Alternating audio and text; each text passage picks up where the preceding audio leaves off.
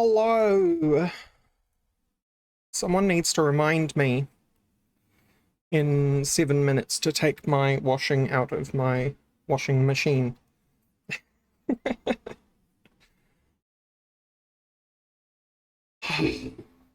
Chore days. I have my first big assignment, which counts for it counts for 40% of the paper.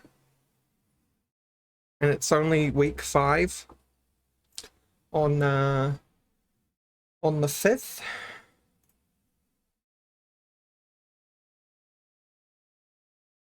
It's nonsense. Absolute nonsense.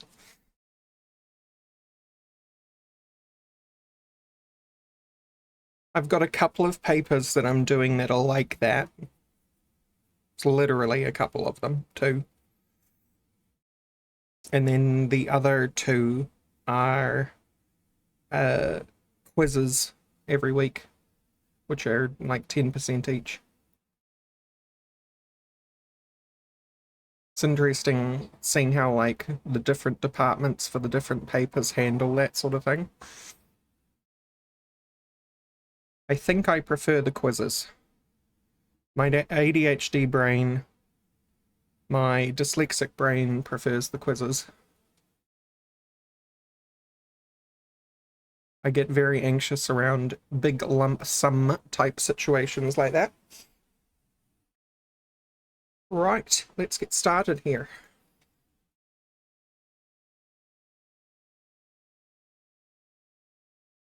Well, the one that's coming up shouldn't be so bad because it's verbal. I mean, literally been sitting here having years of practice. Right? But I still have to write a script, which I haven't done in that same amount of time.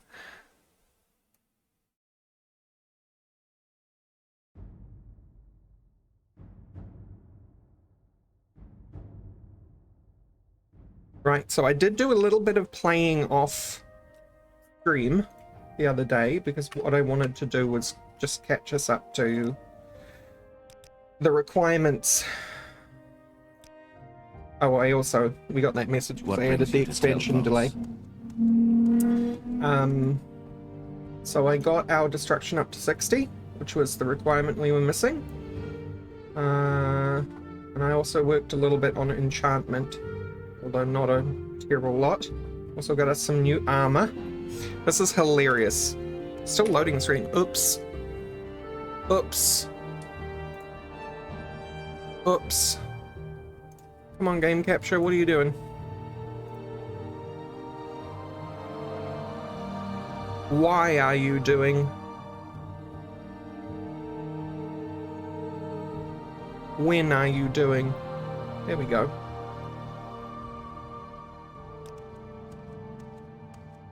Oh, you know what I forgot to do? Quiet and peaceful. Figure out how to get OBS to just add brightness. Ah. Shit.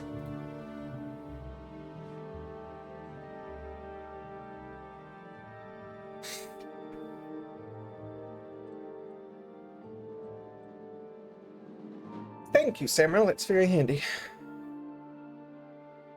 I just haven't had the time.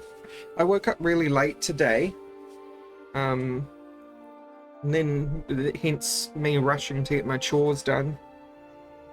I figure once my assignment is out of the way, which truly should not be that much time if I just sit down and do it and get over the anxiety, then I'll be able to spend the next, few days really pouring into Trapnel.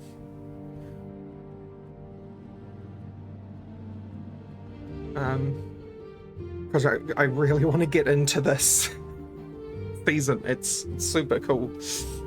I've really enjoyed it so far, the little that I have. Right, so what did I do off stream? I got us to, you are qualified for wizard, but you must first build a stronghold. For matters regarding your tower, you should speak with Lunella. I can read. Lunella Helrin, at the Telvanni Council House in Sadrith Mora. House time. House time, house hype. Wait, that was the wrong... Oh, I never put thingy on the bar, that's why. CB.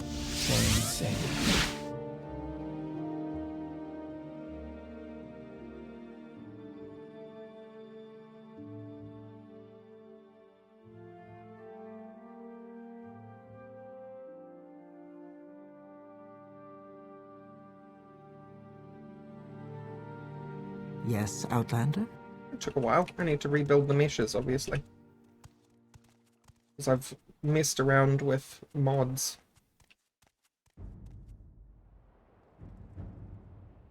Oh right, I have levitation active. Accidentally.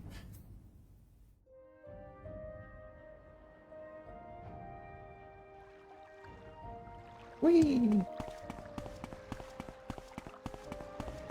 Take us to the Sadrith Mora. Right, so I also got us some new armor. Domina. Now, the funny thing about the Domina armor is I'm wearing it because it's just better than what we were wearing. But it is an add-on that Bethesda released for Morrowind pre the days of DLC, so it was in fact free. But which he doesn't have. It just legitimately is horny posting. 17, 19, I can count.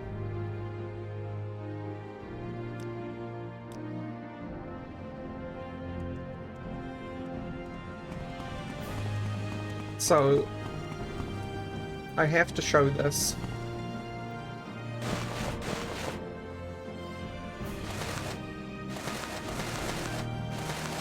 What do you need, citizen? It's got belts and rings, and it's purple leather with a corset.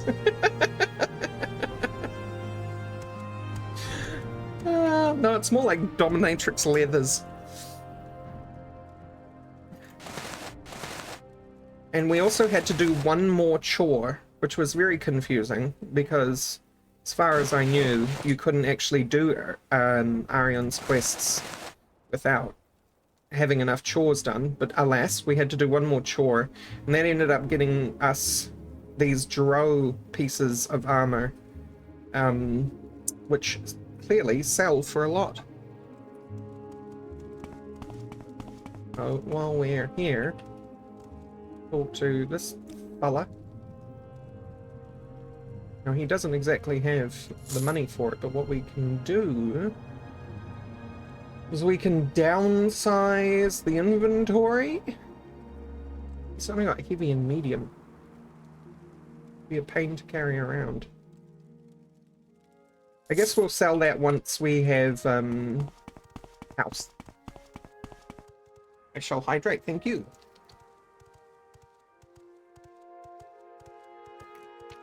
Sippy.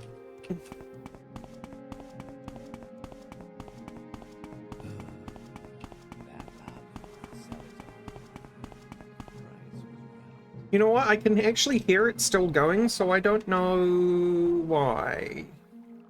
But let me get up and have a look.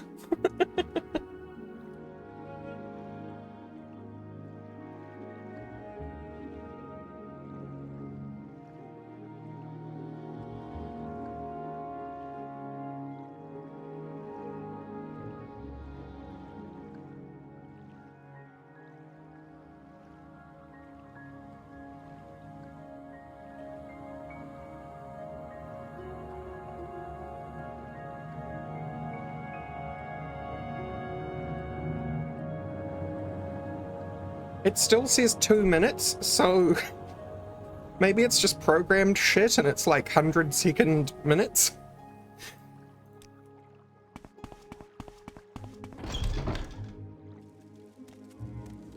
Welcome, Spellwright. Your ambition is an inspiration. Was it you? No, it was Hill something. Hillwin.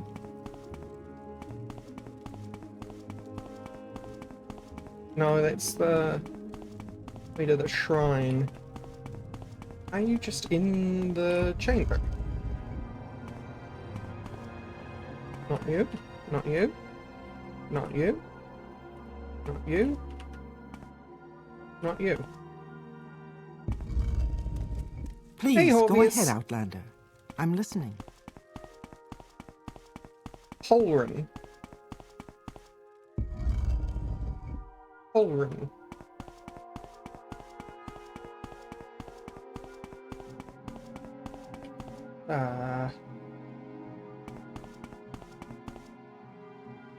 I'm sorry. Sadrith Mora Port Telvanus? Oh, it's a teleporter. Port Telvanus is the capital of Telvanni, so we're not going to go there just yet. It's a little too distracted from course.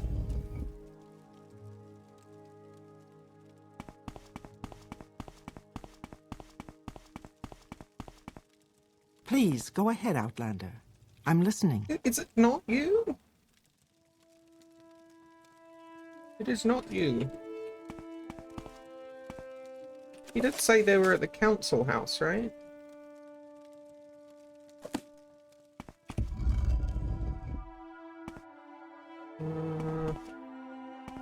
Maybe you are downstairs. May I help you, Outlander?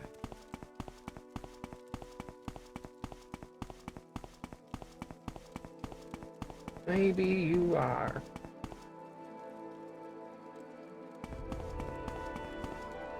Forbidden fruit. Please, taste go the ahead, sweetest, Outlander. my friend. I'm listening.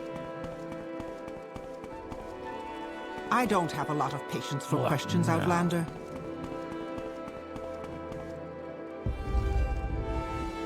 This is the way to the shrine.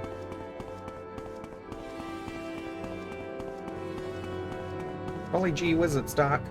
You know what? I've noticed we had this the whole time. Light, 25 points for 1,440 seconds on self. Once a day. So, you know, we've had that the whole time. Welcome to the Sadrith Mora Temple. Close. No, Welcome to we are our not little unseen Telvanni chapel. wizards. Pardon Look, our informal I wear the surroundings, but we are vestments of the guests here temple. House Telvanni, Though I and understand your apparently they have confusion, no more it is rather spacious, dark well-lit in here. accommodations And available. And it certainly does. Entire paragraphs. Does it? But we do What, offer Outlander? standard Why do you temples of disturb me? My screen. Atomic, thank you so much.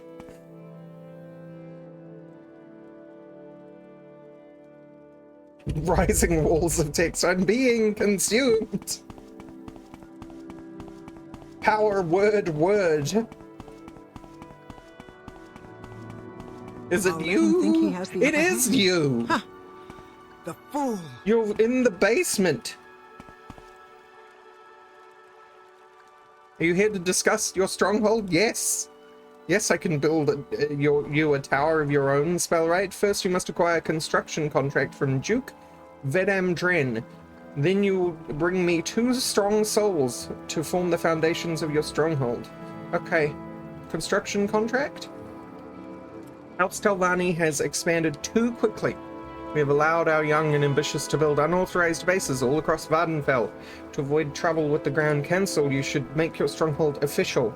Only Duke Vedam Dren in Ebonheart can issue construction contracts. Oh, neat. We've got to go to the mainland. We're now forced to the mainland. That's awesome. And 2 strong souls? Here, take these grand soul gems. Fill them with the souls of suitable Daedra. The best souls to use are storm atronites, but more powerful Daedra such as winged toilets and golden saints will work well. Oof. I think our best bet is normal Daedra, but maybe storm atronach is the minimum. Because these 2, oh, we are not ready. We are not ready.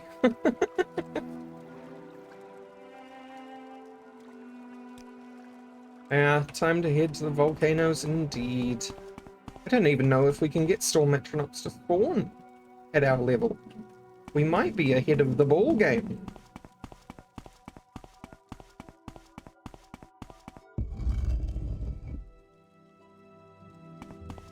What now? She's just hanging out in the deep, dark, dank depths of the Talvani Council. You'd think she was like a prisoner or something. Should talk next time we talk to her. We should try and get her background.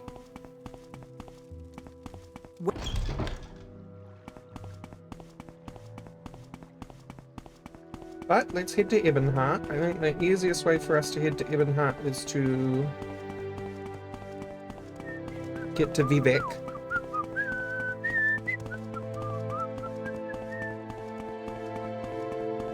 Oh, that's what kind of happens when you carve out a route system.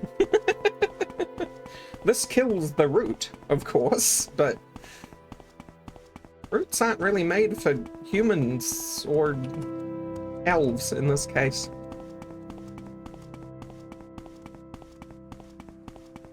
Combat with Ad Astra has hit a turning point. There is a spot of incompatibility with Blue Skies mod in regards to making their dimensions into planets. Oh, that's right. Ad Astra. Ad Astra is basically a unofficial remake of Come on, I haven't got all day. the original planets mod with its creeper boss and so on, right? Blackcraft, yeah.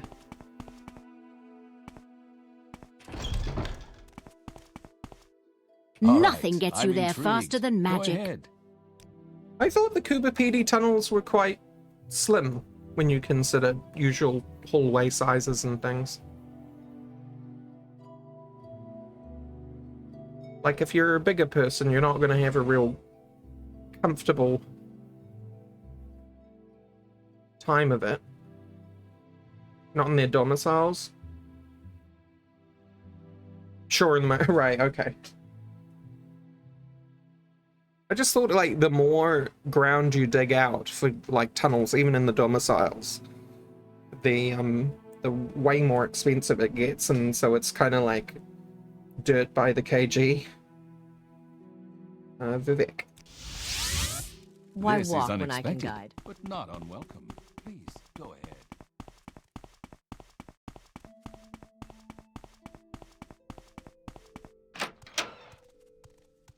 This volume needs less energy for climate control. That too. If you want something. So we have to go to New Ebonheart to get to Old Ebonheart. Actually, no, we don't. We can go from the Mages Guild. Because Ebonheart has a Mages Guild. I think that's what the other dude standing Okay, next to I'm listening. the guild guide does. What is this about?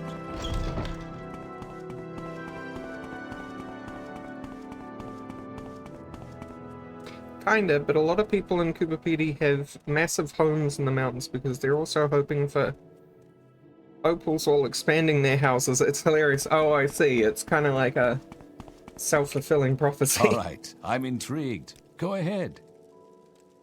Rude. Why walk when I can You guide? are rude. We should, well, we're distracted by house task at the moment, but we will get back to you, Mages Guild.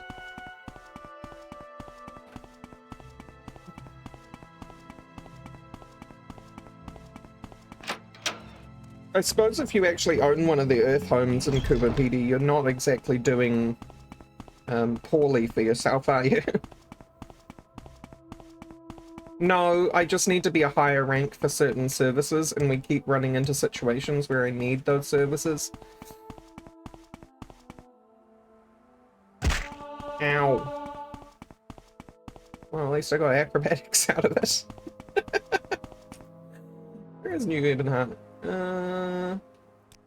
We have not seen it. I think it's over here. Wait, is that right? Or is it just... I think it's east anyway. West. West.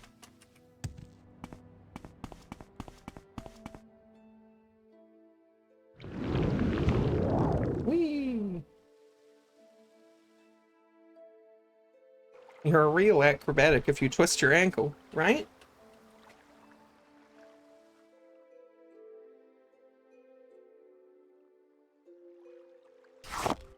An interesting statistic would be to ask every professional acrobat about their leg injuries and find out if any of them have never sprained an ankle. And I did stipulate professional so that there is a high likelihood that they've done reasonably complex acrobatics. Thank you, Atomic.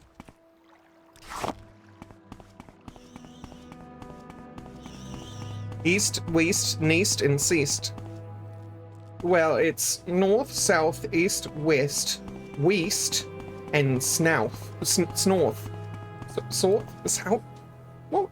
Damn it, I always mix this one up. Nouth. Nouth.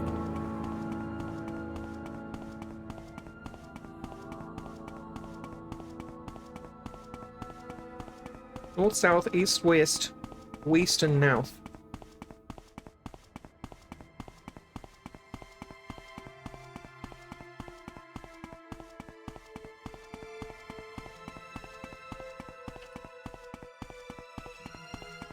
Also, before fun things happen, how's the watching? Good question.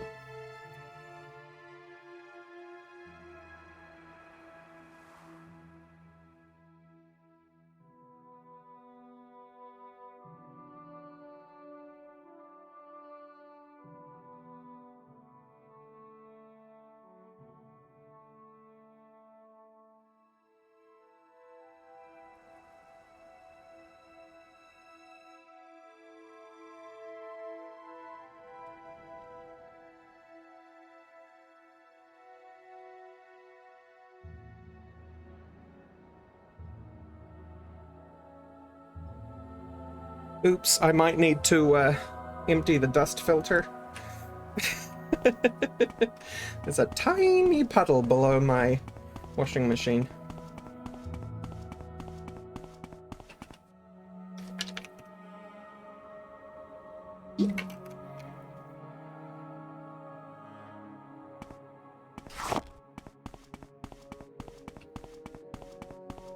Don't want to go starting any fires.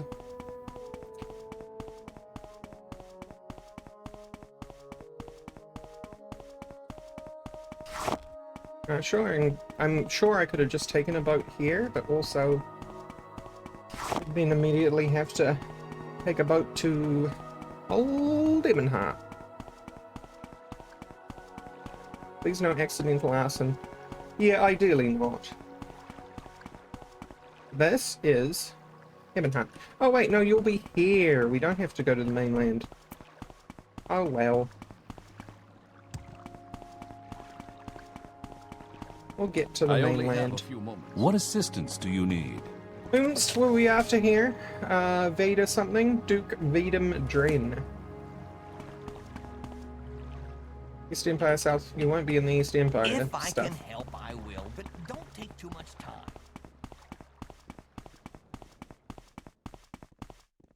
Yeah, you won't be in Six Fishes. You're probably going to be in Ebonheart Castle, but in here? I'm listening. Stay out of trouble and you won't get hurt. Random NPC barks are something I miss from Yes? modern RPGs. Just unsolicited.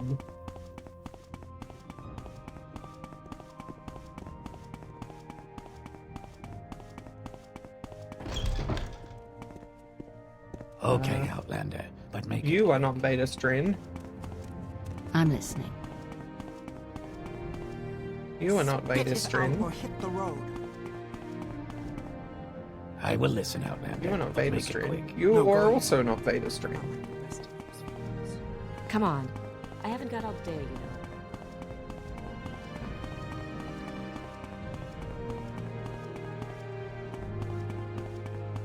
Hey! I am Vedum Dren, Duke of Vardenfell. Welcome to Ebonheart, Outlander. Welcome to Ebonheart Outlander. Construction contract. Not sure if I should issue a contract. Vardenfell faces many threats today. I will grant you a contract if you vow to do what you can for my people. I will vow that I will do what I can. It is good enough for me. Great. Bureaucracy working smoothly. Take this contract, use your stronghold for the defense of my people and as an aid in your fight against our enemies. Hell yeah. What is your background? I am Lord Vedum Adren, Duke of Ebonheart and Vardenfell. I see. So you're an imperial scum then. It will be difficult to overcome the Dunmer's lingering resentment of the Imperial occupation. Ironically, it is now, in the face of the menace of Dagoth and Red Mountain, that we have a great opportunity to unite natives and colonists against common threat. When the Dunmer fight side by side with outlanders like you against the host of Dagoth, our common peril and purpose must unite us. It's the first we've heard mention of a certain Dagoth.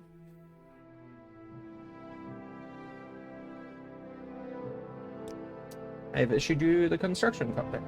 Background.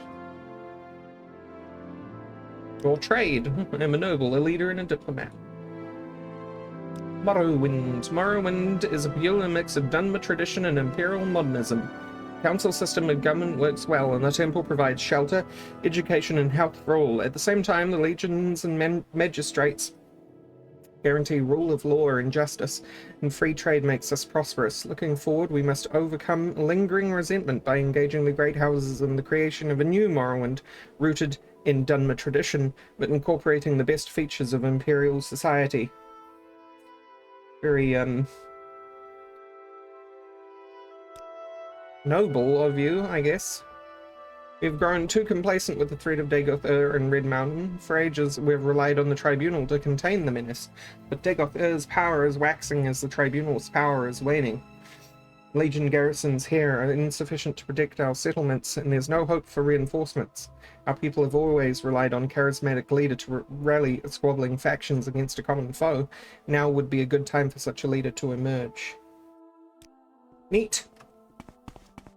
A real do-gooder, that one. Strictly by the book. Real do-gooder, that one. Strictly by the book. Yeah, well, about that. Now, we need to go get some souls. And I wonder, even if we find a Storm Atronak, if we'll even be able to trap its soul, because our mysticism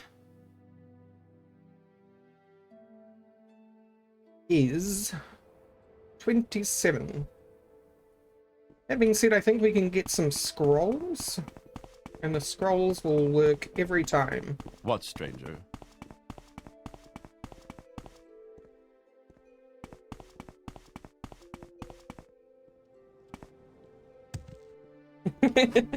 No, I'm good. I think we went out the wrong door, huh? Let's get this over with quickly. Here we go. What, stranger? So if we want to get into the badness, which is where we're going to get grand souls from, we're going to need to go north from where we are. Because north is towards Red Mountain. And around here is the volcanic plains, which usually have some nasty dungeons. We might get lucky.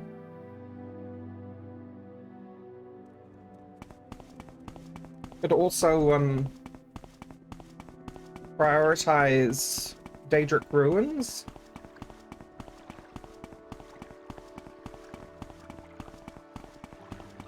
That would be an idea.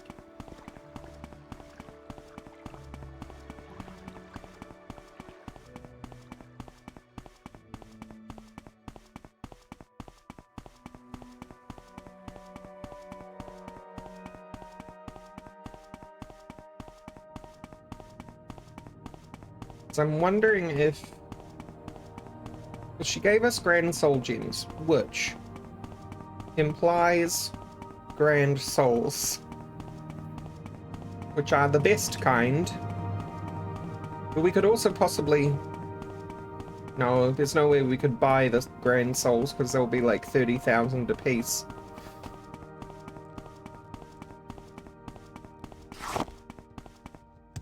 But I wonder if...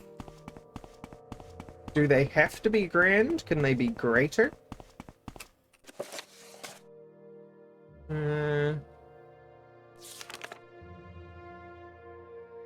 Of suitable Daedra, the best souls to use are Storm Atronachs, but more powerful Daedra such as Winged Twilights and Golden Saints will work as well. That to me sounds like the minimum is Storm Atronachs.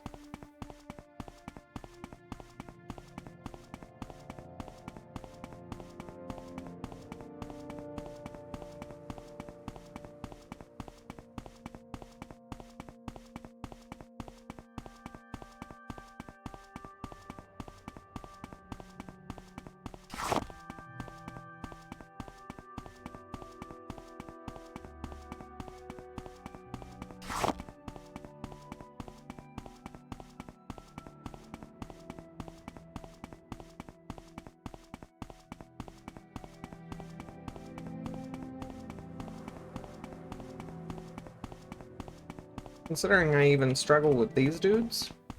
I mean, we do have our Daedra friend who comes from our helmet. So... there's always that.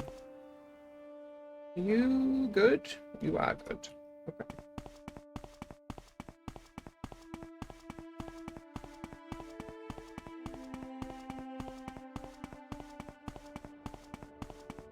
Glad you had.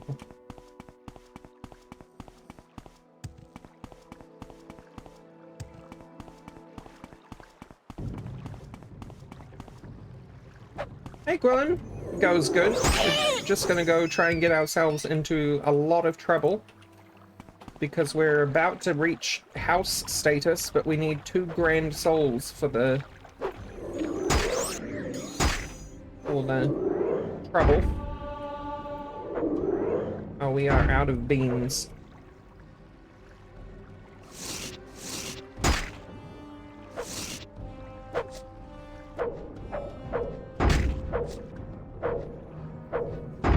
Excuse me, fishy. We have a thingy. You do.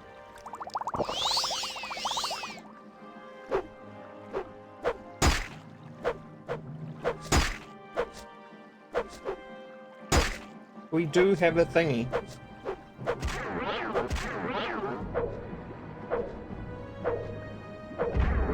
Paralyzed fish. Want weapon 14, hooray! We're catching up.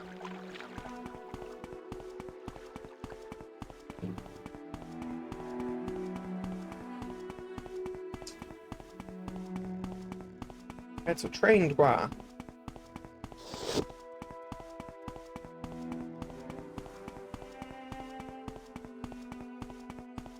Ah, the Dren Plantation.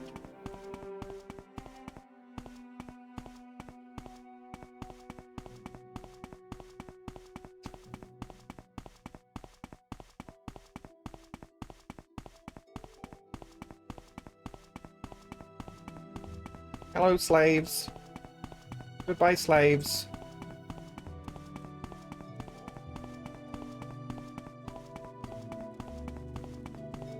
I, implicitly approve of slavery because chat made me House Talvani. Wet, wet, wet, wet, wet.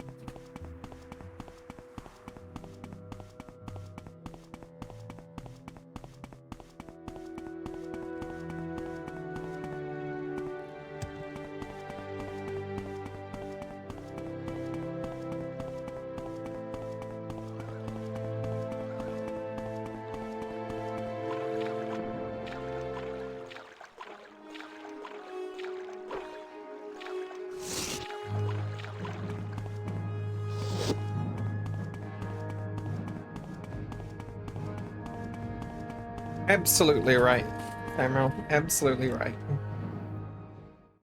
Ooh, we level up. Speed is max. Look, we have to start putting into luck, right? Just for the lols. So, we always need more intelligence. We may as well get willpower up.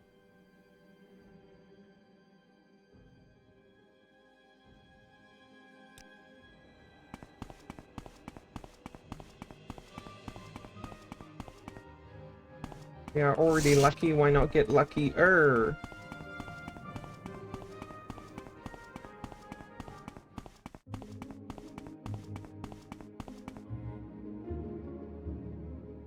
Oh, you know, it's probably the next day.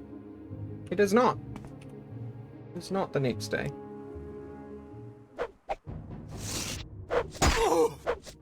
I hate you. I hate you.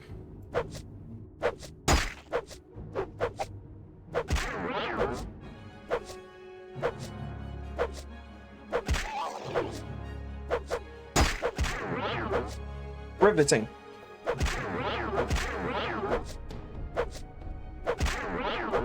But we are hitting more often.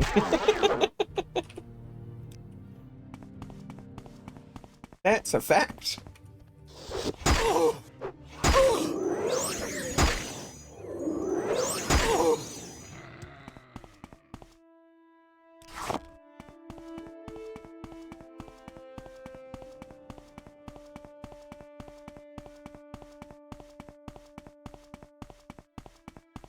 I am really tempted. Ooh, look, it's a Daedric Shrine.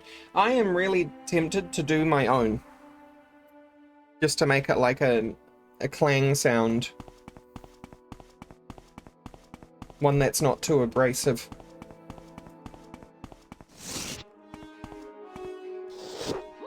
Hello.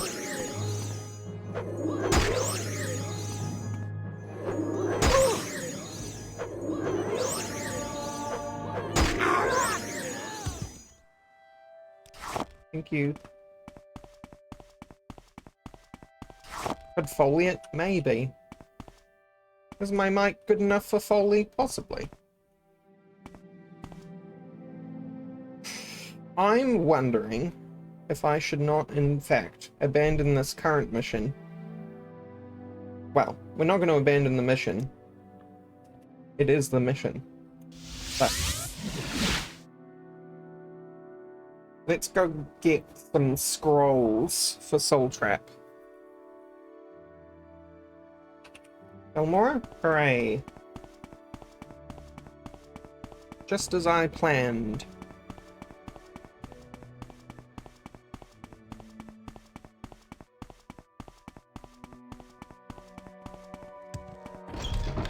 Have you been helping Ajira with the bet? Go ahead. I have many tricks of my own. Even you and Ajira together can't stop me from winning. Yeah.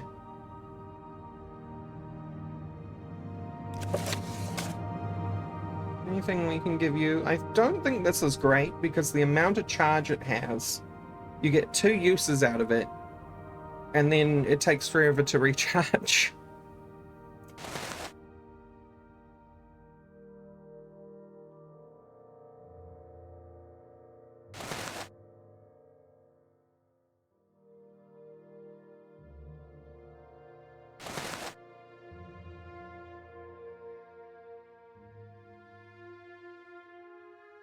Like Admonition because it has Paralyze. We'll hang on to Slow Fall, it has a lot of utility.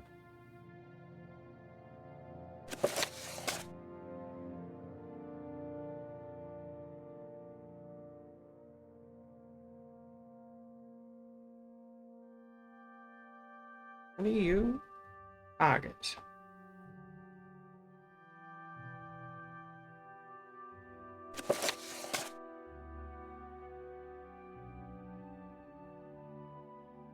You like Daedriths?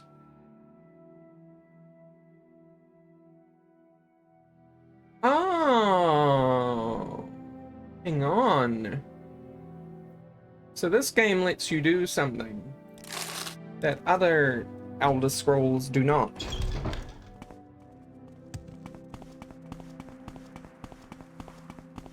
which is you can soul trap your own summons.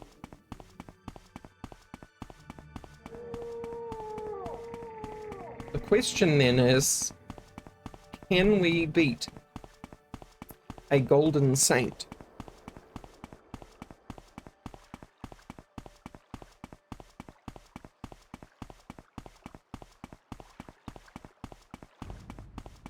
Probably with great difficulty.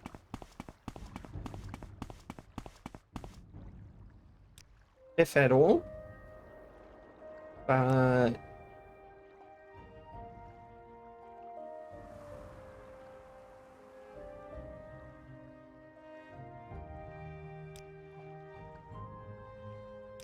hello? Okay. Do a save. We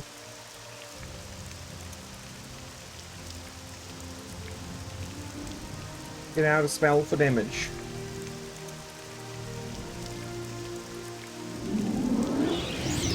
I just want to see if this is going to be viable at all.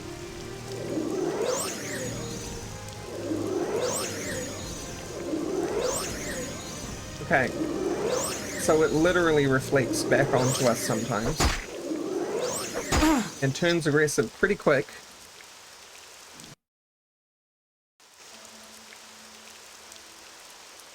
So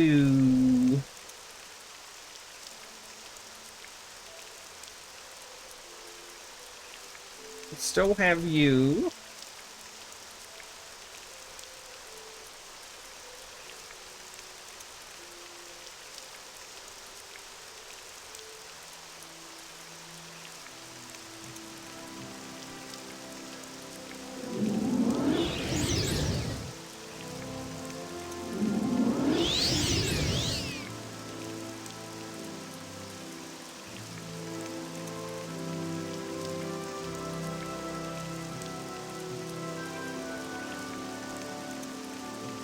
Meaning we were given 4. Oh, range summons it. I was going to try and have 2 and have one of them help kill the other one.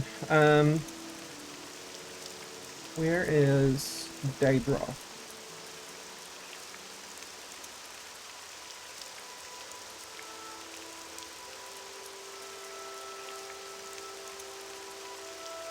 Am I blind? Down.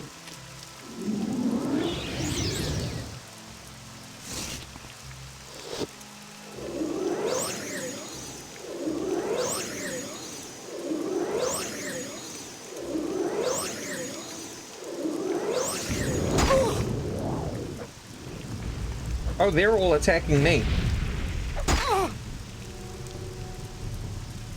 No, that's not gonna work. It was an idea. It was. But not all ideas are good ideas, so let's continue with the going to Daedric Shrines idea.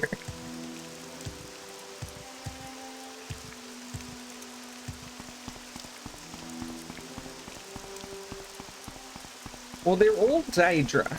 So I'd say that Daedra are loyal to Daedra first.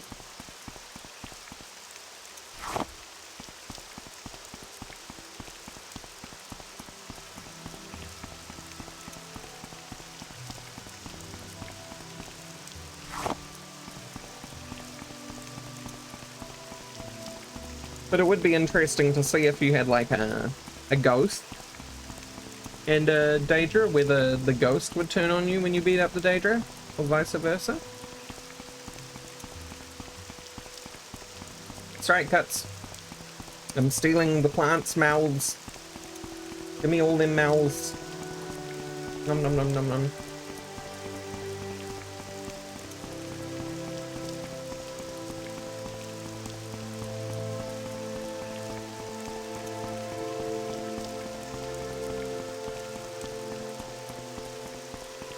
Hello, Nick's Hound.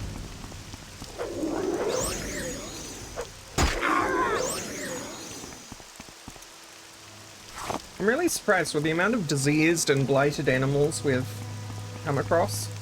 We haven't yet ever got infected, and now I feel like I've doomed myself by saying that, but...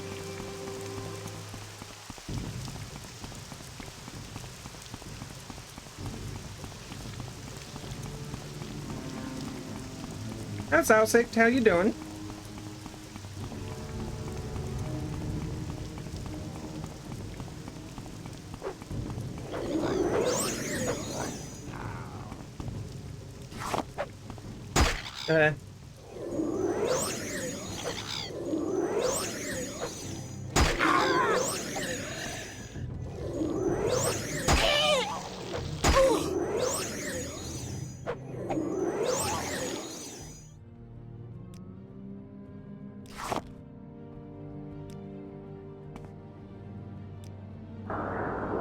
Oh, good. Oh, it's a data shrine ahead, so...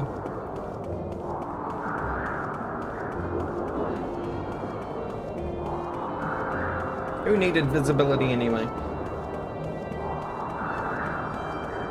Good to hear, Zhao. Good to hear.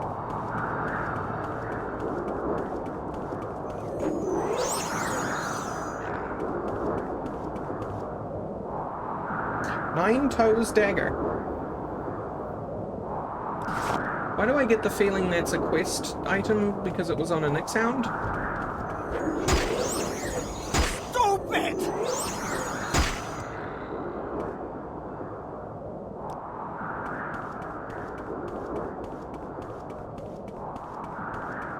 Come here then. It's sandblasted, Stinky.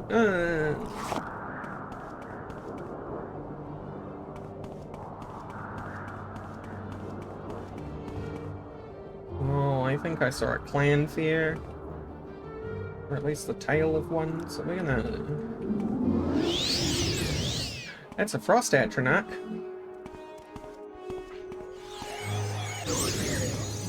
That's a good start. Ow! Ow!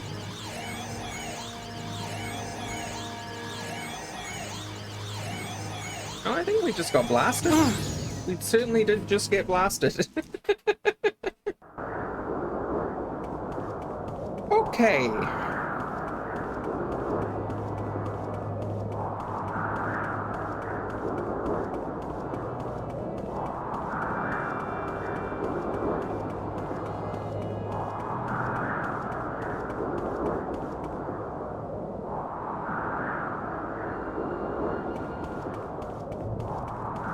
You know, it's a good question, Cuts. Sometimes I have relevant potions, but it seems to be always off stream.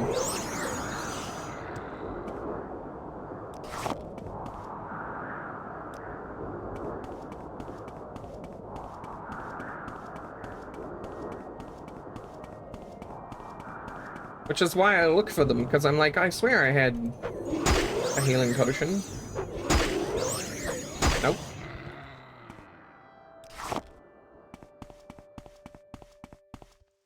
Right. Let's not get hit by the one-hit frosty blast then. Oh, Clanfair. Ow.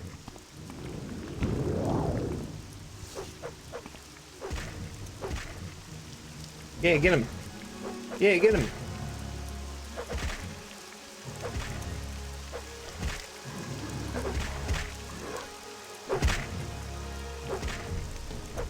Do my bidding.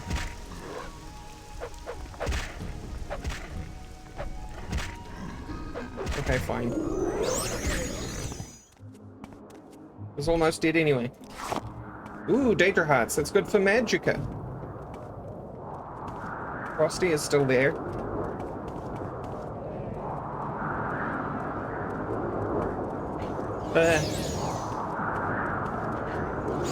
And another Clanfair. Good. Good. Good. Good. Good. Good.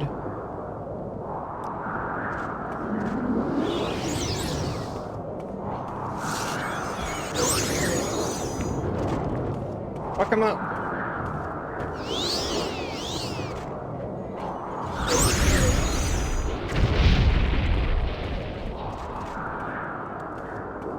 Uh, did you already kill that Daedroth? Oh my god. Aye.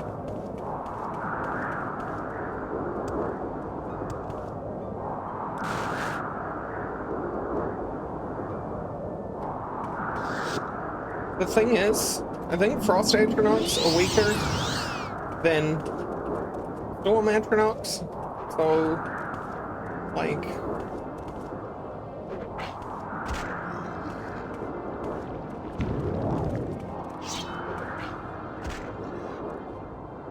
But what we will do...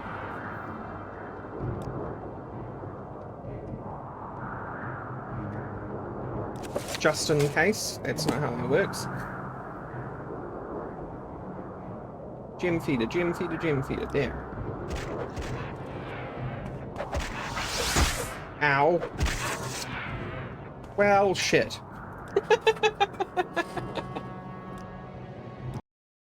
I get knocked down, but I do not get up again.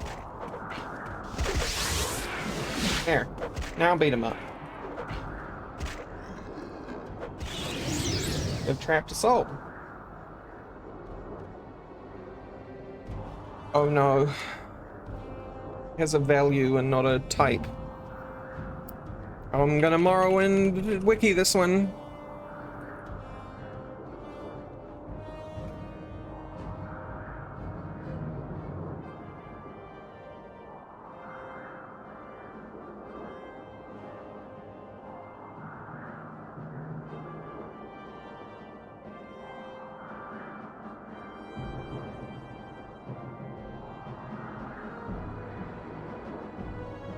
Maybe? How much was it? 200?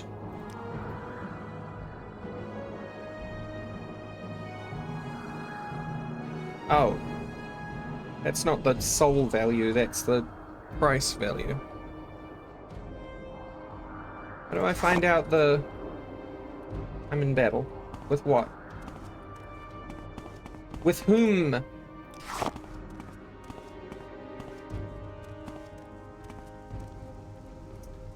With a gosh darn the Francer.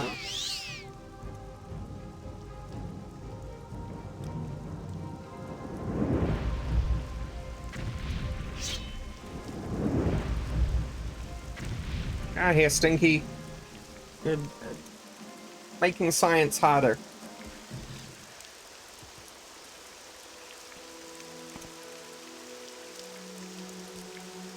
Right. Frost Atronach.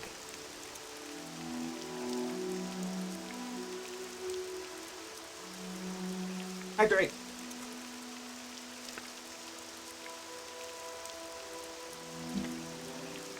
Currently doing a playthrough of the Daggerfall Unity remaster yourself. Awesome.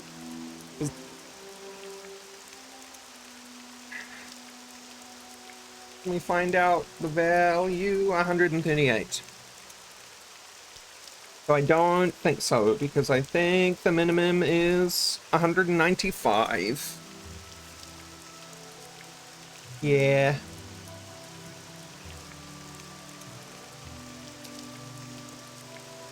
So the minimum grand is Daedroth, which we do have scrolls of.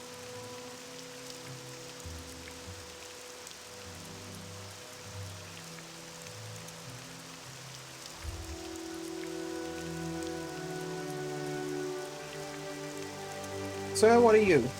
You're just a Dremora. What does a Dremora count as?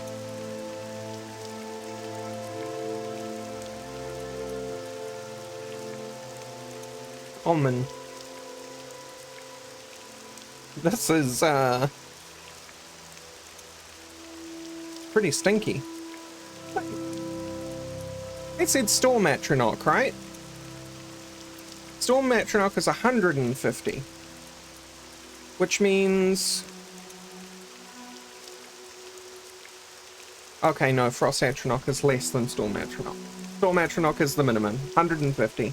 So anything better than that. We could do Ogrim. We could do Daedroth. We have Daedroth. Let's try and do Daedroth.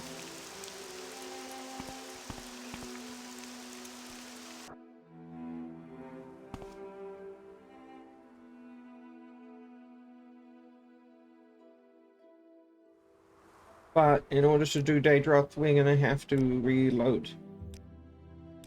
Yes.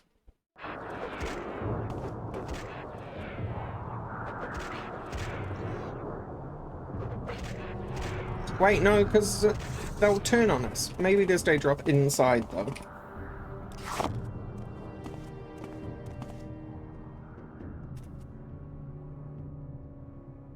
And by they, I mean the Grimoire that I would use to kill the Daedroth would turn on us. Stupid!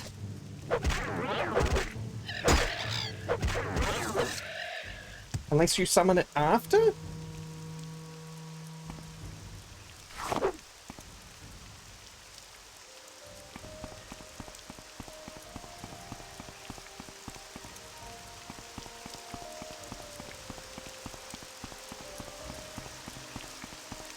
I mean, maybe. Let's see if this place has...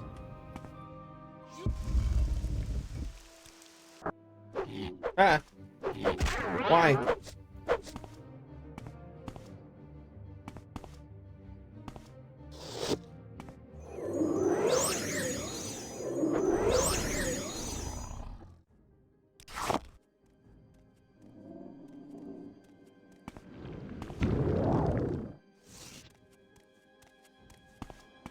You are my enemy. Okay.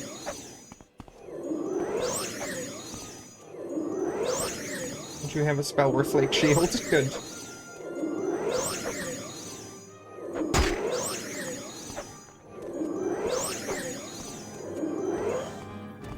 Eh.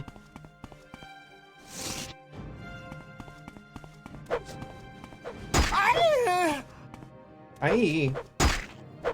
Oh, we have lost.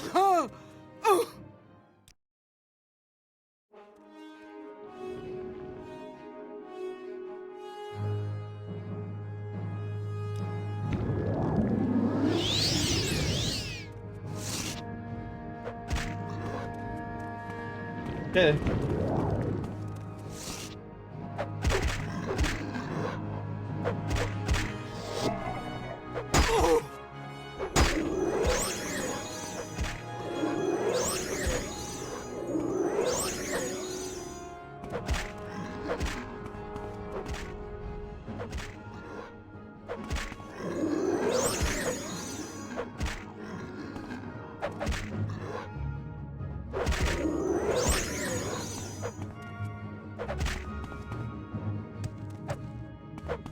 I'll get him.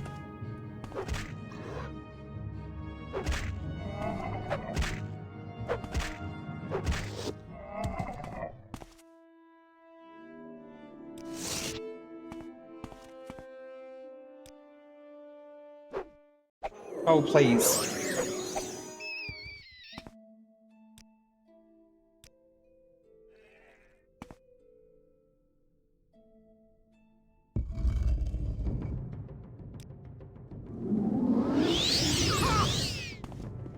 Yeah.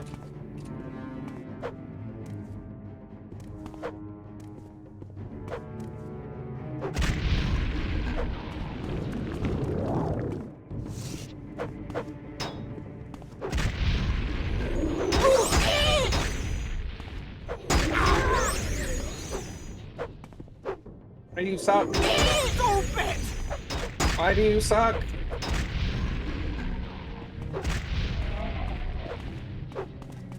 Stupid! I'm stuck.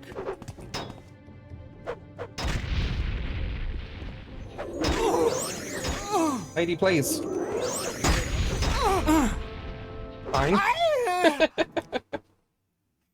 Fine.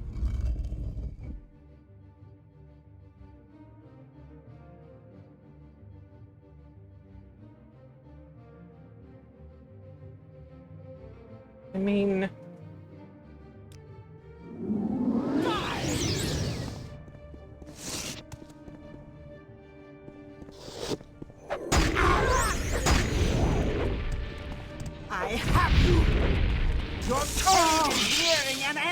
Yeah.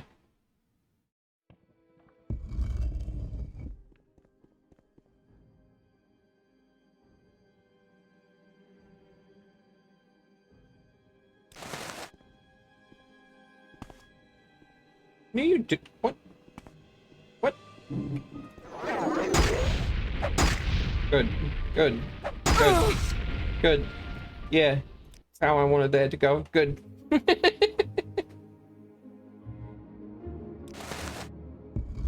For penny and for pound. Stupid! Oh. Ah!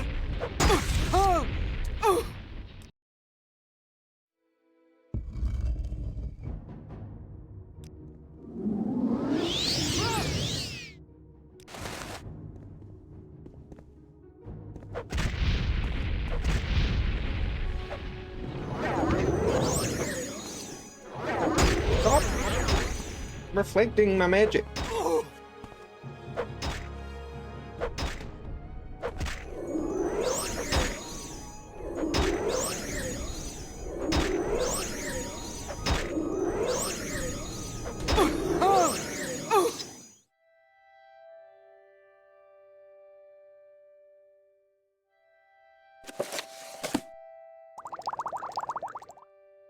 I have a sword. And just steal armor.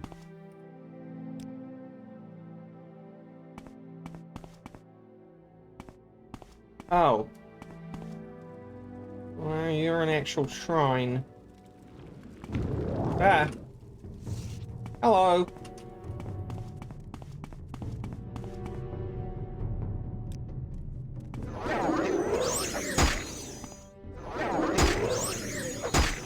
Alright.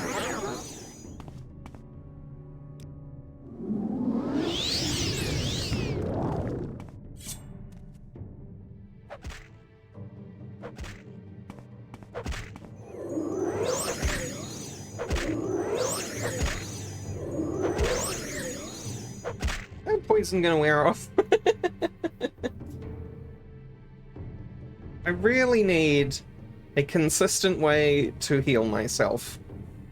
Because this is getting kind of silly. I have one health bar to rely on. And no way to fill it between during fights.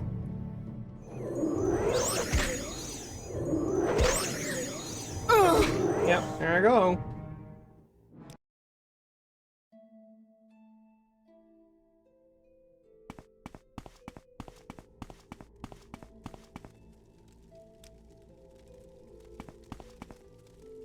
Hello?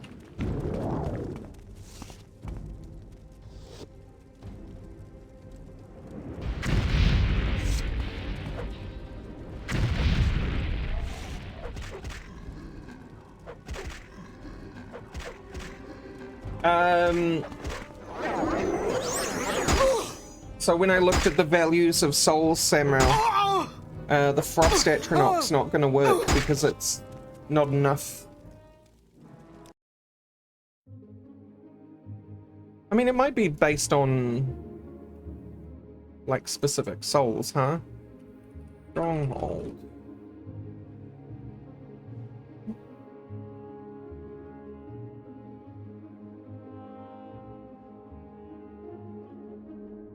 No, Talvani Stronghold. Talvani.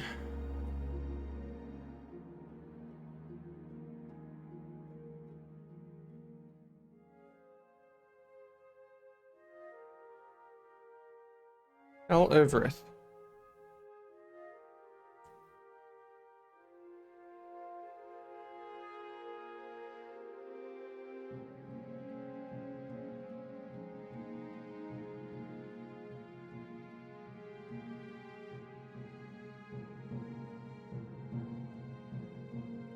You tell me about the quest?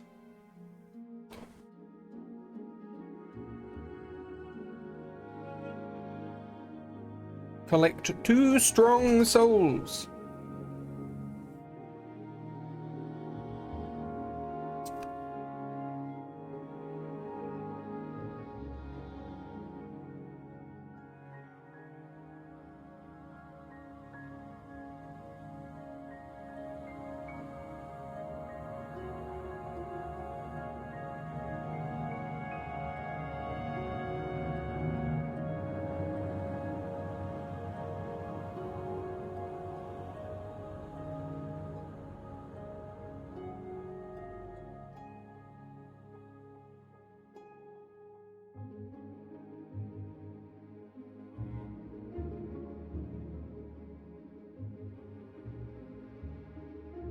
Okay.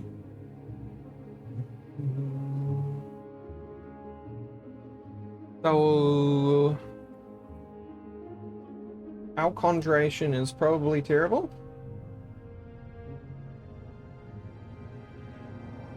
Yes. So we won't be able to do it ourselves, but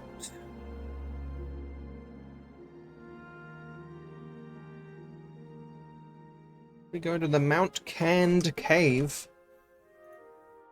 It has to be one of those three. It has to be a Storm Atronach, a Winged Twillet, or a... I keep calling it a Twillet because I've seen it spelled like that in other games.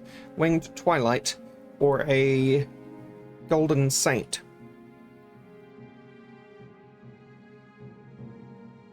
And the easiest one to get is the Storm Atronach, and the easiest Storm Atronach is to either summon it yourself, which we can't do, or find the respawning Storm Atronach at this one place, and I think we will do this, even though it's technically cheating, just so that we can get on with it. Because otherwise we're going to have to, like, grind conjuration. Because we aren't taking down a Golden Saint ourselves. No way.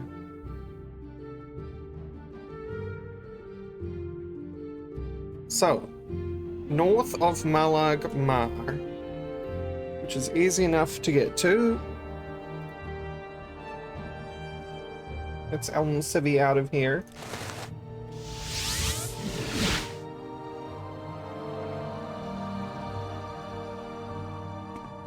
Hey, you two, Morrowind, how you doing?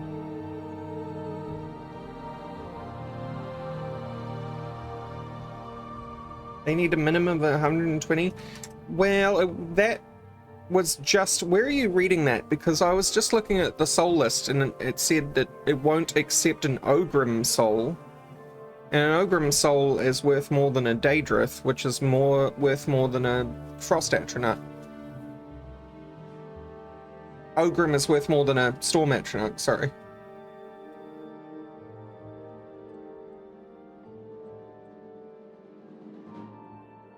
Do I even still have that save available? I do not.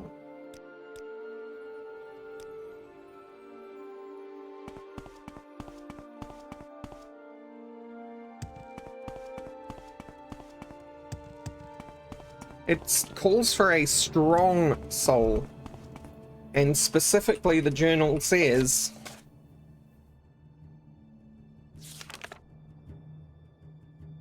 Storm Atronachs, but more powerful Daedra such as Winged Twilights and Golden Saints will work.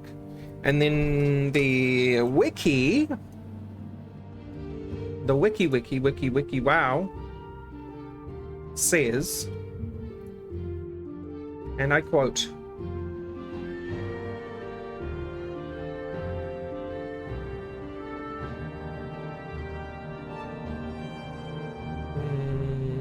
and I quote,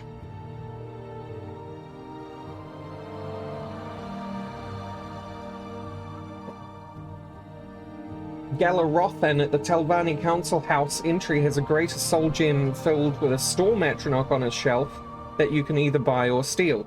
He also has one with an Ogrim, but that soul will not work for this quest. There's also a filled grand soul gem with Winged Twilight on the desk of Galbadir, which we already got, but we sold it, and I can't remember who we sold it to. Urtisu Farion in her sorcerer's store, and now Selenium.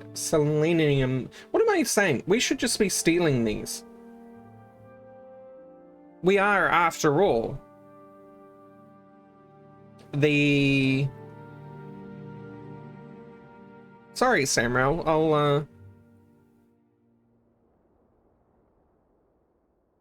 I'll post that for you.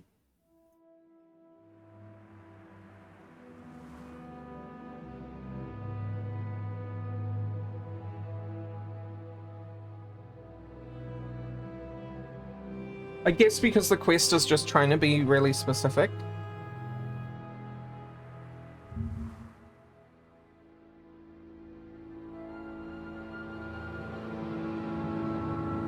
Does it actually... Where does it say the 120 strength soul? Because yes, a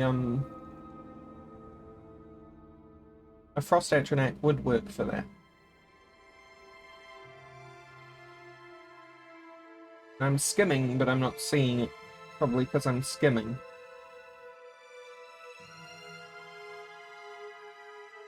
Anyway, we are the Kleptomancer, right? So let's just make this work for us. We're not getting that winged twilight back from Galbadir. That's just how it is. But we can get And that how are storm you? atronach. Can I help you?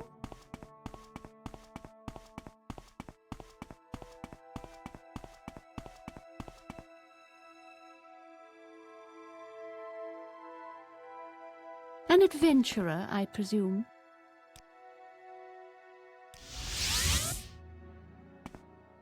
Tidy. And then there was another winged twilight somewhere else. Come on, I haven't got You have all to break day, that you know. habit. I think it's Oblivion that renamed them to Twillits. What, stranger? Twilit.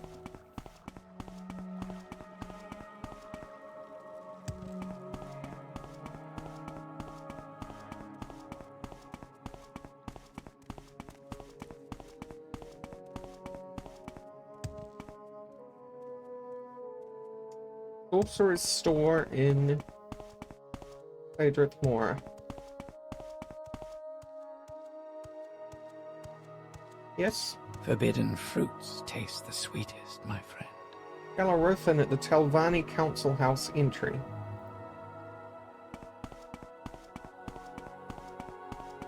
We have a mod which may have moved some things around, but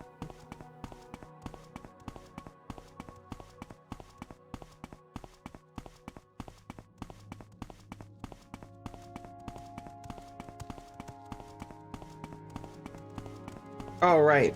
I see what you mean, Samuel. I figured, when I looked at that and noticed the same kind of brackets, I figured it wanted 150 minimum.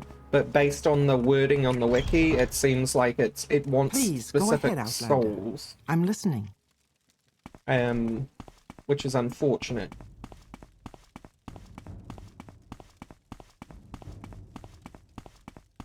Oh, why didn't you pick a different house?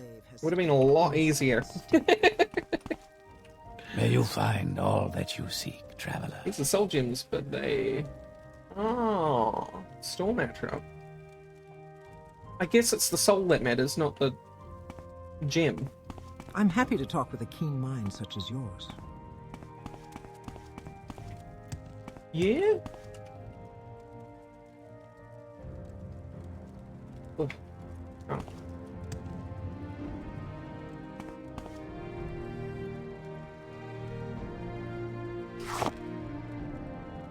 How is his sight blocked by the shelf? I'll never know, but it is just how it is. Give me that, I may as well... You know what, give me one of these.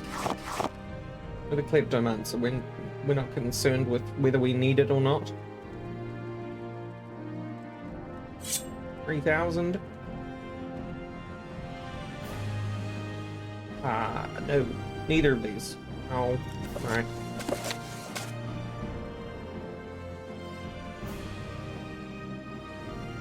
You're gonna let me take it? Okay.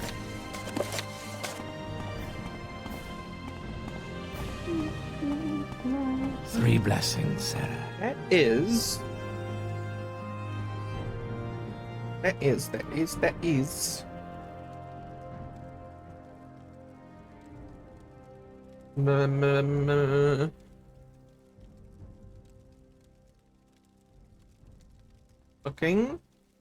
Looking. Audiobooks of Morrowind.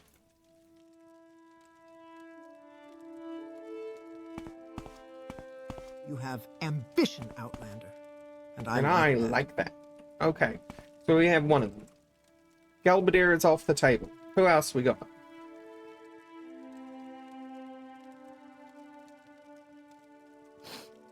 Ertissel Theron in her sorcerer's store, and Nelso Selenim in the Telvanni Council House. Both sell a summon Storm Metronome spell. It's not going to be useful for us. For those lower concentration, respawning Storm Metronome. I'll let him think he has the upper hand. Really? The fool!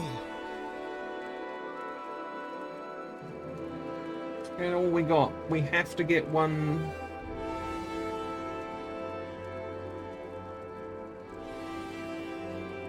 We have to get one legit, huh?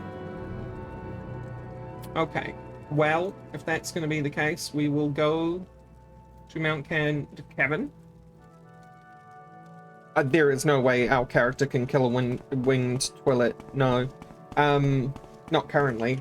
And we also have Golden Saint Scrolls, which would work great. But again, we can't kill them. They would annihilate us. And we did test. And they did annihilate us.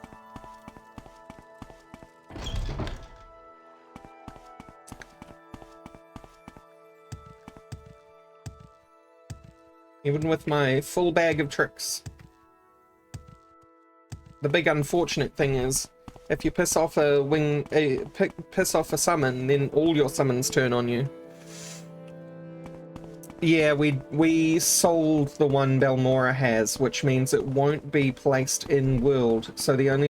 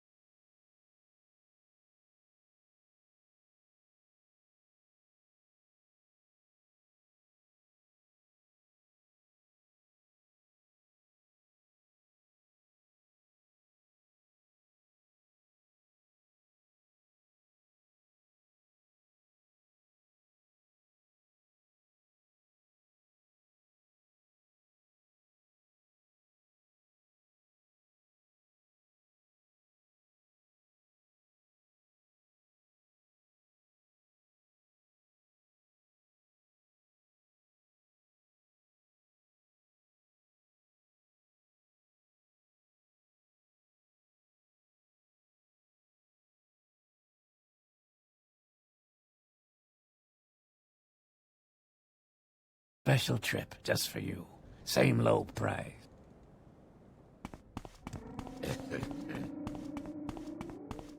just step out of Nesis a little bit so we can get some daylight.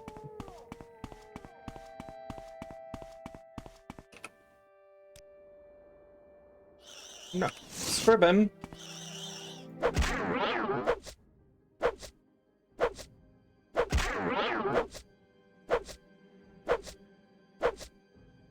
Ah, east. Okay. East. Now. And a bit now. That way. Wait, I didn't even end up sleeping. Heckin' scribbin'.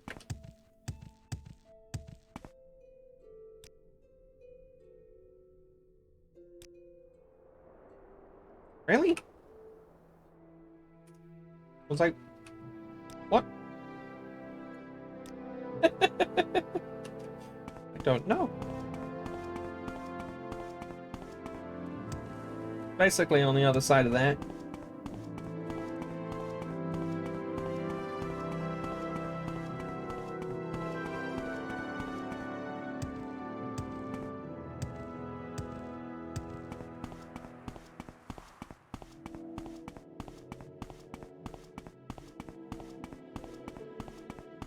You have much to learn. Your mom has much to learn. Oh, snap!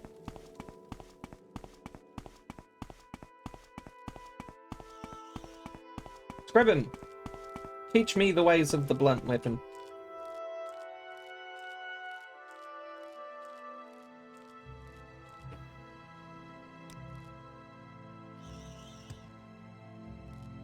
Eventually.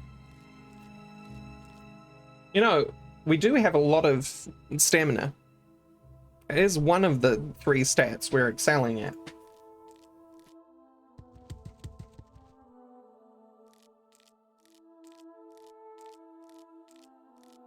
The other 2 might be in the toilet. However,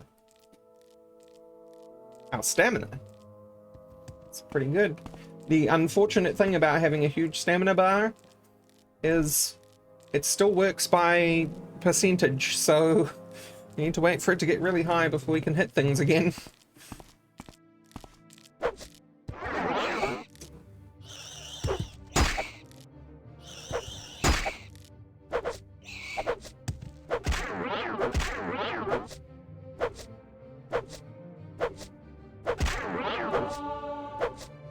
Hey, 15.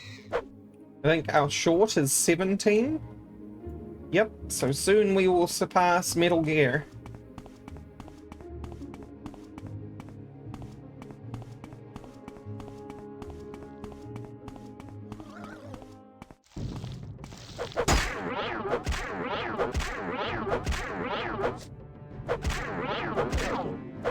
It smacked. Perpetual goop. Frame perfect paralyze.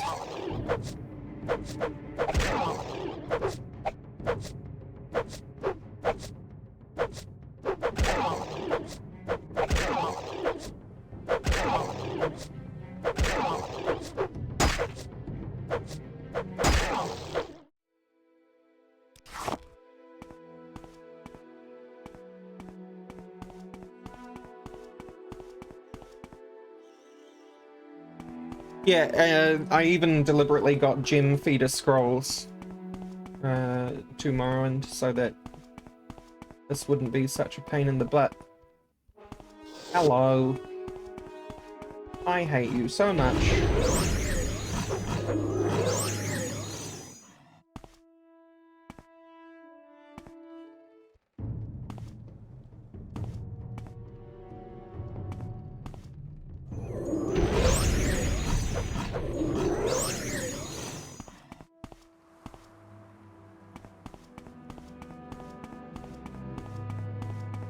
Guess I'm going the right way. I'm gonna poke my head down here though. Very suspicious. Ah. Boo.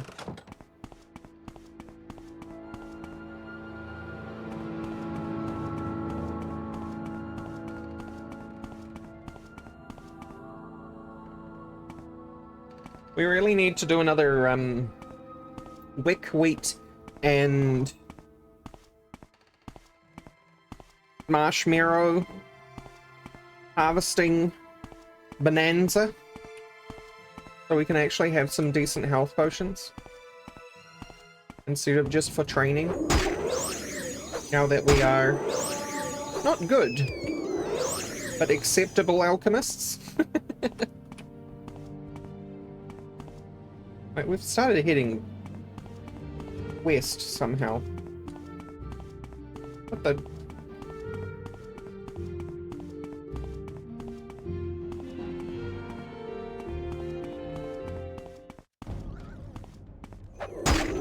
Out of here.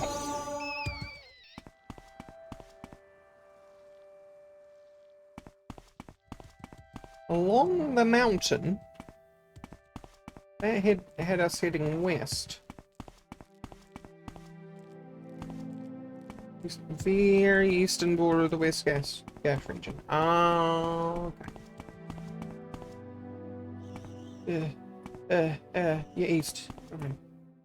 So, okay, in here.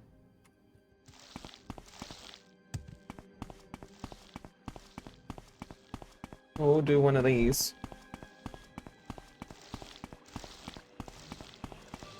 One of these swimmy swims. Yeah, muck. Yeah, muck.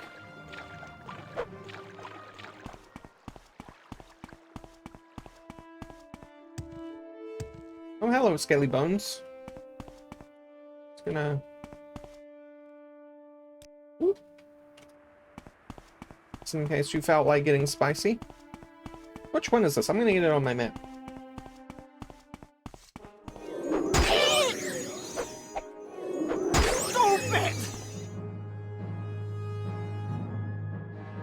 Fire bite.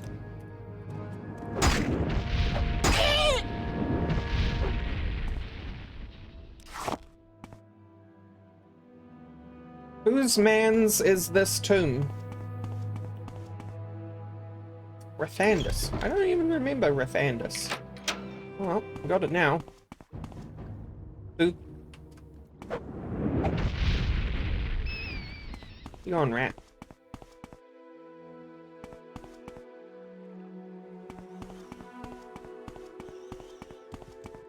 Oh, I know where. Yes. Okay. Well, that's unfortunate. Have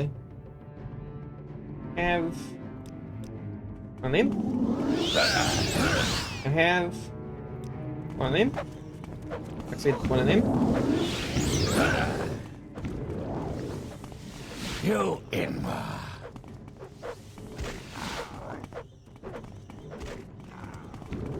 Die, Fetcher. You're beaten. You're beaten. You imma.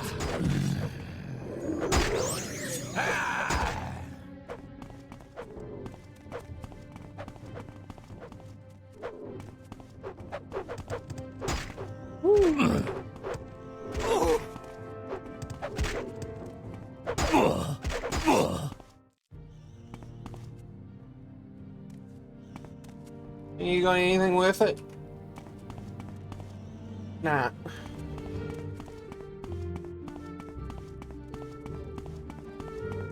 So now that I think I know where I am, I think I would have come from Margan. Because I think I know exactly what you mean now. These trees look very familiar.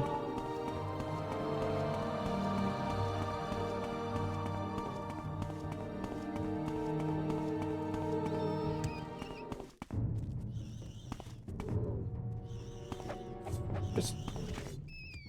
Thank you.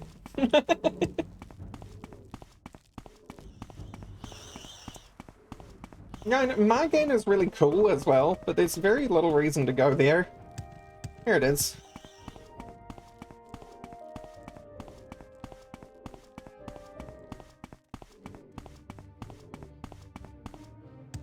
It's like one Eldrune Mages Guild quest that has you going there.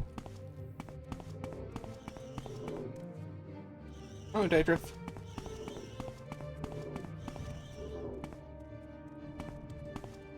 Why did you run away first? I don't understand.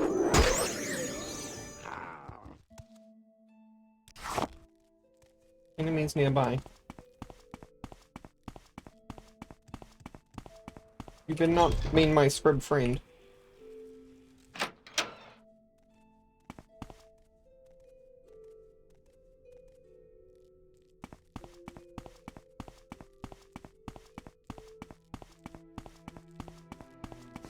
I'm sorry, Scrib, you might be stopping me from...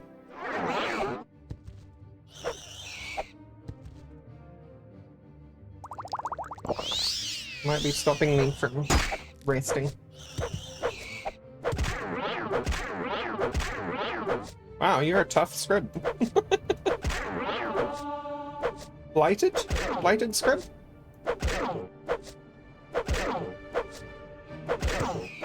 No, just a normal Scrib.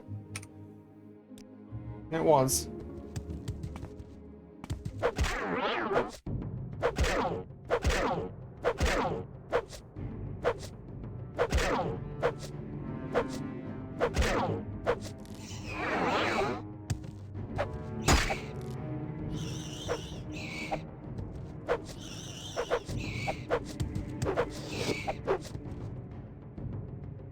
There goes the staff. Are you short? Long. Blade of Heaven it is. Ow. Probably shouldn't use the Blade of Heaven, actually. You'll work.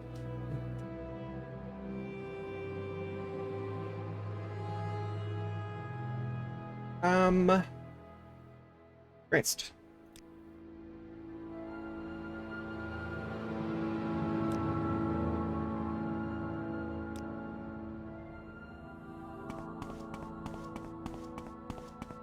So we want to get up to there, yeah?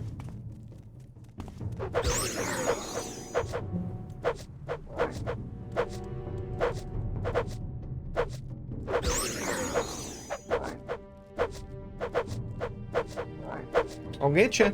I'm gonna get you.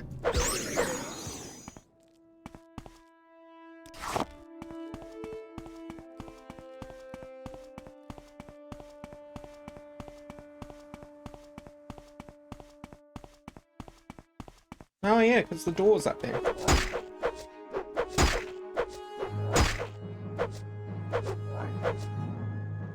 Stupid!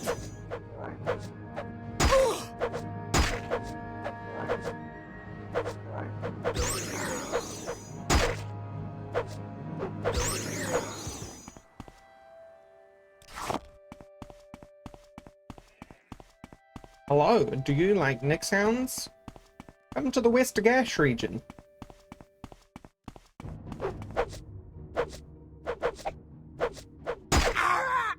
Come on, rat.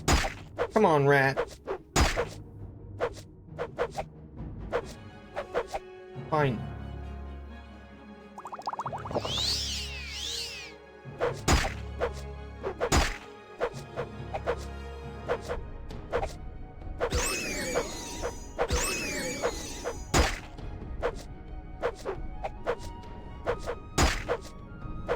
Please. Thank you.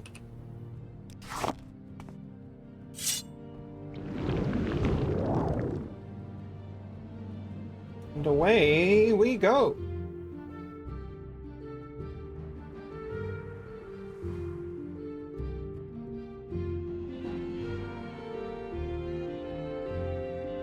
Right.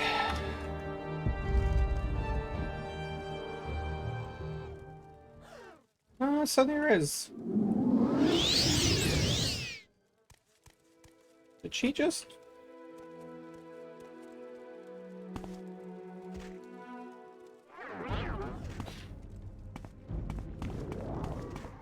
Is this the place, you know, with the thing?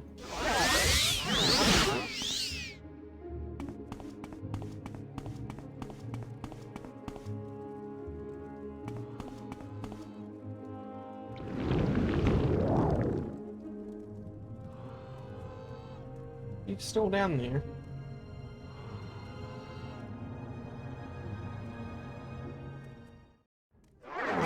Ah. Well, you see. I forgot Hungus were invisible before they attacked.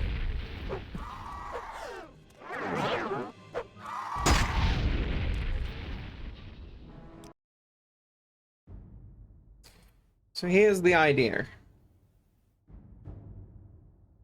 Wait, where's my invisibility potion?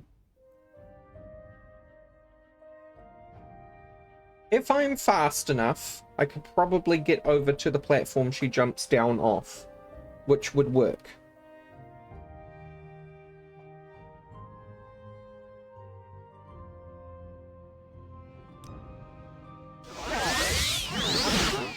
I'm gonna do one of those. We're gonna do one of these. I'm gonna fly right on by. Now she's not gonna fall off. Great. Now we are going to summon our friend. We're going to summon our other friend.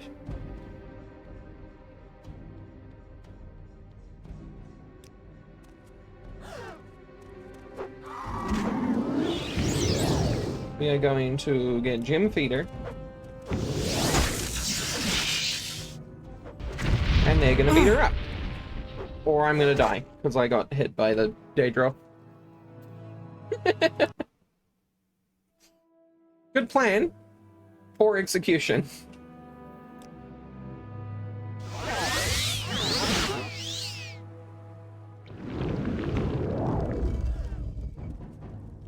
No! You dang fool.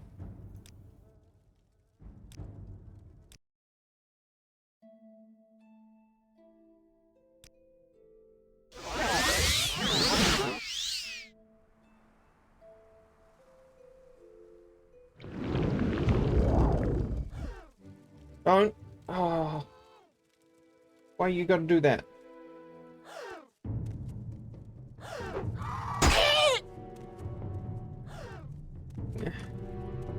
Can you just... Please? I don't want to deal with the hunger, I really don't.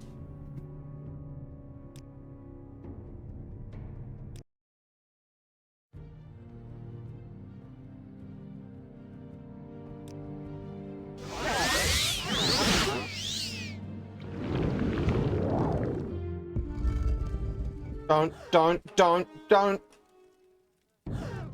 Yes, okay, great. You know what? Hopefully this isn't committing me to death, but...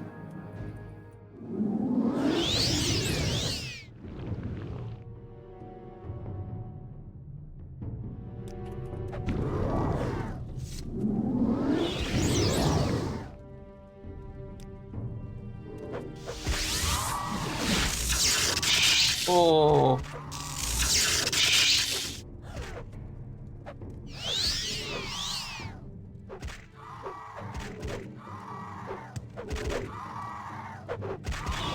Hey. We did it.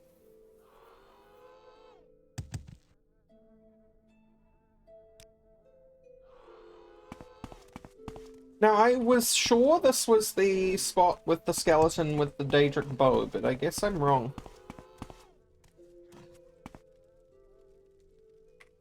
It is, in fact, house time, you're right. Oh, maybe it is. Maybe I just came from it. Ah. It's because it is.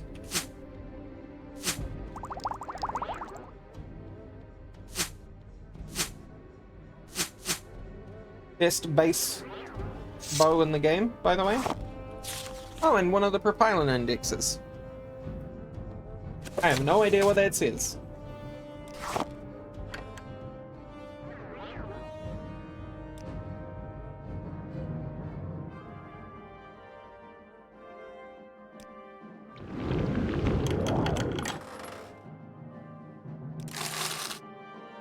Wooden Staff of Peace.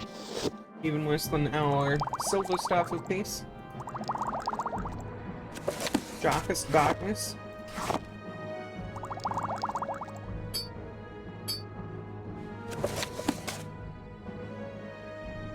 What about the bow? This bow, Daedric Longbow, value 50,000, is the best base bow in the game, not including uniques. Which is a funny thing to say in Morrowind, because Daedric is basically unique. There are a couple of duplicates here and there, but they aren't for sale. What do we drop? We're over by 10. You can go. That'll do. Yeah, that's a better way of putting it. Best enchantable bow.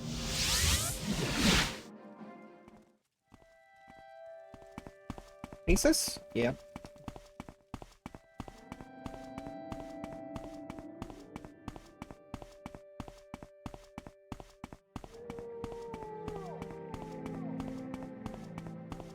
Yeah, well, I completely forgot that there was a propylon index there, so that's good.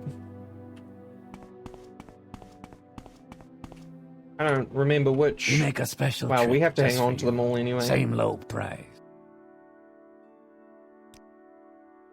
Do they weigh anything? Surely. 2. Yeah. So that will be going in the house. Until we have more. I can't remember where any of the propylons are, to be honest with you. I remember one's on like a shelf in a shop somewhere. I don't remember what shop or who.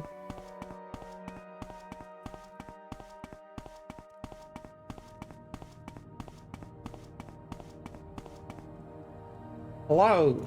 Take me to Sacred I Mark. recall using teleportation. What can I... Come on, I have it. Yeah. Stay out of trouble and you won't get hurt.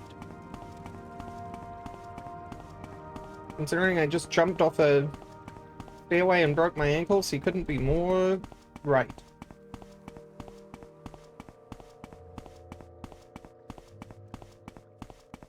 It's one of the more memorable locations, unlike some of the others that are seriously in random rooms next to crates. You're absolutely right. Because, as you very much saw, I was in there going, isn't this the place where the Daedric bow is? Because it's that memorable, right?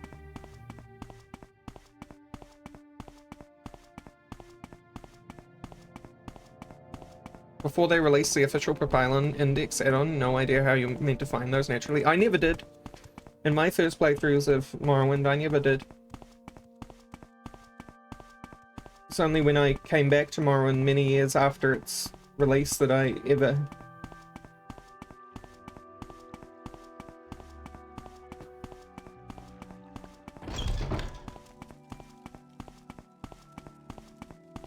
Heck, I don't even think I understood that propylons were a thing. Like, I knew that the strongholds were there and they had propylon chambers, but I just never knew what those did, you know? Was complete mystery to me and remained a mystery until many years later after watching, like, somebody's playthrough. What, Outlander? Well, there you go, Zhao. Exactly, you know, same as me.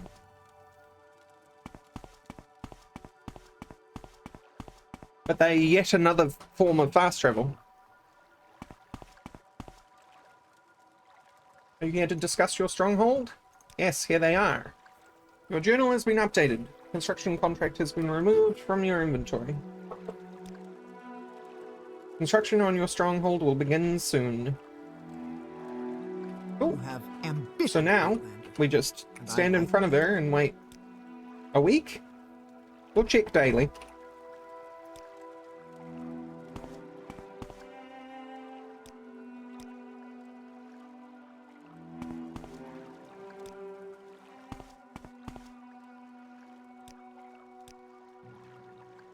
Also, back in the day, those propylon index particles would always cause the frame rate to drop to like 3 or 4, totally. It was so fancy.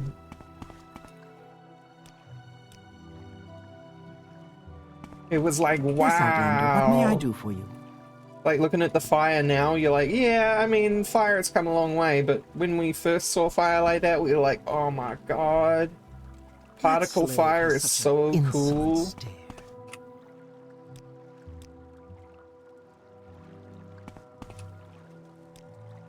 Yes, I want to check on your stronghold. is being built on the alleged site of Uvrith's grave. I'll mark it on your map. Go there and speak with Gashnak Gramu Mughol, the foreman in charge of constructing your stronghold. Awesome. You have Now, ambition. I haven't been there in a long dang time, but I personally remember Uvrith's grave, like, here? Oh. It's right there. No, it happens to be right there, though.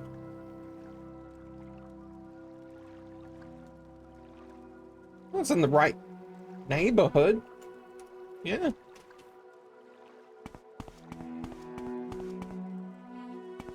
Conveniently, yeah. It's I think thematically it's the coolest stronghold. But mechanically it's the worst. What, Outlander? Why do you disturb me? But the rule of cool wins, so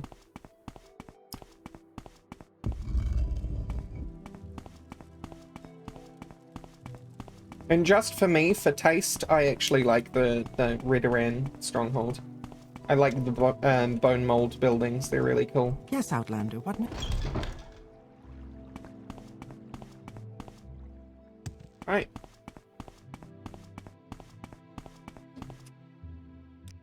I remember there being a port there. Probably going to be the fastest one to get to from one of these boats. And we walk the rest of the way. What's our mysticism is?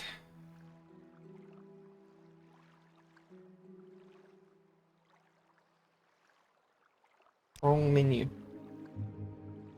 Our mysticism is 27. Oh boy. So, in the base game, you can only have one mark to recall to. So, right now, things are normal. But we have the multi-mark mod in, which lets us have one mark from the beginning, one mark at 50 mysticism, and a final mark at 100 mysticism. And we're nowhere near our second mark, so that's fine. Telbranor? No, that's way south. That's Telbranor. Elodmar. Shredums. Elaroon. Short trip, long trip. You decide. And you go to places on the mainland. So we're just gonna have to swim. Well, do we though? For one.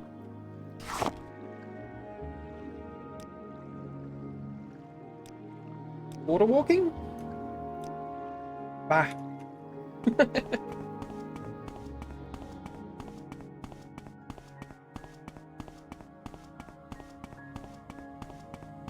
Well, unfortunately, the Steel Blade of Heaven. Oh, it's got quite a bit of charge. Okay, never mind. We'll use the Steel Blade of Heaven. But you can, well, you probably can't see on stream, but it uses quite a bit of charge per use. But it is 50 points, so, and we do have base levitate. But I think because of our abysmal magicka, we can only get one cast of levitate off.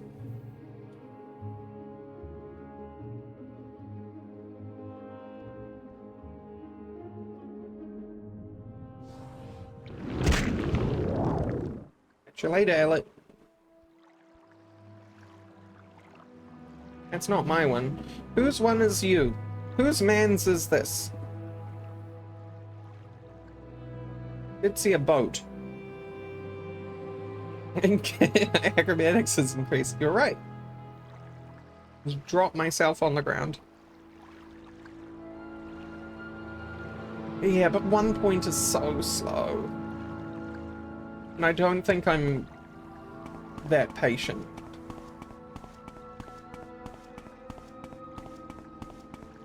Is this, Uverith? You Uverith? Let me go.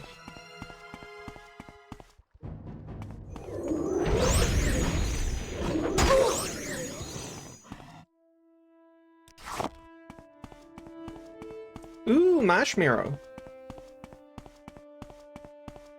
This is good. We'll come back for that. This is... Fear. You know, I think I'm embarrassed. I feel like I should have known Telfear's tower off by heart, but here we are.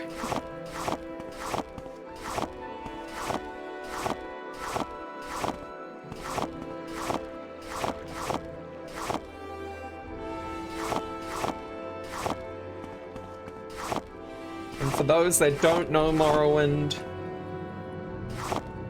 you don't understand, okay?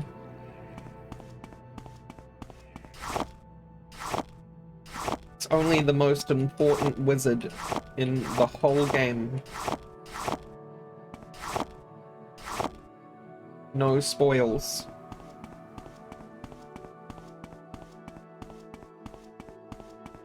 No spoils so much, in fact, that we won't be going inside.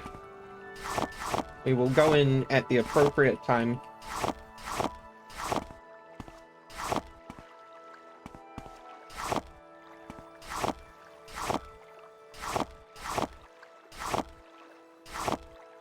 Most important kinky wizard. Kinky is a word for it. Kinky is a word for it. Oh, all these potential health potions. Damn, yo.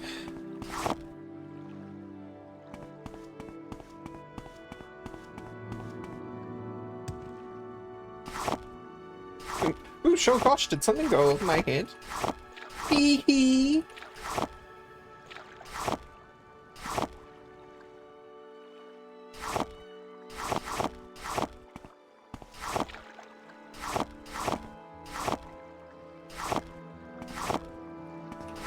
Sexy, sexy health potions. Oh no. Telfair is rubbing off on me.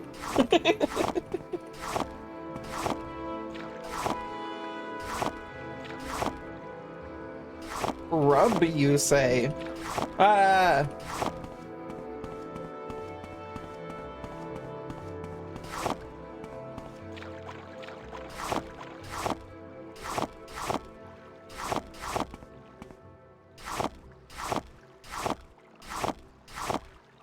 Okay, how much marshmallow do we have? 102. You know what? I think that will do for now. We've got a house to check on.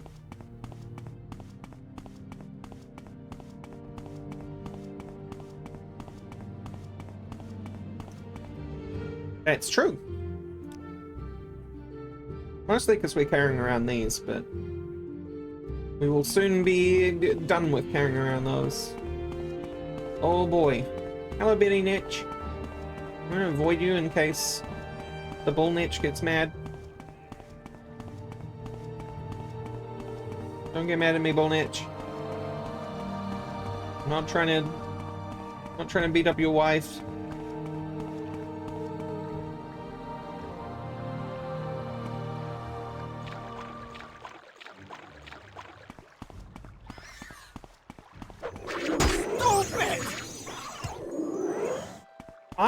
I pronounce it Dro. Like D-R-O-W.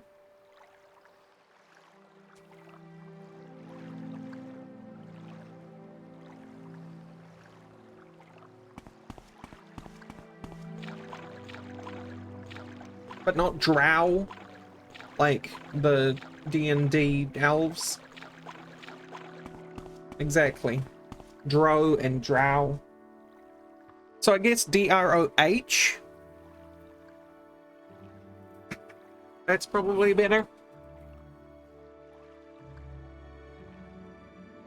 But I don't know whether that's how it's meant to be. Yeah, DROE. Stupid English. There's multiple ways to pronounce things. You know what? Oh, sleep in. Wants to say Drew, yeah. Drew. Ugh. From the back of the throat.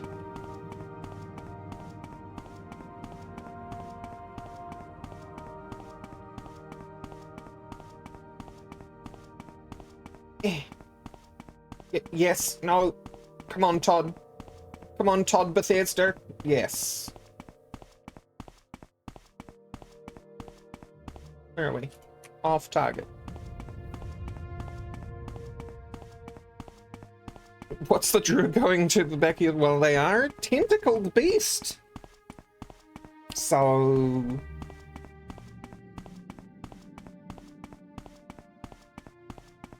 there are certain genres.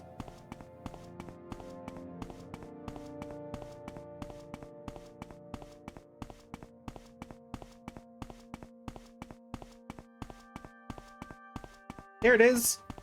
Ooh, baby. Ooh, baby. You can't see it past the big rock now, but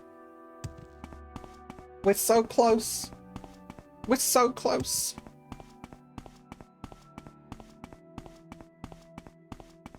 With the Daedric Shrine names, this is pronouncing it with a bit of confidence and a prayer. Let's see. Let's see. The one we just went to? Where are you? Oh, guess they don't show up on the map. They're more local. Dang. Same with Dwarven ruins as well. Just you just need a little confidence. You're probably wrong. Look, it's our house. Oh my god. It's a baby mushroom tower. Here's our 2 soul stones. They've grown up.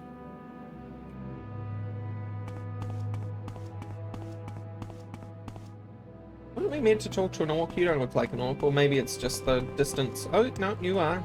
Here is some green skin there. Hello! Hear about the tower? Tell Lunar Helrins that things are fine here. The work will be done soon. So, Say your business. obviously, the thing we have to do here is mark. So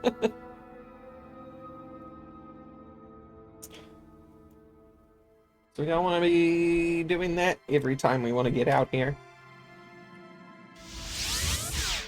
Oh. Oh. Oh, nappy nap. Yeah.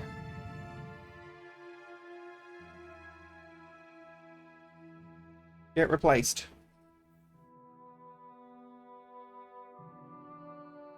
Daft Punk is playing in my house. True.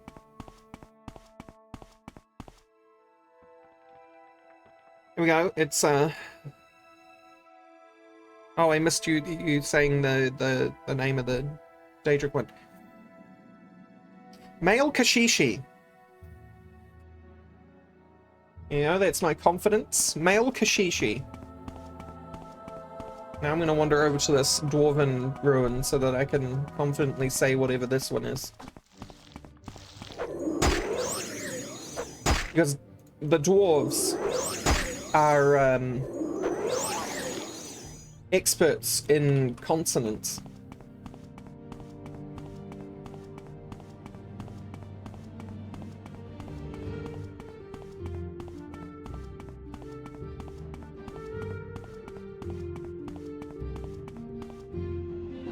Alagama region?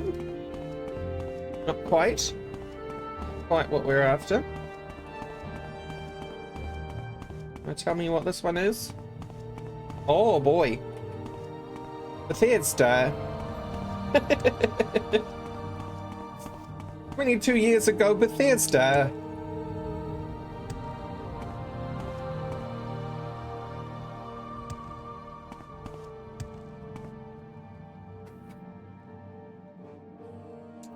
Mazanchind.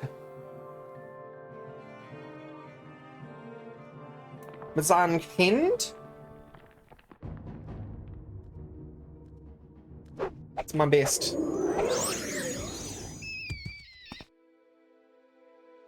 Get this one on the map as well. You'd have to be the master of tonal architecture to be able to pronounce all those consonants in a row.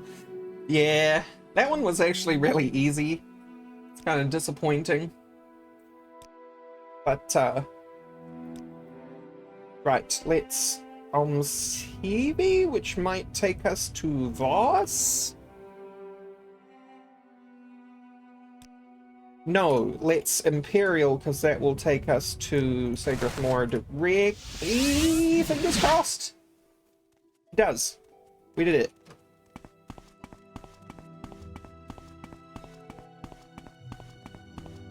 What, stranger?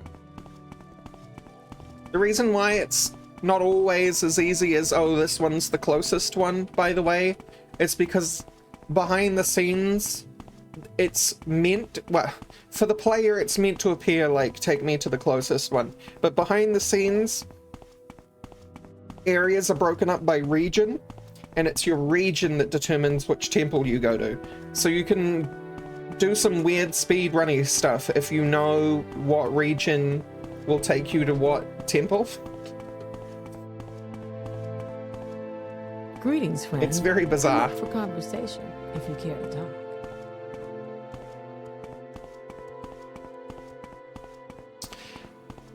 Man, Tomorrowland, that would be awesome.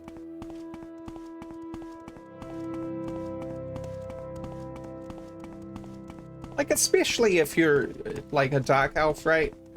How do they actually know you're an Outlander Dark Elf? The mod I have talks about your accent when you pick Dark Elf. But, Yes, Outlander, what may I do for you?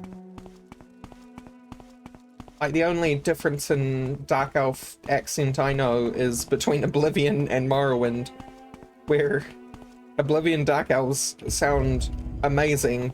I mean, Morrowind Dark Elves sound amazing, and Oblivion Dark Elves sound like snooty little shits.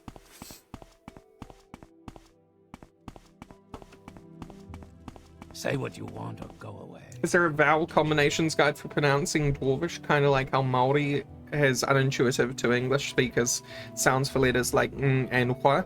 Yeah, probably. That's kind of thing Kirkbride probably has done. I personally haven't read Coda.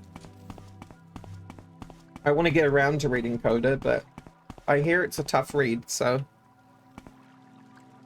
Yes, Outlander, what may I do for you? Major houses do tend to be snooty little shits, it's true. Stronghold. I'm pleased to hear that the mushroom is growing so well. Thank you for keeping me informed. Your stronghold should finish its first stage of growth in a few days. Alright.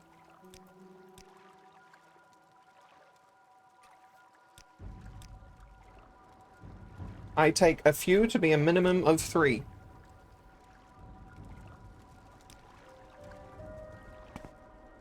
It is not 3.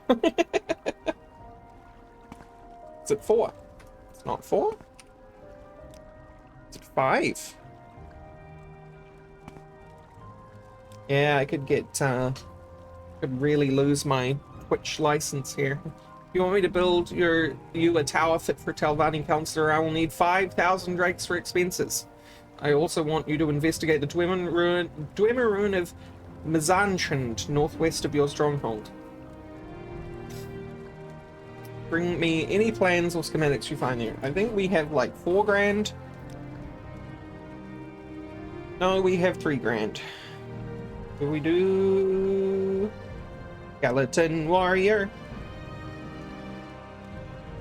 But we do have the capacity to make a lot more. So let's go make a lot more.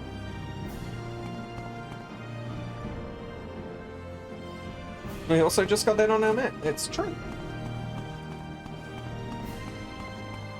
Handy dandy me accidentally wandering over there. Your wounds are minor compared Was it repressed memory or was it to bother me. accidental? We will never know.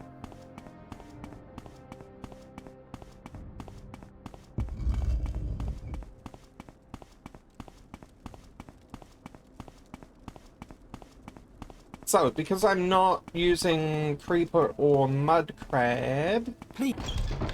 the best thing to do would be to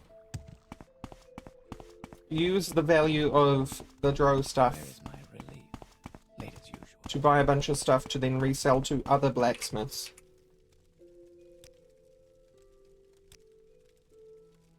So, for example,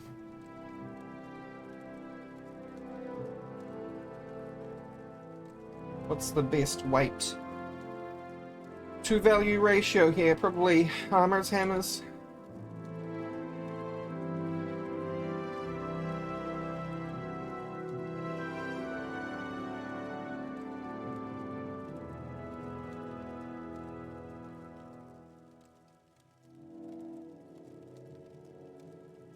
It's a start. It puts us way over.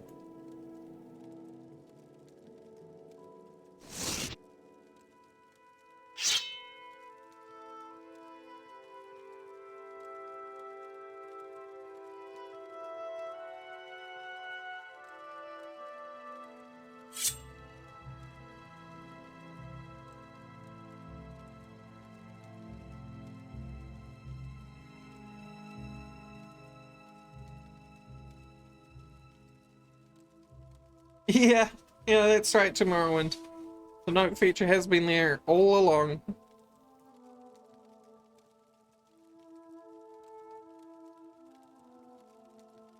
I don't think I used it on my first playthrough either.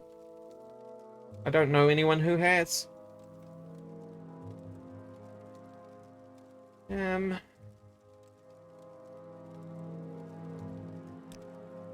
What to do?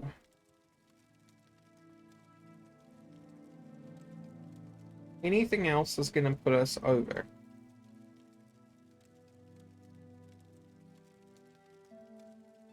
If I take you away, that gets me 243.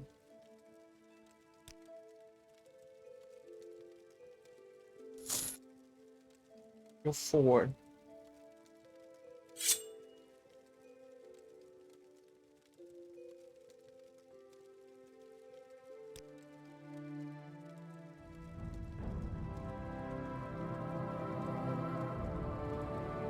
I mean, we could just drop some stuff where we stand. I can't remember what I bought off you. Ah, armor's hammers, of course.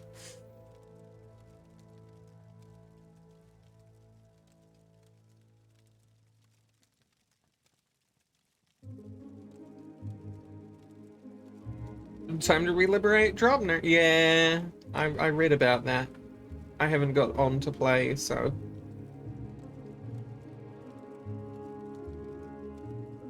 They really need to do something to make bots more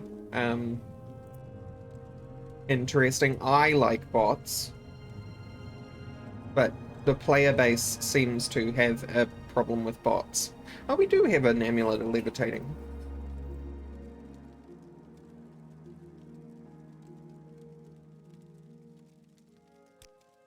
We'll do a max save. How are you? But then we're gonna... I don't think NPCs will pick things up, so...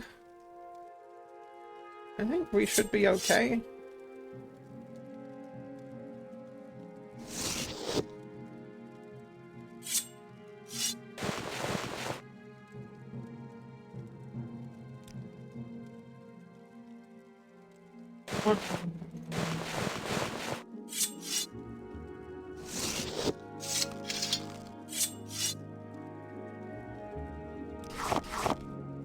Dang. It's not nearly as much as I thought it would be.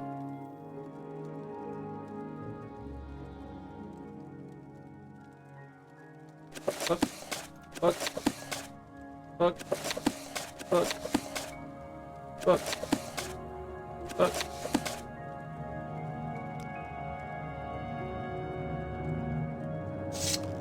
Oh. Stave. Great. Thank you. Look after my stuff. I think those shoes. Watch over my legendary bow. In Telvanni territory, it is even riskier. What with the whole belief that if you got it, you earned it.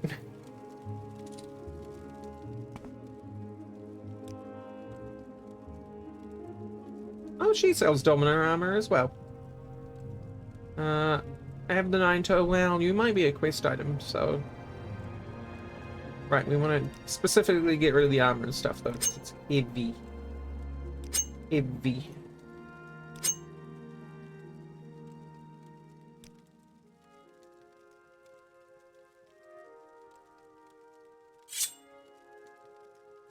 That'll do. I think you're going to fit right in here, friend. There we go. We just exchanged for a drow helm and a fiend Kanto.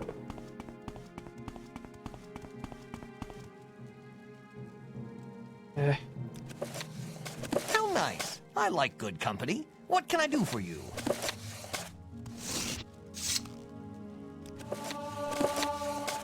Oops. Oh well. Thank you for not stealing that. Hail, friend. May you live for a century. Now we need to do that all over again, except for with 5,000 drakes worth of value. Well, we could do it now, but then we'd be extremely poor. So no, I do want to get rid of the drow chest plate.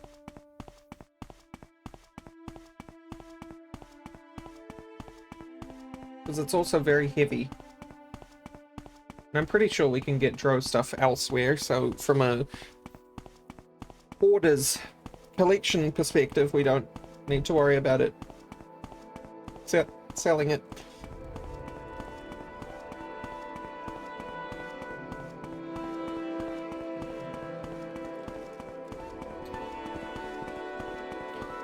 Stay out of trouble and you won't get hurt. Aldrune?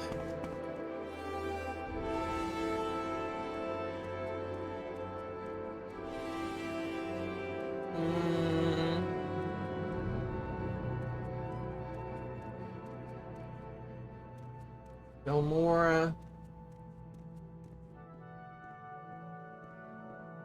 Is the place with the swords. There's a couple. There's an outfitter. There's whomst would be best. Vivek, probably.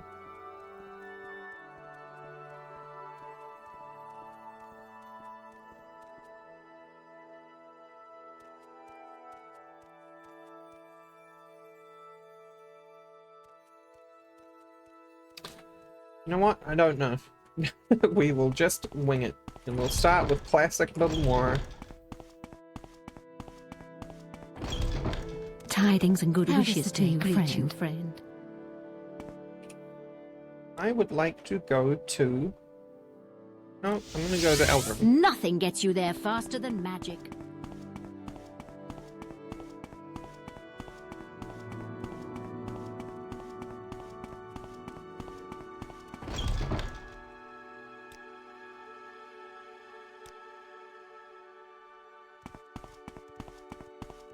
Or the Fighters Guild. Which would be useful to me if I was part of the Fighters Guild.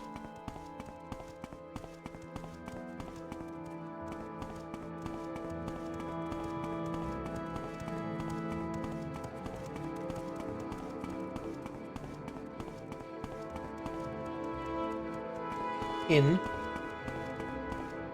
Council Club.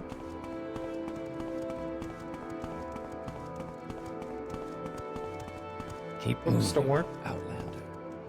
Pawnbroker. Potential. Stay out of trouble, Outlander. Mathera. Probably better for, like, weight ratio type stuff. No. Well, we never use it because we're always using the cephalopod helm. Yeah, because we can, like, buy a bunch of potions instead. He only goes down to 500. Well, yeah, we'll just...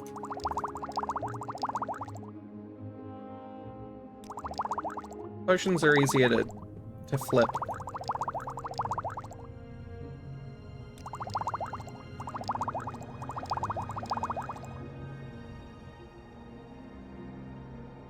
I don't know that you have enough stuff to sell me.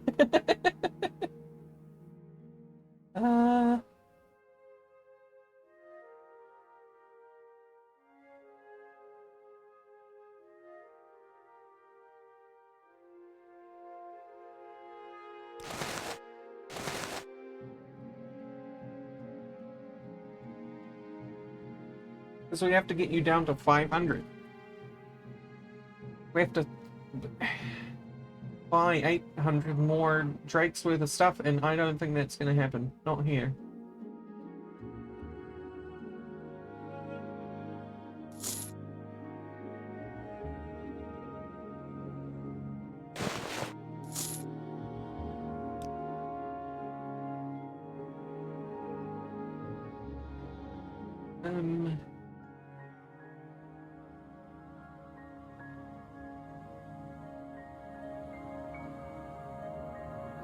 I bought your entire stock. Not even gonna try being delicate about the matter. Huh. That helps a lot.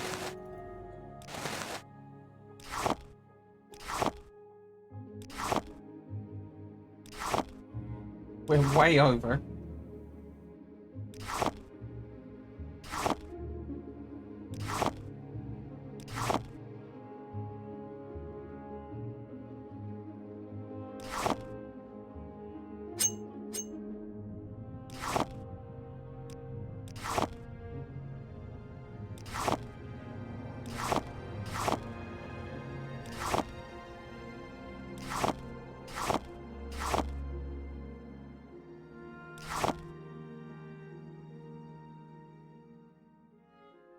The armor in Belmore has 1,500. Yeah, because that's not gonna work.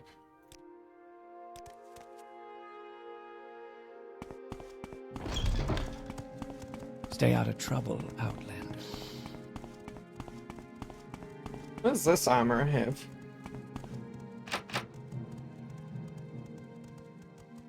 What? How dare you be closed? How dare you? That's never gonna happen. I've heard a lot about you, Outlander. They're outside? Oh, so they are. You weren't closed.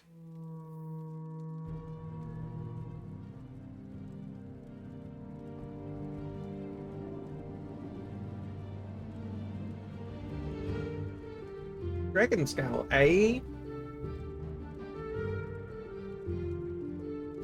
The best helmet in the game. And by best, I mean, it's not the best helmet in the game, it just looks cool as hell. Also light armor. I could, yeah, it's true. It would be a lot easier to flip, wouldn't it?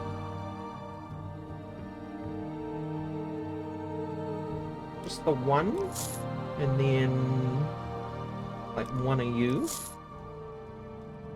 Yeah.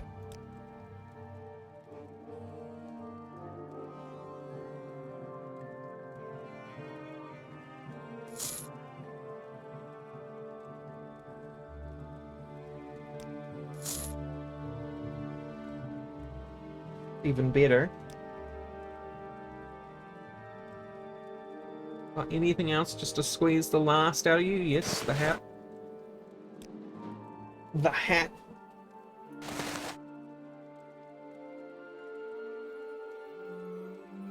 Adventures in trading.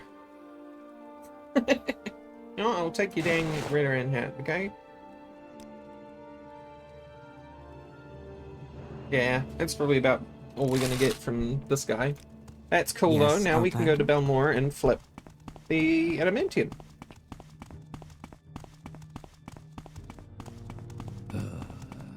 That Lalu would sell his own price. Look that out.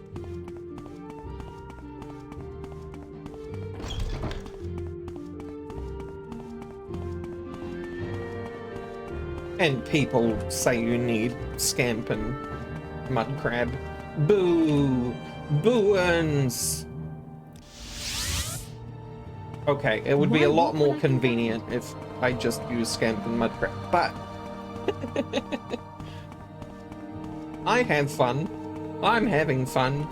You having fun?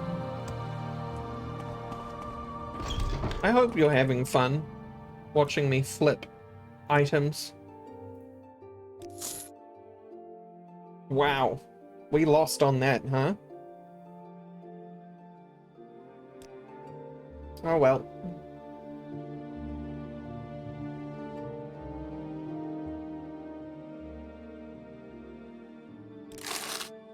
This better be important.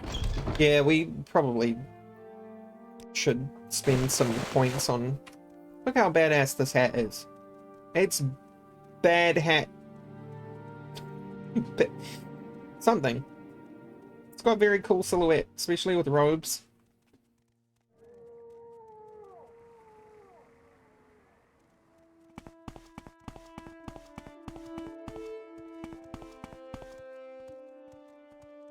Fun fact, if your personality is 150, hostile NPCs won't attack you outright. It's possible to get that without custom enchantments following a careful selection of steps. That was fun. I like doing fun.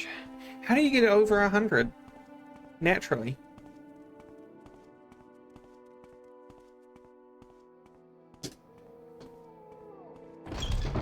Of course. What may I do for you?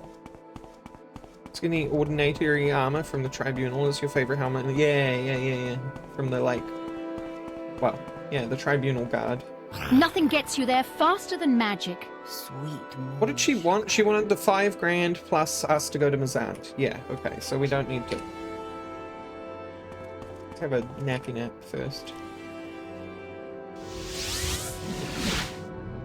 Ufrit's grave! Woo! Look, it's even more twisty and the crystals are gone.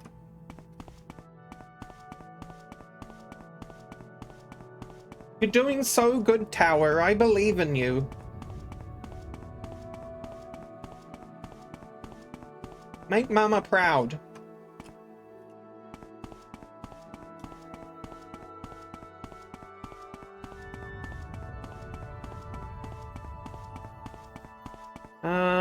To allow links, I'll have to be not lazy and poke Nightbot. But what I can do is you can post the link, Nightbot will tell you off, but then I can see the link and repost it.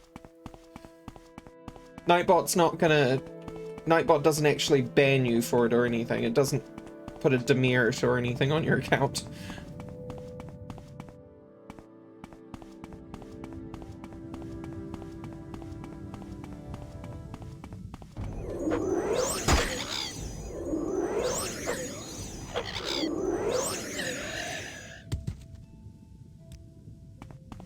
Yeah.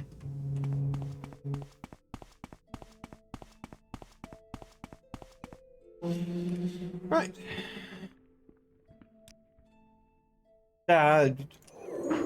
You know what?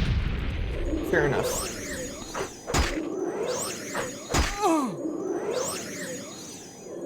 Don't reflect. Woo. We lived. That's a dwarven sentry. Wasn't fire their thing? strangely enough. Like immune to shock, resistant to frost, and fire is reasonably good.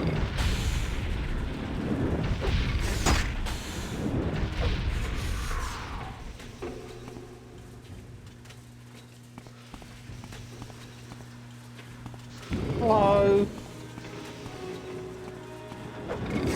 Stupid!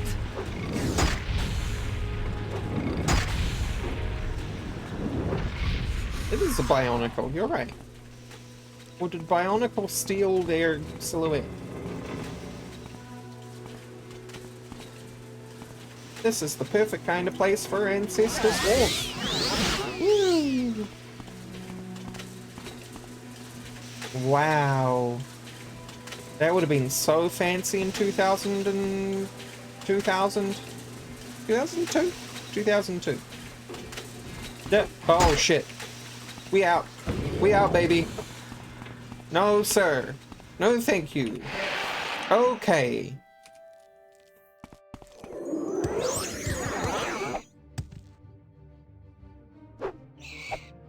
Tell you what. Scrub him.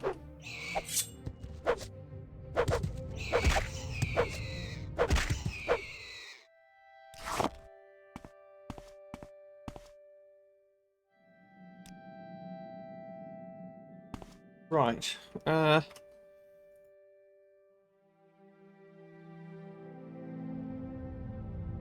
know what? We got him. Let's use him. Woo! Ah! No! No! No! No! Fuck him up!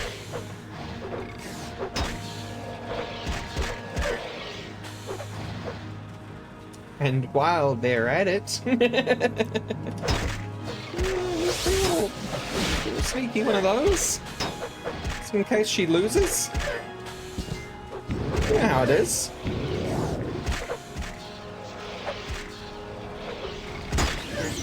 She did in fact lose. No, please! No, don't take this from me! Do not take this from me!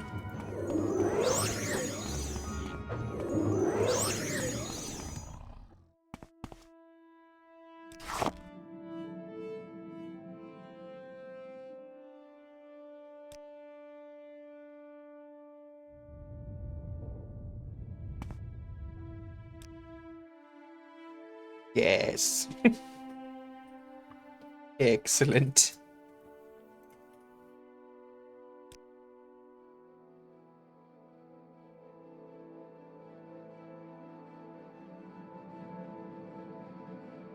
Yeah. Yeah.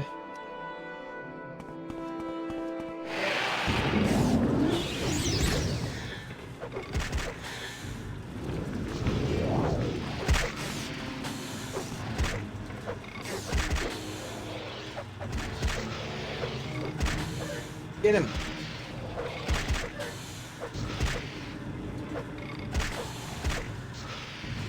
Really? Okay, well. Suppose the Steam Centurions are not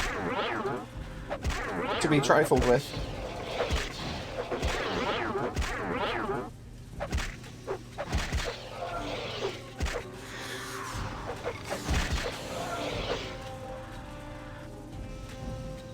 As I prepare to trifle.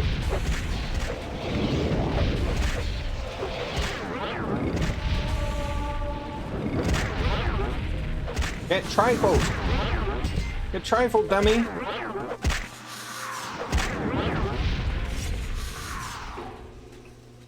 Hell yeah!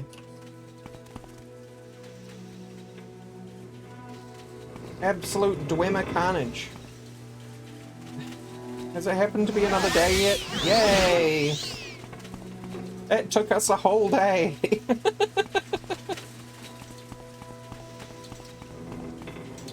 Hello!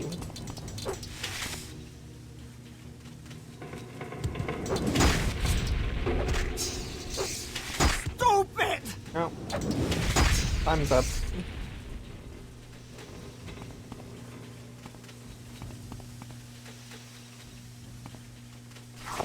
we got the schematics.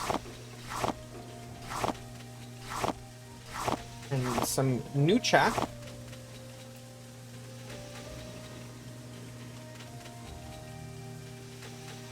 We're out of mana.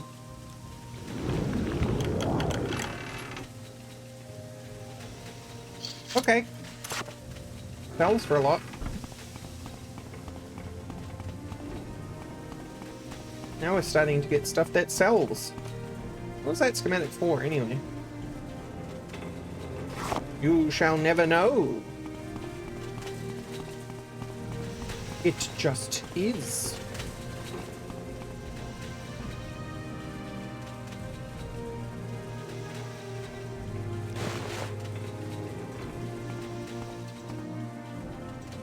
Imperial, the lady sign, personally favored attribute, Bittercup, Master Clavicus Vial,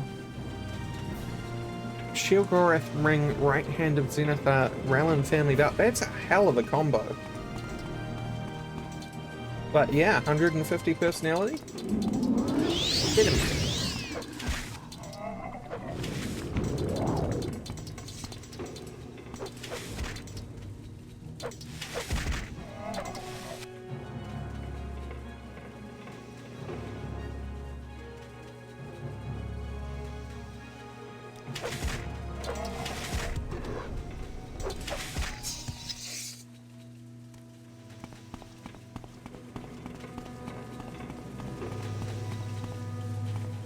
I'm coming to really appreciate our terrible character. Pick up a probe. I have not picked up a probe. I should really deal with that. Ooh, I resisted. Nice. 26 new check. Okay, the roar ebony.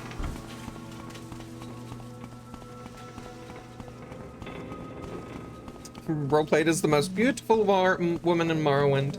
She was so beautiful, even bandits wouldn't attack her. Oh, milady.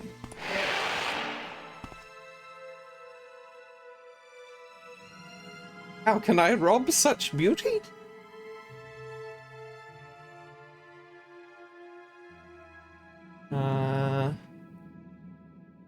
Ellen of Troy moment, right? I suppose we just go straight back to her. Was the orc there? I need to talk to the orc? No. We're good.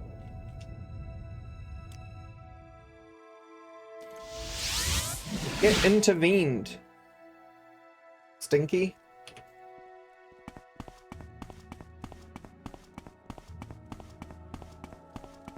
Stay out of trouble and you won't get hurt.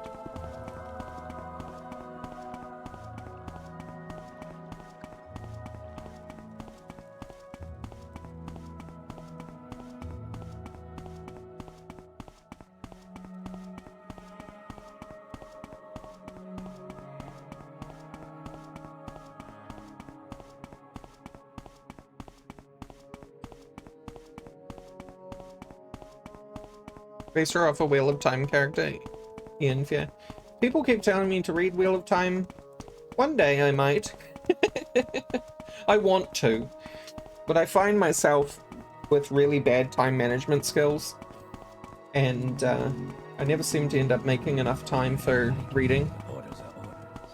Or at least not reading new stuff.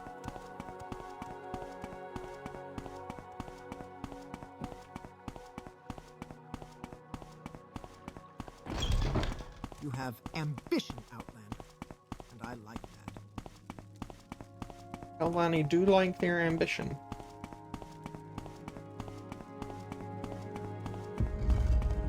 Whee! Down, down, down into the depth.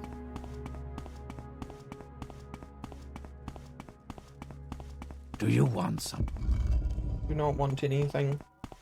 I merely wish to speak with our growy lady. Growy lady. I have your dang money.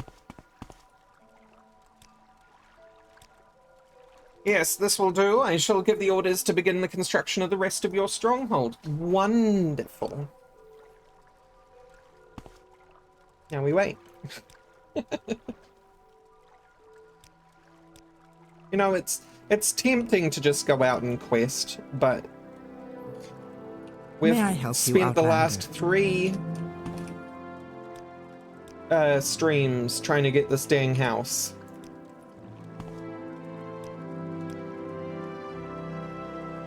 So let's wrap this up. Second stage of your stronghold is complete. I trust everything is in order. Speak with me again when the master of House Talvani, and I will build you a stronghold fit for the mightiest Talvani wizards. Awesome! So now, although I am low on mana,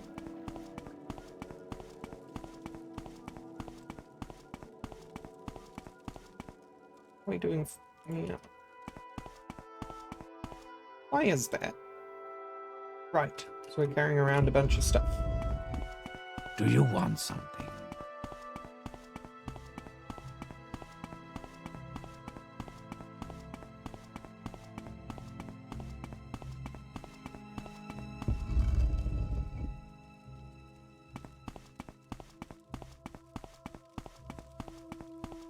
Hey, lady! You getting ready to snuggle up?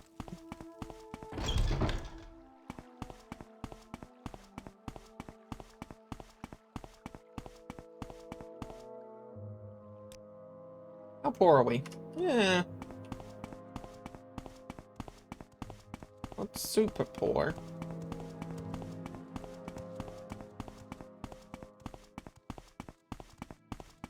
I would like to go to the inn so that we can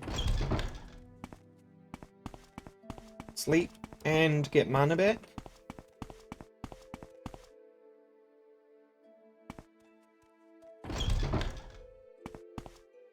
You the one? Please, I sir, you'll suppose it have is my mercy. duty to help Let us those go less free. fortunate one? than myself. Khajiit cannot escape without the key. Are you the one? Hospitality papers.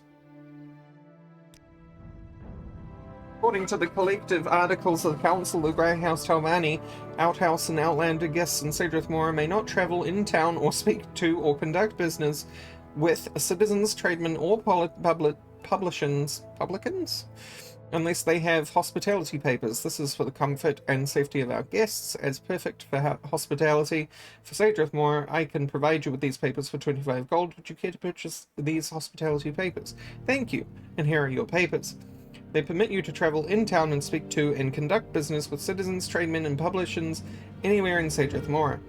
Of course, we hope you will stay with us at the Gateway Inn. Travelers of all races, factions, and professions are welcome and made comfortable here.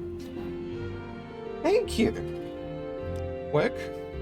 A ghost is haunting the south turret bed chamber. As soon as we get rid of it, it reappears. We can't rent the room and all our guests are in an uproar. The mage mistress Ararar Uvalis, Master Nelith's mouth, came to take a look, but said she couldn't see how to stop the hauntings. If you can get rid of the gateway haunting permanently, I will offer you a choice from a number of valuable items from the local enchanter. How about just giving me a bed?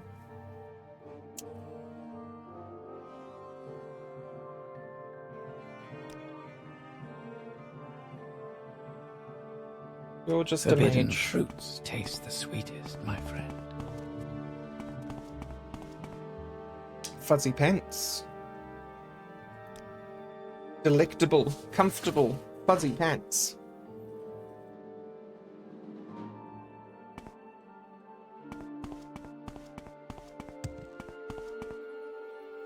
You serve this person beds? Yes. Good, you can use the second floor loft. You've got my ear. Let's hear it. Second friend. floor loft. Sleep.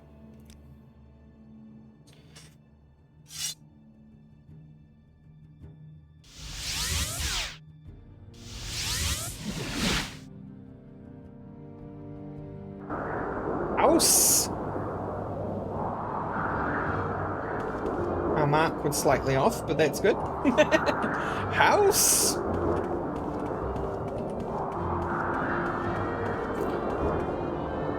And this is our steward, I think.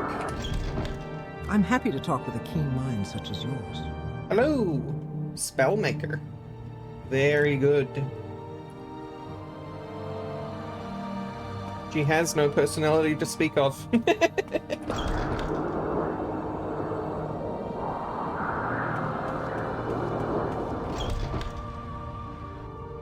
It's mine.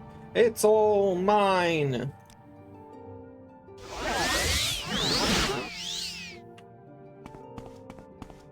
Got a shelf for things.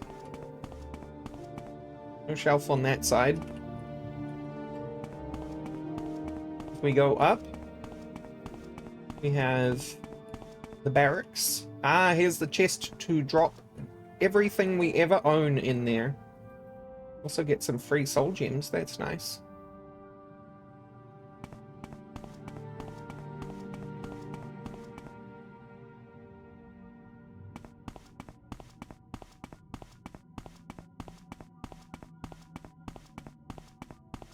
But if we go down, this takes us to actual Uvrith's grave, if I remember right. It has to be upgraded further, huh? Okay, look at the sneakiness. I see you, Bethesda. I see you.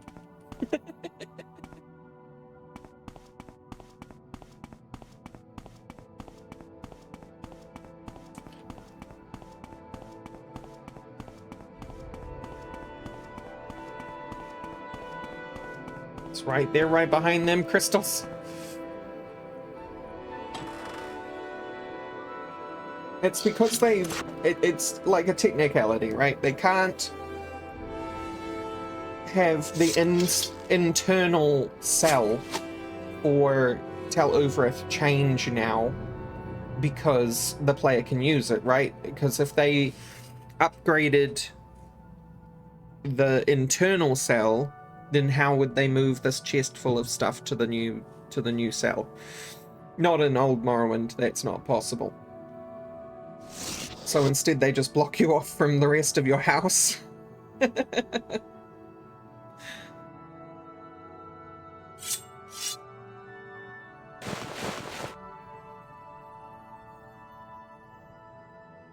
But outside it can change as much as you want, so that's pretty cool. We'll drop off all our alchemical ingredients. Finally. Finally. A place for all this stuff to live. It was worth it. It was worth the 3 streams to get here. We now have a container for things.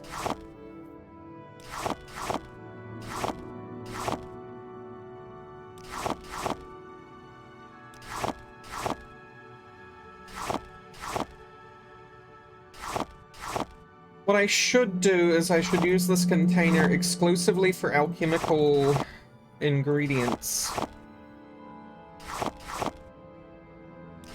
So that I can hit take all when we want to use them. Doomegg, thank you so much for your subscription. Thank you, thank you, thank you. 19 months. Where does the time go?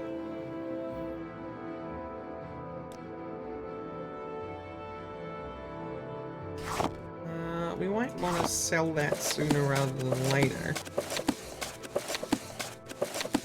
Here I go talking about this just being for ingredients, and then I start putting books in here.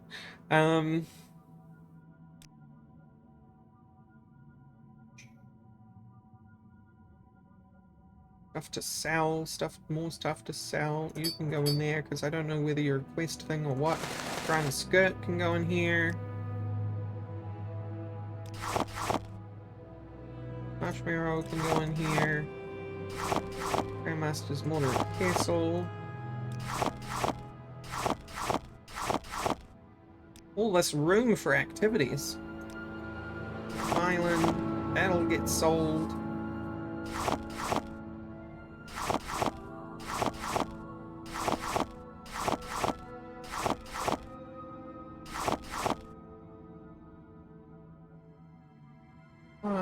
Yeah, no, I want to hang on to the golden state. Ogrim can get sold though. You know. Wish we had more than one container, but c'est la vie. The book's on the shelf. Yeah. I think without a mod, they all lie flat, but we can make that work. We definitely get more containers. How much faster we are thanks to dropping all that weight. It's crazy. That's speed 100 for you. You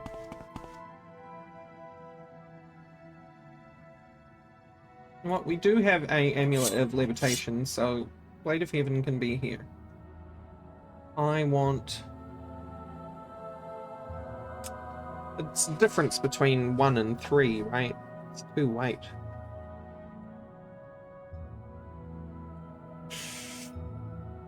For 50 levitate, I think we swap them out.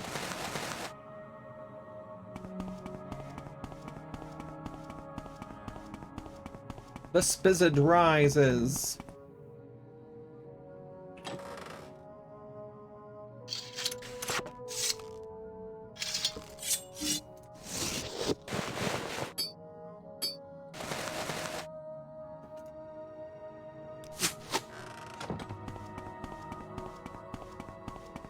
Don't know if it's all going to fit on the shelf down here. Probably won't. But we want to sell you, so we'll keep you in the inventory. But you, on the other hand...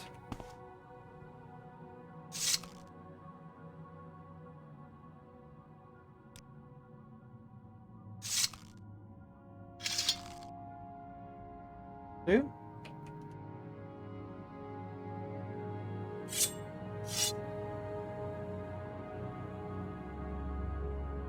Staff of Peas.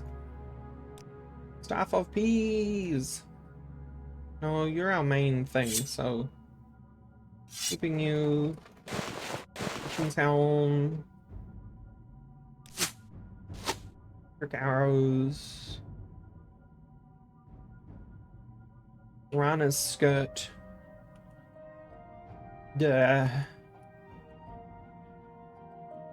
You're shelf-like.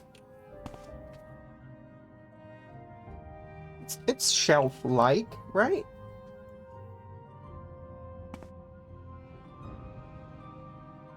Mithril ring. The Ashfall mod has bushcrafting, allows you to make sacks and chests among many other things if you use MGEXE.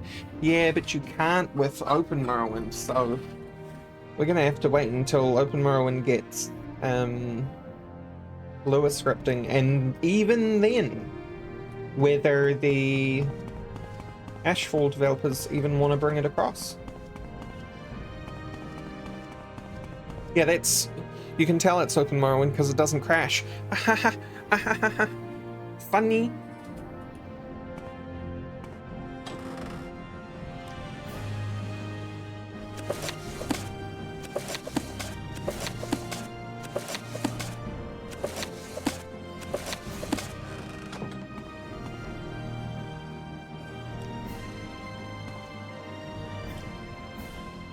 Ba ba ba ba ba. Oh, that's a big book. Is it a big book, or is it just badly placed? It is a huge ass book. It is a huge Jackman. In Morrowind, both worshippers and sorcerers summoned lesser Daedra and bound Daedra Of a book. Give me these. You know what? You all suck. Get out of here.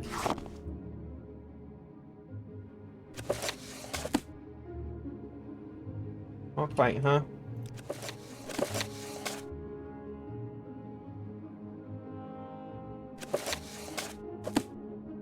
Nice.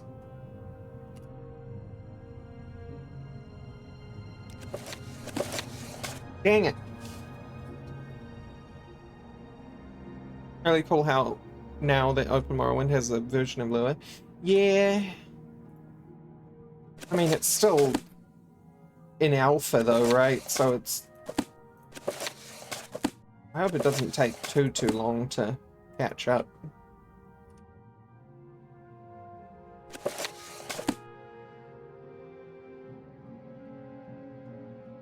Here's the one thing about Morrowind item placement is the no preview. But I like it, I still like it better than any other Bethesda placement. Because it is solid and permanent, there's no physics to worry about.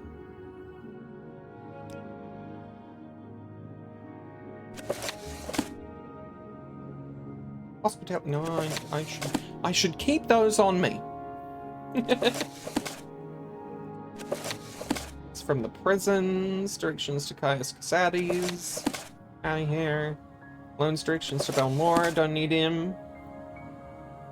Try the Buttonfill, don't need that. The Shishi report, we're good. Did that just go to my feet? It did.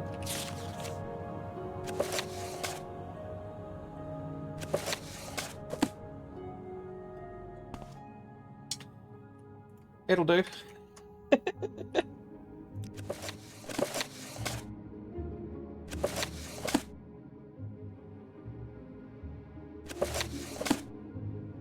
Oh, just. Open Morrowind is the future for sure, but for now, too many cool lure mods at the moment, so MGEXE for me until OpenMW catches up. See, that's the benefit, I guess, of me doing this on stream after however many years it's been since I last played, is that I'm not going to miss all the cool MGEXE stuff, because all we've really done here, apart from a couple of choices that I've made personally,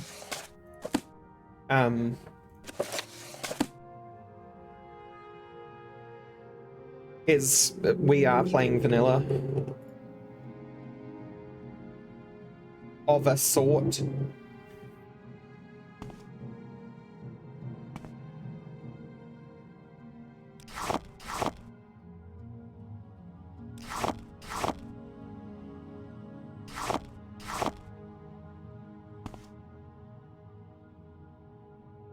So, I definitely would like to do a playthrough with stuff like,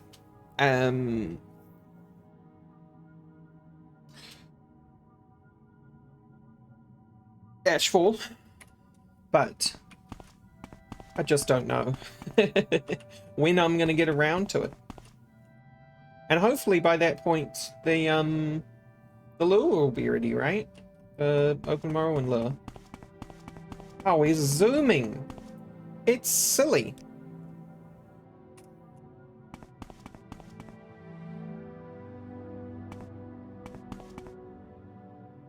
Guess who went to get clean and entirely forgot the stream was on in the background, muted for like 90 minutes? Oops. We have a house now, Cuts. It has crystals. Oh. Huh.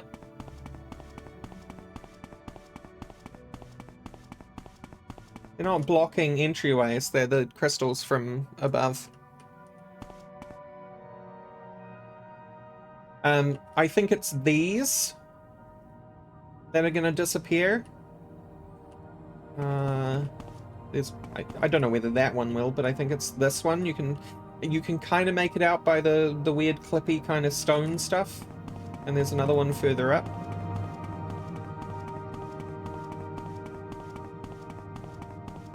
Here.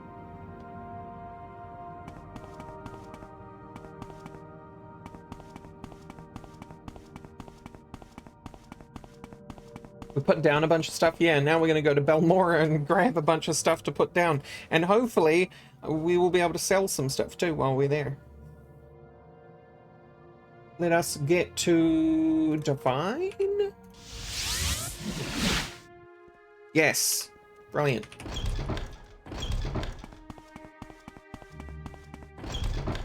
Tidings and good wishes to you, friend. Travel to Belmora. Hello, everyone. Why walk when I can guide? All right, I'm intrigued. Go ahead.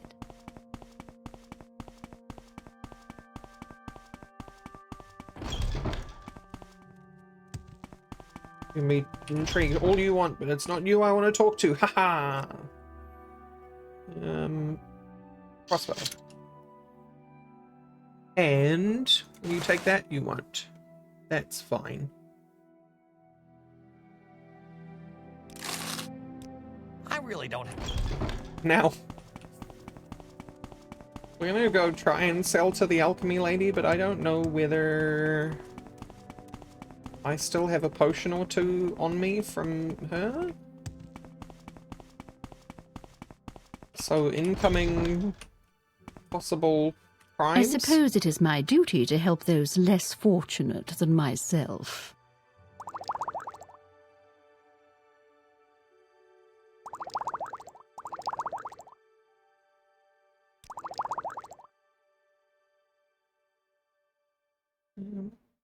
Don't need you at all.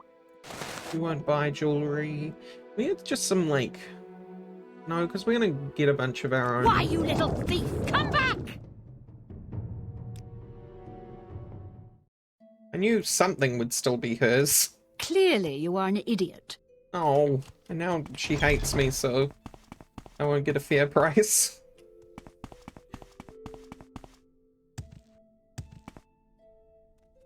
Alas. Well, whatever was hers still in my inventory is now not in my inventory, so... And how are you? Can I help you? I got a... Bitch, I got a mushroom house now, yeah! Hail. Who's she calling less fortunate? Oh, one of the paralyzation potions must have been hers. So we had two, right?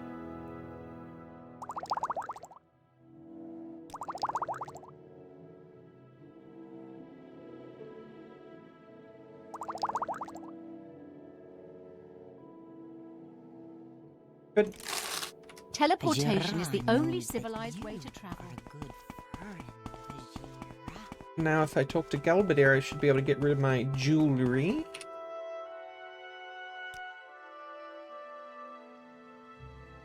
That and that. Will you take these? You will! Oh, that's so handy. Got anything cool? Oh, burner. Arian's Dominator, so we know where that is if we ever want it back for some reason. Water sphere? Water breathing. Oh. Okay.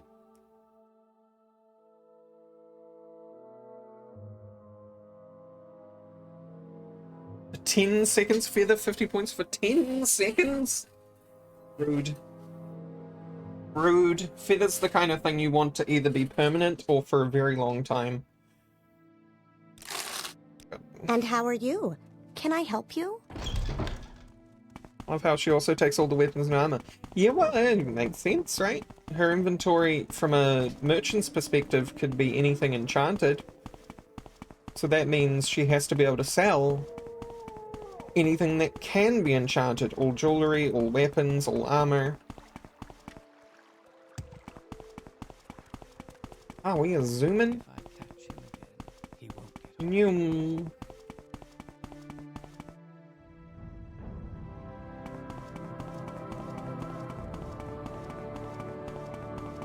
Imagine us with some Are you here to fortified discuss speed. your orders? No, I don't Or is there remember what's something else his you and want? what's not.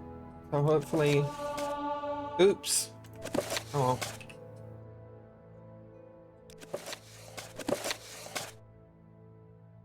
I'm meant to be able to pick these up, but I don't know, for a while it's been doing this, so... Yes, we're stuck.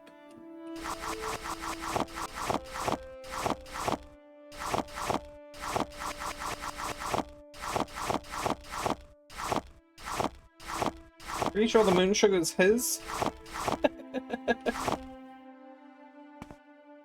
And here's our good alchemy gear. Are the uniques? Here's our... Incident in Necron Dang it! by Jonquila Bird. Oh! The situation simply is this, said... Yeah, I don't know. I guess we're gonna just have to read them.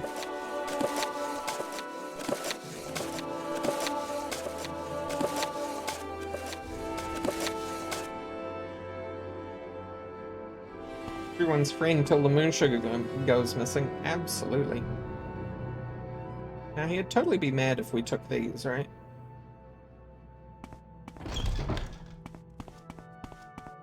How much we slowed down by. Silly. Silly when you get perspective. Oops. Excuse me, I need to use your bed.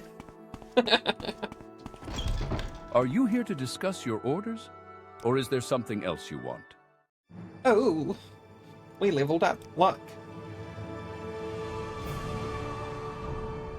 Intelligence. We have 60 whole magicka. The world is our oyster.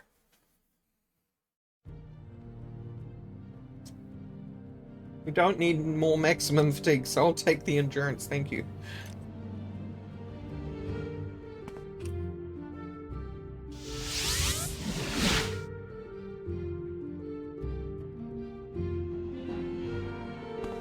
How about a whole extra spell? We really ought to move that.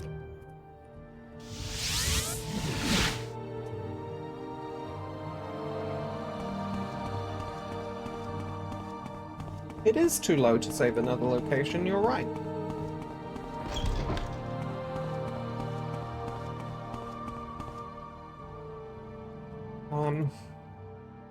Shield. Axe. Stupid curved Telvanni tower. That'll do.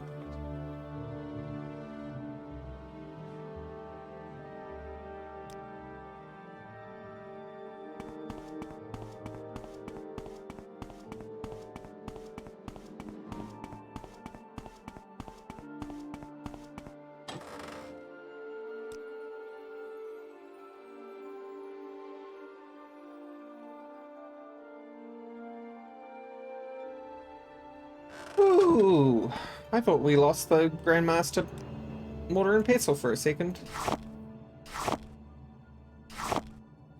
But we are. Okay.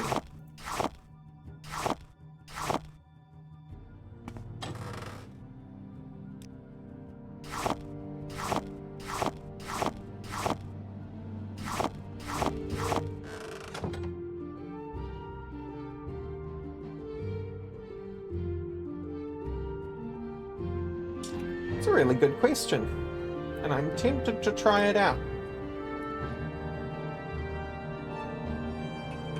I use that power today. Wow.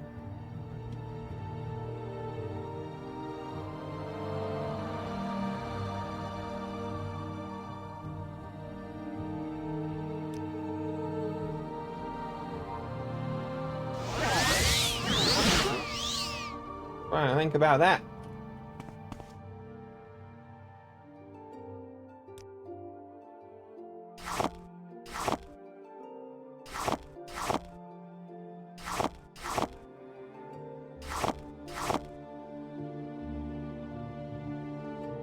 Probably want to take those with us to sell, actually.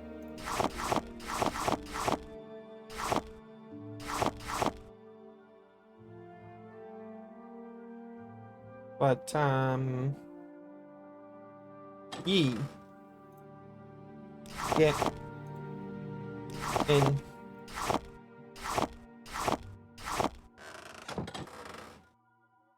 Dang, there's no, like, modern modifier key to just say yes to the whole thing at once. Unfortunate.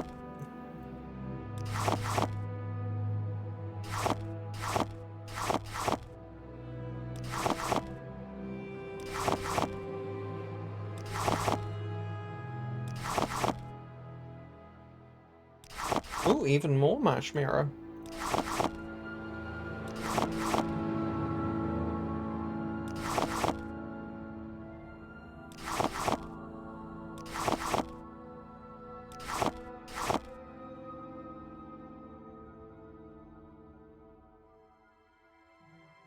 Always thinking of creative ways to get around things with Morrowind. One of your favorite aspects of the game. Gives you flexibility to do that, unlike other games. Yeah. I mean... It's funny, right? Because later titles really try very hard to shut down exploits. But in doing so, they also shut down a lot of what made it fun in the first place. And who the fuck cares? It's a single player game, right? I don't know, it doesn't seem important enough to me to block that sort of thing off just to ruin someone's fun.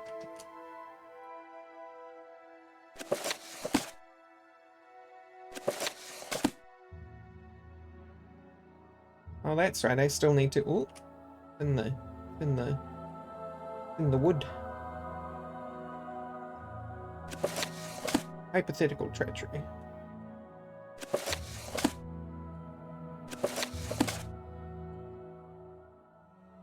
Because here I am, playing a fairly non-exploity...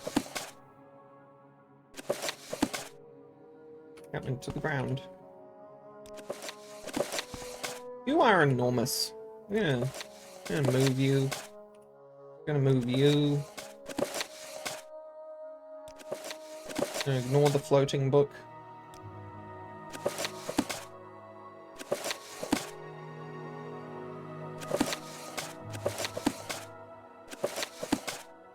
What self-respecting wizard doesn't have piles of books, right? So we're gonna just...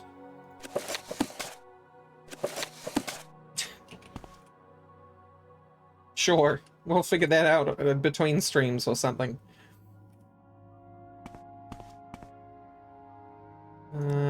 Got more things to sell, but otherwise we are looking good. Yeah. Oh. Finally. Let's go get some crash fiber. Not crash fiber.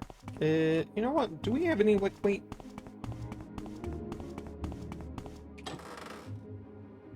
Heck, do we have anything? Also, does the search in here work for you? No, it doesn't. Rude.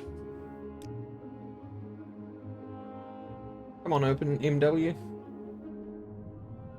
Porkbold route has restore.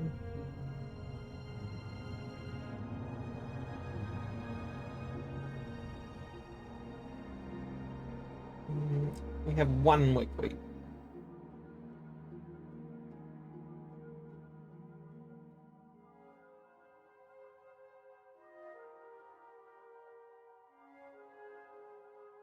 Telekinesis.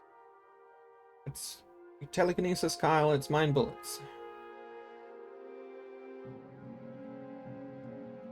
No, not using emeralds.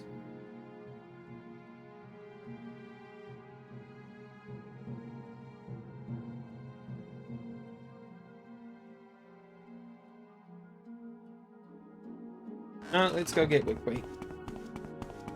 It's not gonna hurt us to go get some wheat.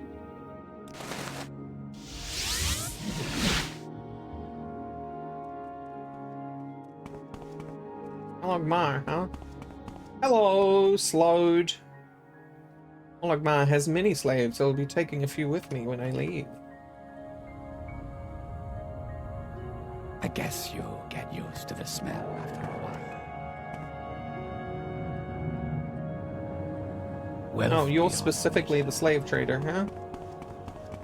3 gods, 1 true faith. Redoran? Speak, traveler.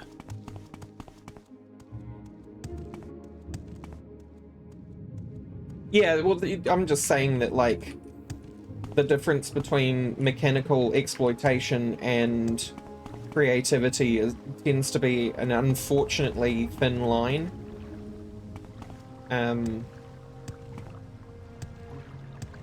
So why bother trying to shut down 1 or 2 exploits when at the end of the day that's just going to kill off like so much more creativity? as a result.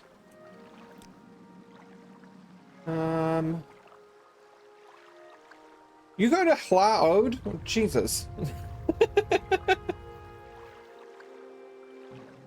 Take me to tell Brenora.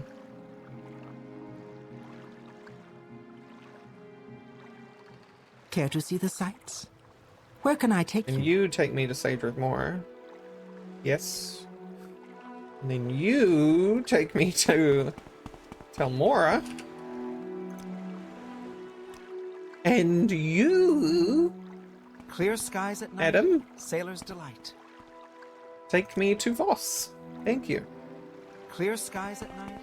Sailor's delight.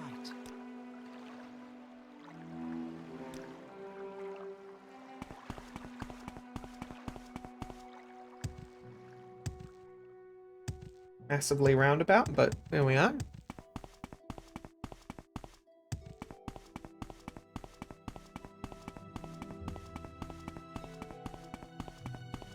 The trade-off with potions, obviously, by the way, is that they are heavy. So while I'm gonna get a whole bunch of wheat, we're only gonna make like 10 or so health potions.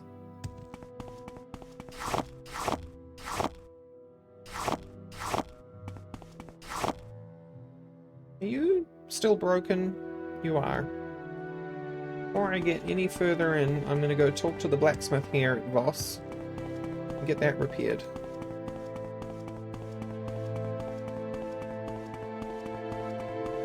So I'd like to practice my bashing if we get the chance.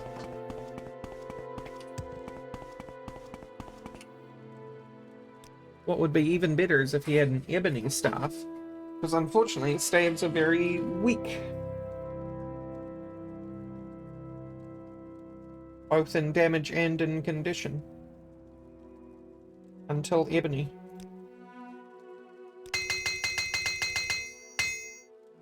Outlander.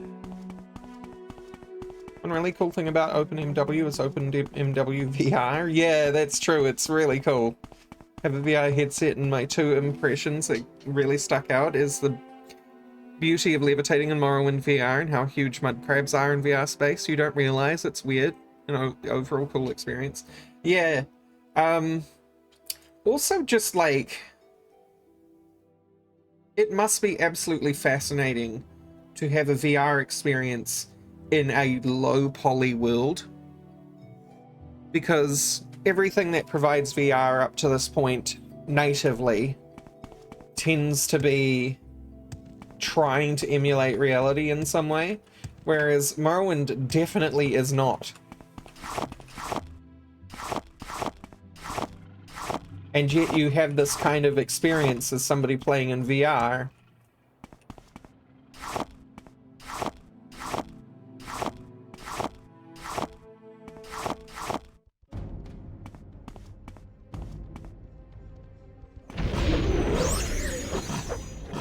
Yeah, that's true, Cuts.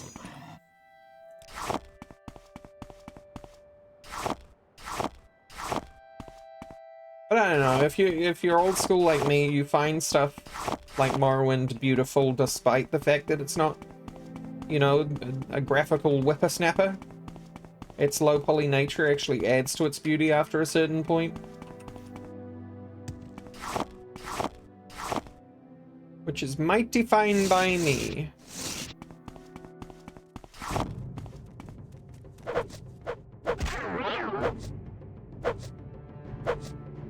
Maybe the same feeling as playing Morrowind as a kid did back then. The graphics felt so immersive, and to re-experience it as newly immersive was awesome. That's cool. That's really cool.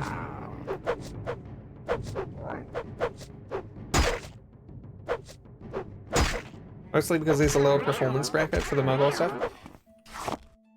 Oh yeah.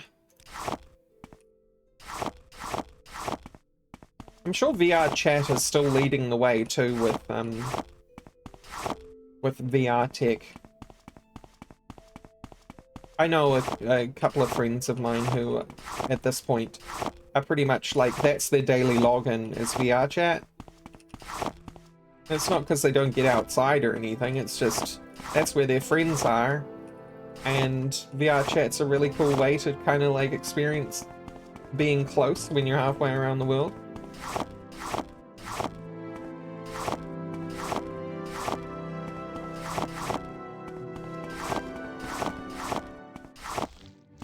Hello.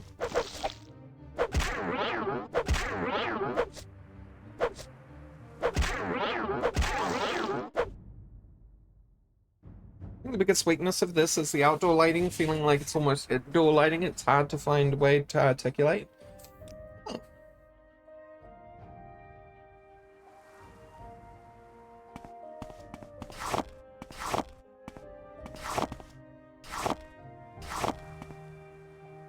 I don't know that I can relate, but I'd love to hear it if you do find a way to articulate it.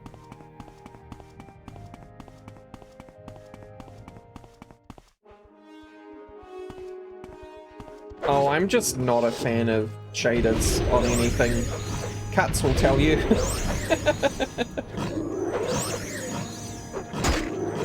I don't know.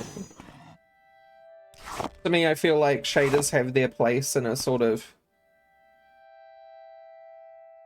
See, speaking of hard to articulate, it's not that I don't like shaders. It's that I don't like shaders used in a certain way. And a lot of the ways I find people use them are how I would never use them.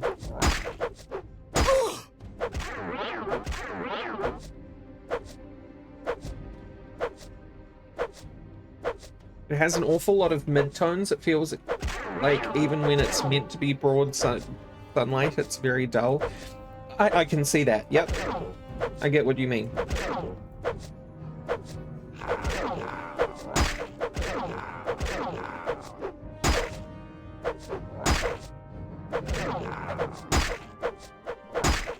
I suppose that is one of the really good benefits of, you will never get this.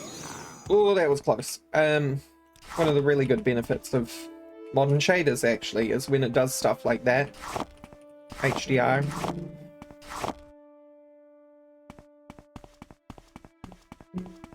So when you do step outside, brights are brighter. Darks are darker. While artificial light has that more mid-tone feel to it.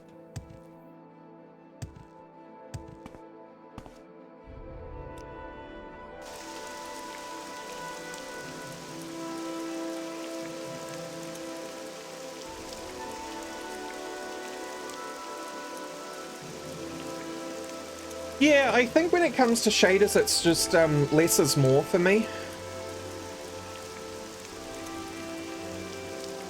But I find myself in a minority and find that most people actually do love just going all out with every different kind of shader they possibly can.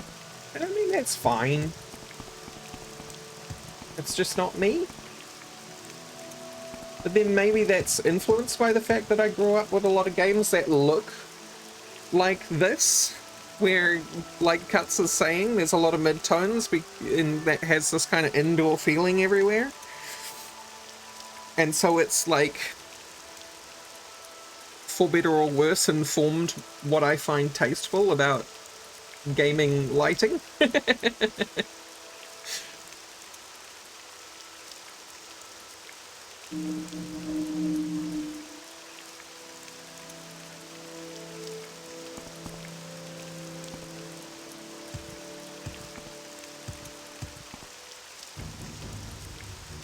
Hello? Shulk.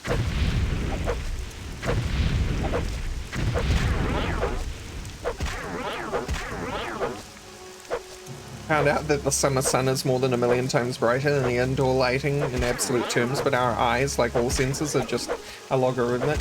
Yeah, that's pretty cool. I think my most recent exposure to that factoid was from, something or other guys. They do the 3DFX stuff, internet series. Ooh, not necessarily 3D either.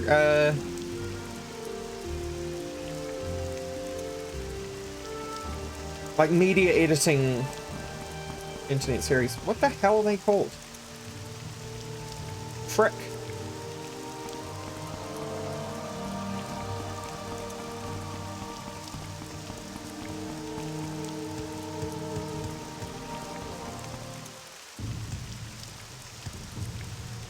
I think the most obvious example in support of my own feelings is like when people go crazy with Skyrim, right?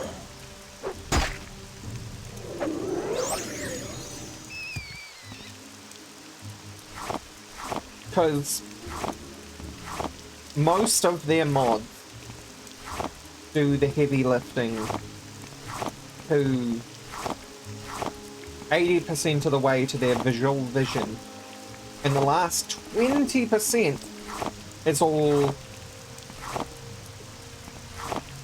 what do they call it? Reshade? No, that's the old one.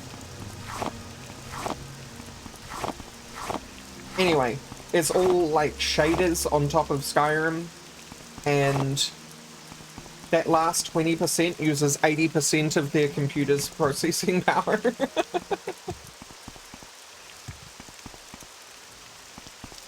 And they're completely chill with the fact that the game is running at like sub 30.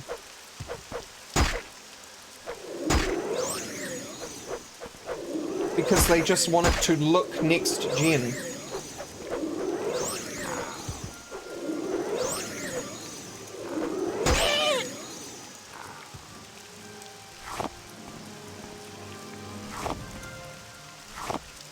I mean, like, okay, cool. I mean, it's your hobby, right? Do what you want. It's just not for me.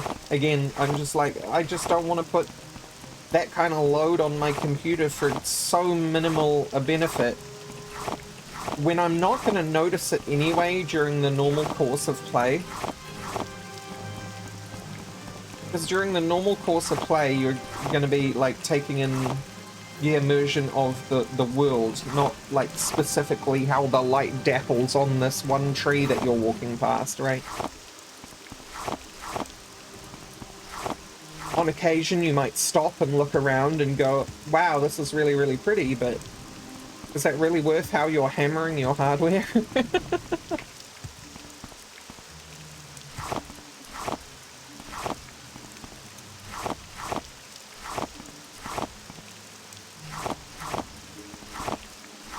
Like, I'm worried about getting the roof full axe. I'm not worried about how the water is reflecting the skybox correctly. How are we doing? 155. We need 11 more to be pedantic. So I will be. Haha!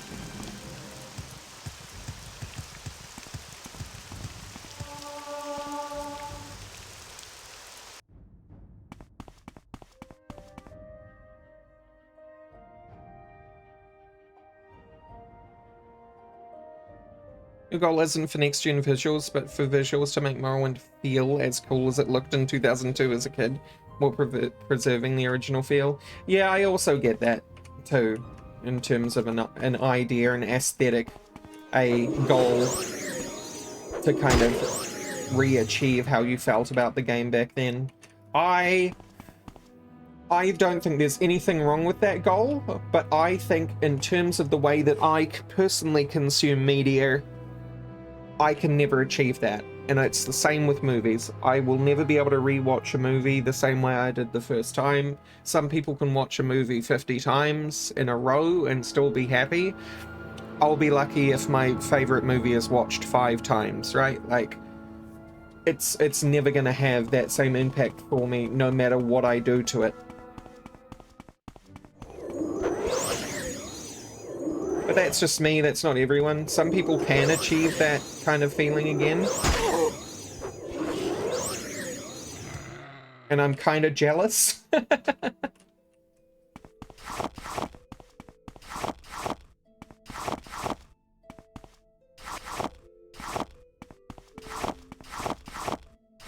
Good?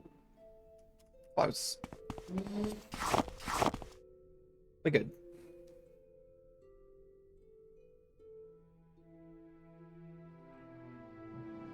Autistic Ginger says, I am weird for not caring about frame rate, just so long as it's consistent-ish and greater than 15 to 30. Yeah, same. Same for me. If you're over 30 and it's smooth, I'm good.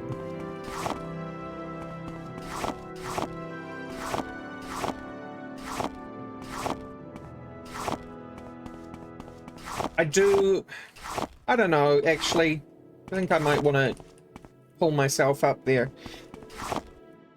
I think I very much do love it when a game is running greater than 60. Like, Morrowind on stream right now is running beautifully, and I feel that. I don't see it, I feel it. But I've never really had a computer at, temporally speaking, which was capable of running whatever was the zeitgeist at more than 60. So I'm more used to things not feeling this smooth. Like 90-10 things feel not as good as this does from a frame rate perspective.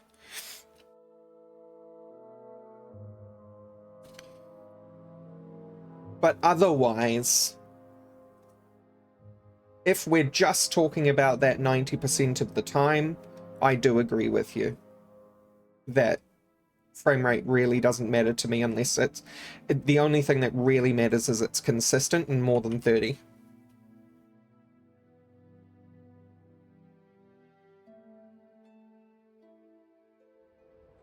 Cut says a cohesive and visually interesting style is more important than specifics. 100%. The more games I've played, the more important I find animation, sound design, and lighting more important than poly count. Totally. In fact, I would fucking love it. Excuse the French, but I'm this sure of how I feel, that if a AAA studio brought out a game that had the fidelity of Morrowind in this day and age, but they spent all of that time and effort they would otherwise put into the graphics, into the systems, the story, the mechanics, no one would give a fuck at all, because it would just be a good game. But you're not going to get that because nobody is going to take that chance.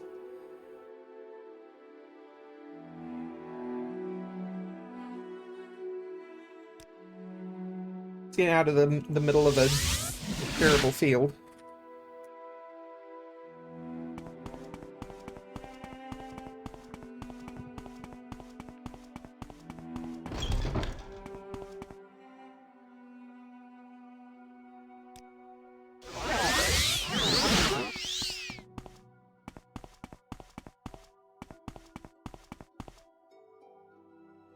So Ario plays World of Warships a lot, and when we're talking on Skype, I watch some of the games, and let me tell you, recently when we were over on Discord instead because of Ed and I doing Factorio, and he shared it there and it was running at 60 instead of 30, it felt so uncanny. Yeah, but it's a feeling, right?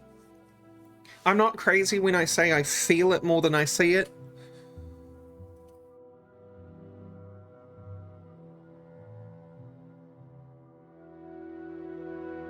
Now, to be fair, you also have to take care that the most of the people doing all that art are not transferable to the rest. Yeah. I mean, if you did have somebody, if you did have a AAA studio come back to this kind of level of fidelity and make a AAA game budget around it, you're going to have to reteach all of the 3D artists how to low poly model, because low poly modeling is a different skill, transferable, but it's a different skill than current gen modeling techniques. So you're going to have your own little your own little problem there. Bethesda was almost bankrupt before Morrowind. They had to make it with tons of passion. Also, the time period, I honestly don't think we'll see another game like this again. I mean, yeah. I think also it was a different time, right? Crunch was very much considered a value back then, and they crunched really, really hard. I don't think that would be acceptable these days, so a lot of the budget would go into a reasonable time frame if it was the same situation. Faux reflections baked into textures, such a cool aesthetic. I agree. I'll be right back, I just need to turn on a light.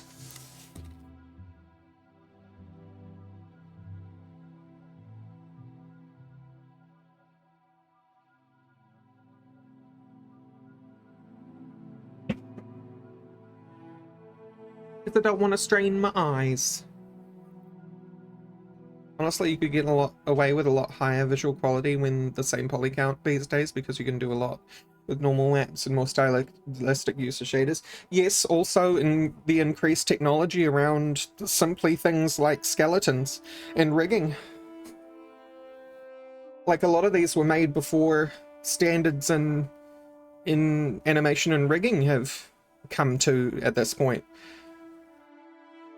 That's why you go back to games like Lunacid or Dread Delusion, and you can just see that it's a different kind of quality. It's still retro, but there is a different kind of quality to it. For the better.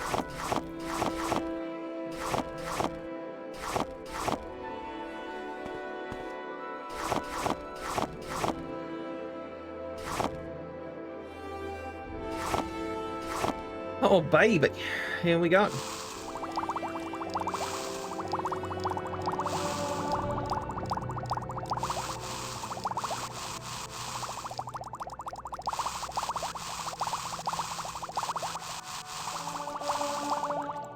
That'll do. Got a 35, that got us 8 points for 17 seconds. That's just fine for this character. That's all of our health. And more.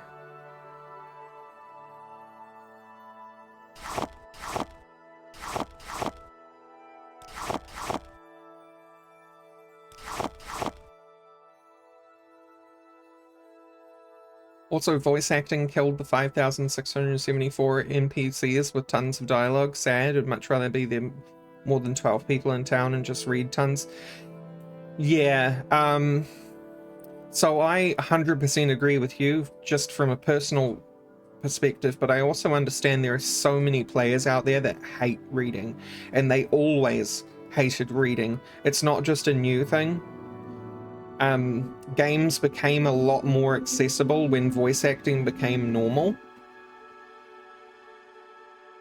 So while I would love a game that just had loads and loads of written dialogue and hyperlinks and so on, I definitely have to just acknowledge that it is the way that it is now because of how much more successful a game is for those accessibility reasons.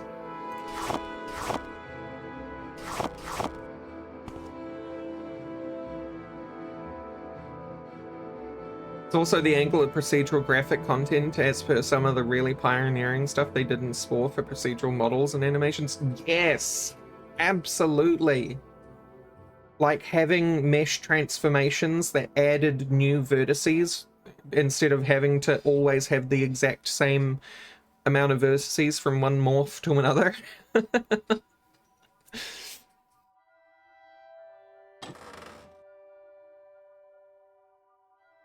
There's just a lot of benefit to that. Huh, you are the same, but this one is worth slightly more.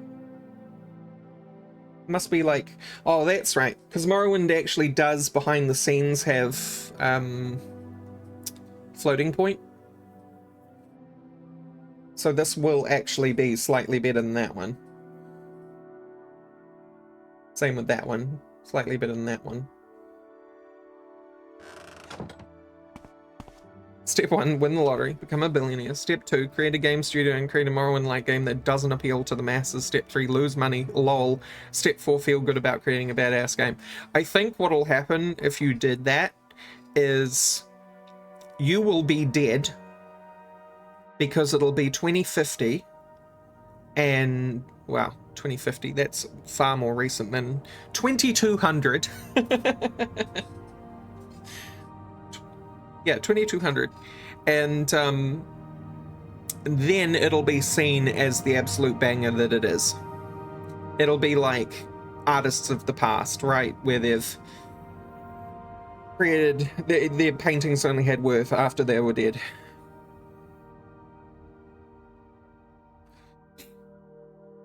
Autistic Ginger, sorry I missed your message. It may just be the game just overall being smoother that makes 60 feel good, but I can 1000% agree that the better the feel of the game running, which 60 FPS is generally a sign of, is much better. Yep. Hundo.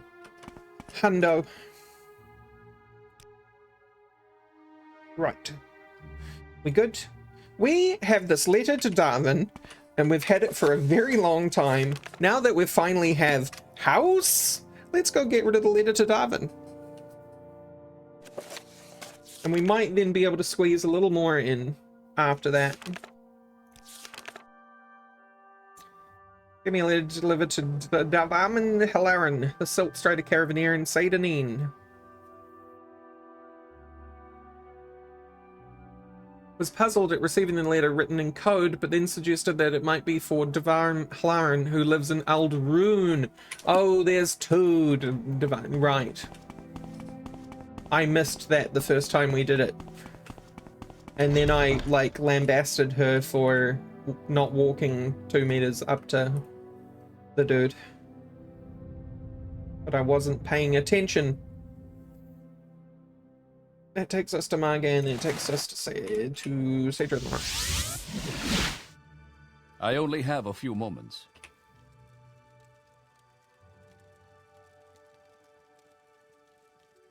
Why, hello there.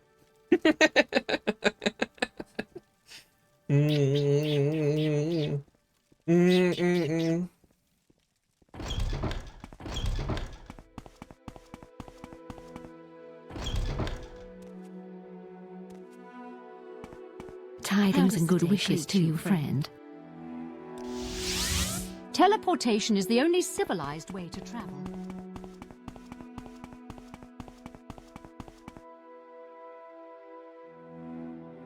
Happy not to make the money off the stuff I make as long as people like it.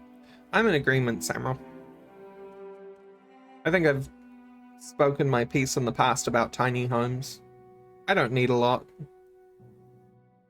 Just as long as I'm safe and secure.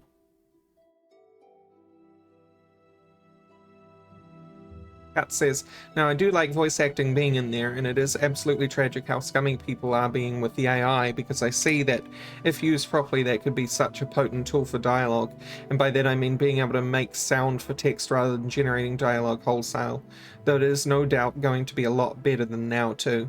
I think it's a potent tool that needs to be guided properly, not to be used to mass produce everything. I agree. I think if you did something like... Oh, hello. So, if we take, for example, the fact that we have audiobooks for Morrowind in this pack, right? Which has Stephen Fry, voice, all of the books. Apart from some quest ones so they don't break. But let's just say all of the books. He didn't say that he would do that. There's obviously no license agreement there. It's all a modders thing, and even though I'm using it, I will hypocritically agree that it is very useful to have that feature. If AI in the future gets to a certain point where it's fair and equitable, where you say, like, I'm going to give you a whole bunch of voice information of my voice and my performance, and I'll even do a lot of the performances myself where it really fucking matters that it's me doing it.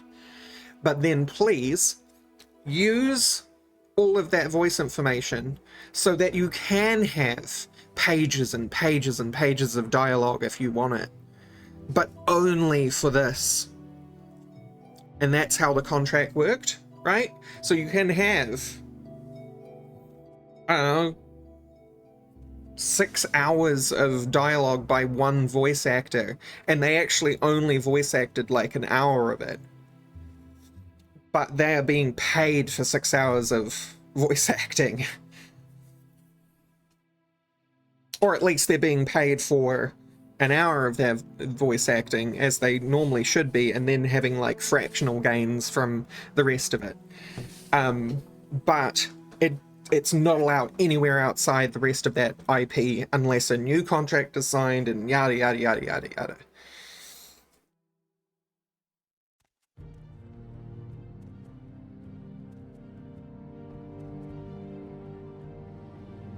Morrowind says, non-money motivated pure passion really has a magic about it that the public recognizes without being too self-promoting. I spent 2 years, without being too self-promoting, I spent 2 years visualizing a sound reactive visualization of Daft Punk's Alive 2007 album, pure passion project, no money, 1 million views on YouTube, 0 Fox on YouTube. That is so good. Also, Alive is one of my favorite albums, and I listened to the, because you would know this exists obviously, the SoundCloud no crowd version of Alive. Pretty on the regular.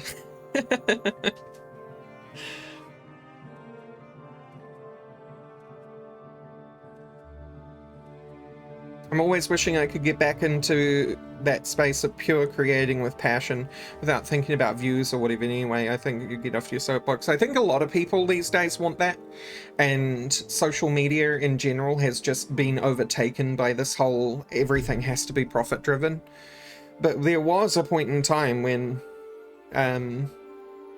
YouTube and social media and stuff was just like, lol, we're just on here having fun, Bebo, haha. It's Tom from MySpace, or whatever his name was.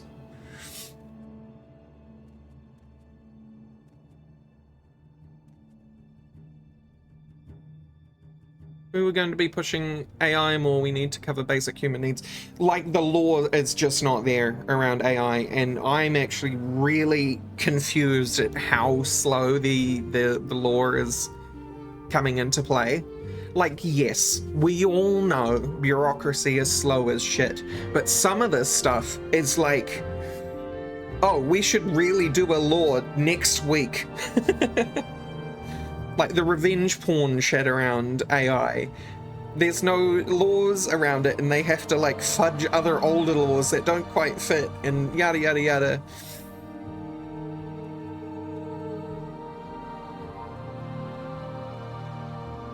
Here's your link.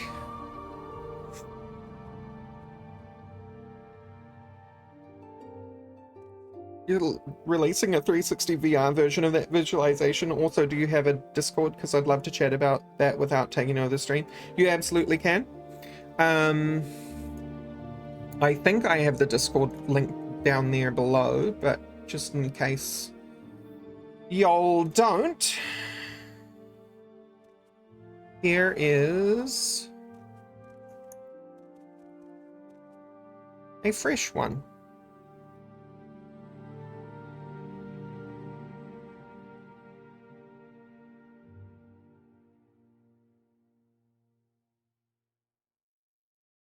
No, but with how corporate assholes are pushing using AI, get out of the way, Twitch icons. AI instead of humans because they don't want to pay people, and how cost is inflating without pay increasing. Yeah, I mean, we're at a really interesting point in human history. Interesting is a word for it, right? Around ownership and worth. And a lot of people are trying to take more than they should. I want to host about a bloggy type thing so I can dump what I've learned and found and doing the weird things I do, both for myself to remind myself that I did, and also to make it so if others follow a similar path there is more data for them. Yeah, that would be good, Samurai. I encourage it. Here, I'll actually open this dang chest, shall I?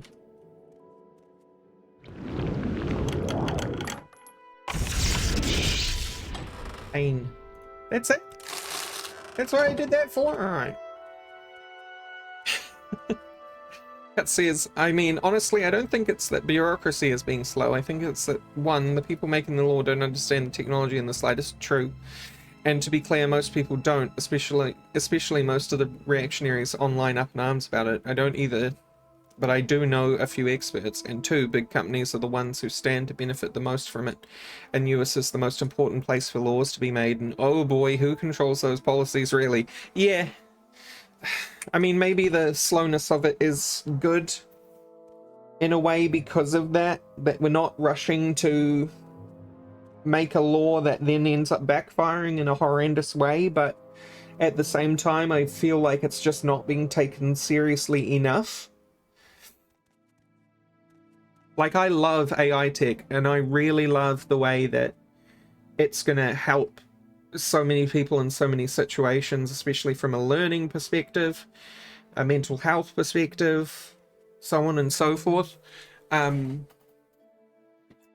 But just in a creative perspective as well. But all of it needs to have proper regulation around it. And what that proper regulation looks like, I wouldn't have a clue because I'm not a professional in that area, you know? But I know it needs to happen, and that is a surety. You live in interesting times as a curse. Yes. It's true. It is a curse. Tomorrow says, I'm so excited for you to watch it, and with that, I'll get back to Morrowind. No worries. I love these deep dive conversations. Don't worry about it. It's just part of the stream.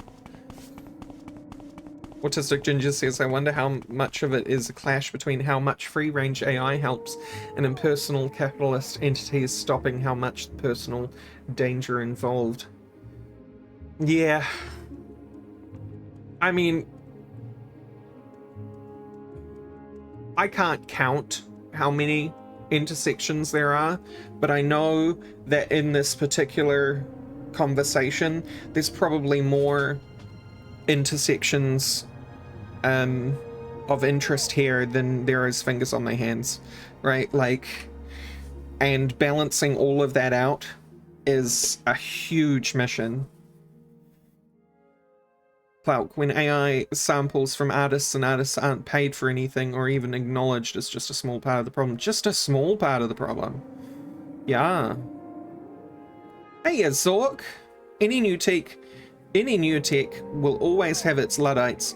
We just need a framework which prevents AI from having unsupervised power over critical systems and supply chains. Yeah. At the very least. When I watch streams like this, I just imagine chilling on the floor and being around different... Yeah, pretty much. Yeah, just like a cool talk circle. Where's your letter, dude? I have a letter for you. You're not the guy. But you're meant to be in Eldraune. And you're meant to be a Silkstride dude. Is that not true?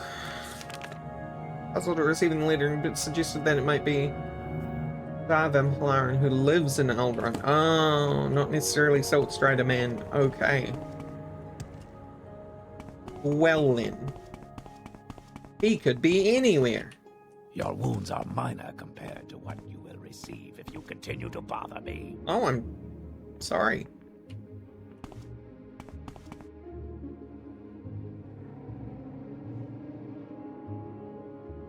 Kat says saw a thing yesterday where someone trained a model on their own art and showed some results, and there were the same reactionaries telling them they're a horrible person, like the bandwagon, like it's nuclear power all over again. People aren't taking the nuance into regard, right? Like, from an environmental standpoint, nuclear is what we have right now. If you're pro-environment, you should be pro-nuclear. I've got my eye on you, Outlander. Has there been some horrendous things around nuclear? Yeah, but let's break that down for a second and why it went wrong. It's not actually nuclear's fault. It's generally that in all instances of it going wrong, it's one, a prototype technology, two, it's some of the oldest infrastructure in the world, and three, and most importantly, the people involved with these oldest pieces of tech have been horribly, horribly abusive. What's the word I'm looking for here? Negligent. Are you? Let's No. hear it. Actually, I should be asking people about him, right? Leader of Daravan. Knows Daravan. He runs a council club, which is Stay out of this trouble, one. Move along, Outlander. What was that? And it's the same thing, like, sorry to get off on a tangent there about nuclear, but it's the same thing with AI. Yes, people have used already AI for really scummy shit, like scraping the internet for art and then claiming it's their own. It's the whole, I went and bought a McDonald's cheeseburger and now it's mine, right? Like, I made this. No, you didn't. But people aren't, then they just go, okay, everything like this is that. All nuclear is bad because of Chernobyl. All AI is bad because of these assholes.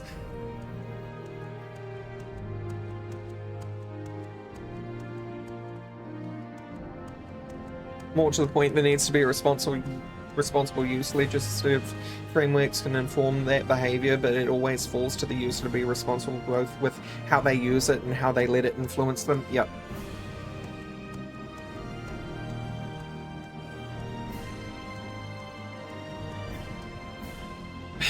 Cloud, I'm going to go AFK and try to feel better about how games I want to play are being uncooperative. I'm so sorry, dude, because that's been going on for like 2 weeks now. Dr. Silence, don't forget the hubris involved in many of those incidents. Hubris, yeah. Absolutely.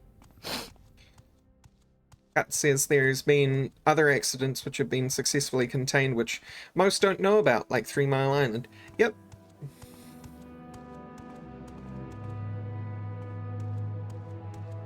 Fission is fine. The waste issue was solved a decade ago, and you get more radiation from a bunch of bananas than living next to a reactor.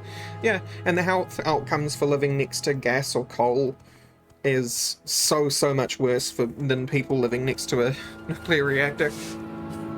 Oh no! Like, living next to a dam is more dangerous than nuclear reactors.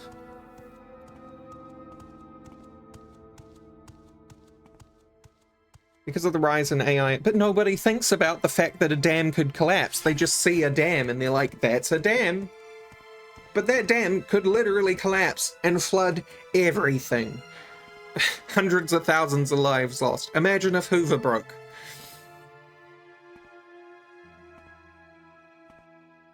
Probably. But because we've had supercritical events with nuclear reactors, people look at a nuclear reactor and see a supercritical event.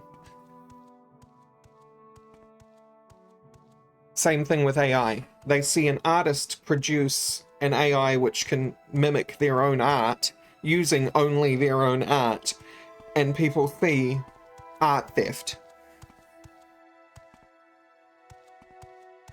Because of the rise in AI art and the success of Alive 2007 visualization, my next 2-3 year project is visualizing Alive 1997. Oh, I don't think I've actually listened to 1997. Using authentic 90s rave tapes and the old 4:3 aspect ratio, using real analog trippy footage. Low tech. The end goal is imagining you found a tape in a thrift store. Fuck yes. Put it in your VCR and their video players. Analog visuals are really cool, and it's something that AI absolutely can't do. Even people these days can't really do it anymore. It's a lost art. It's been fun. There's been some interesting tech around that as well. And by interesting tech, I mean literally dudes based an add-on for, like, I can't remember which media app it was for. I think it's the Adobe one. Adobe, I can't remember. Wow. But they literally made that add-on by getting an old VCR and that had the effect happen, and tapes which were old enough and corrupt enough to have that effect, and worked backwards from there. Like literally with the hardware. So a lot of the effect that you see when you use this add-on is effect they've ripped from filming Sweet that effect moon happening sugar. from a real VCR.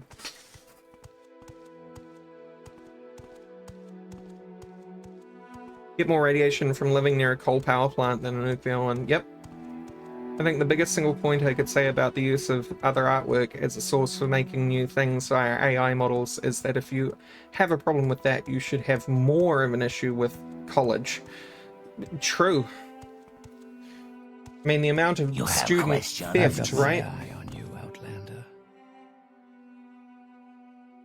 Here's your letter, dude.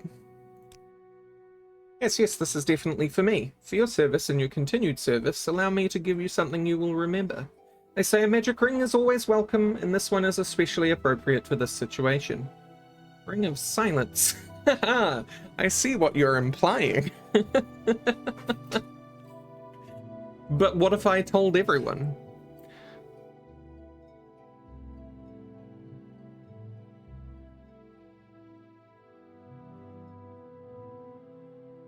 Because it reproduces things Cut says, because it reproduces things more directly than any of the AI models do, there being a difference between that and specifically mimicking specific artists, which is a scummy part. Yeah. Artistic and intellectual property has been under assault for a lot longer than AI has been a player, i.e. when does a sampled sound become plagiarism? Yeah. One of the things that became really, it shook me to my core when it happened, but I was in animation school and I was, in class with everyone, and we were told in no uncertain terms, anything you draw in the studio belongs to the studio. Now, that isn't the case for all studios, but we were being taught this because it was, 99% of studios. And it just, as a 14-year-old, not 14-year-old, time flies. As a 19-year-old, that blew my mind. How can somebody have ownership over something that I have produced just because I'm sitting in their building? But contractually, yeah, that's what you signed up to.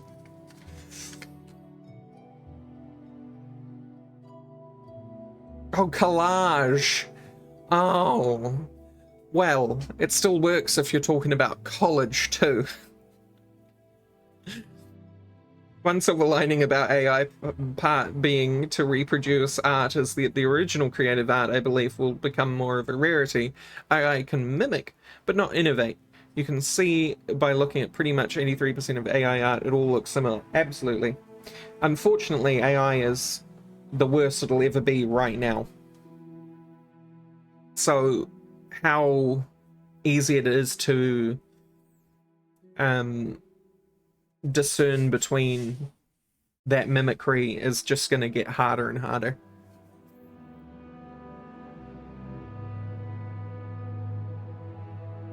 Kat says because they're using a narrow set of models.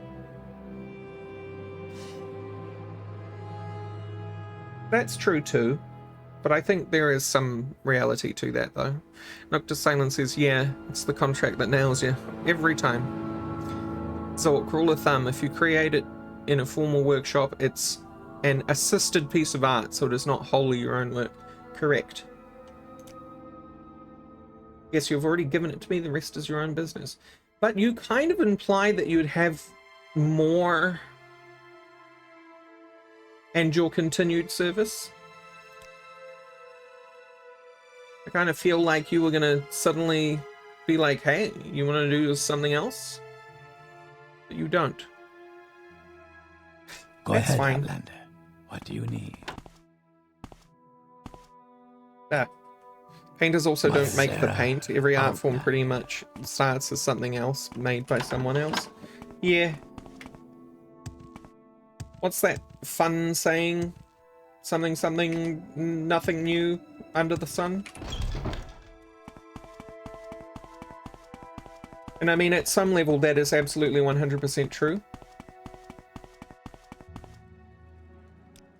Because you could say that, like, you know, the color blue has been used in this artistic work, therefore there is nothing new in this work, because you've used something that's been used somewhere else. But not every combination of everything has ever been done. That's impossible.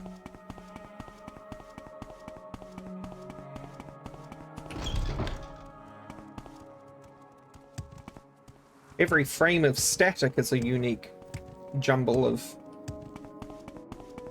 input.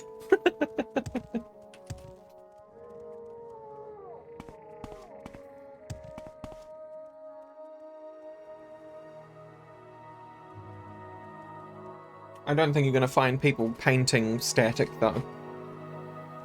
But then you'd have somebody who's painted static, and painted static would be fundamentally different to static displayed on a screen, so they may still both be static, but different mediums. So maybe I'm wrong. Most of what you see are really laymen using models they didn't make. Yeah. I mean, that's where the boogeyman comes from, right, Cuts? Is that a lot of the people who are driving a lot of this AI art stuff are people who weren't artists to begin with. And they've just got really excited over this tech without realizing the implications of what they're really doing. And now they don't want to admit that there might be some fault there because that's embarrassing.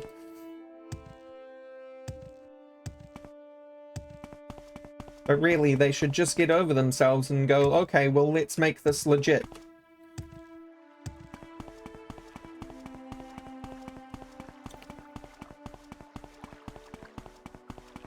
Well, since every possible combination exists in parallel multiverse, everyone is popping someone out there, lol. See the messages before that?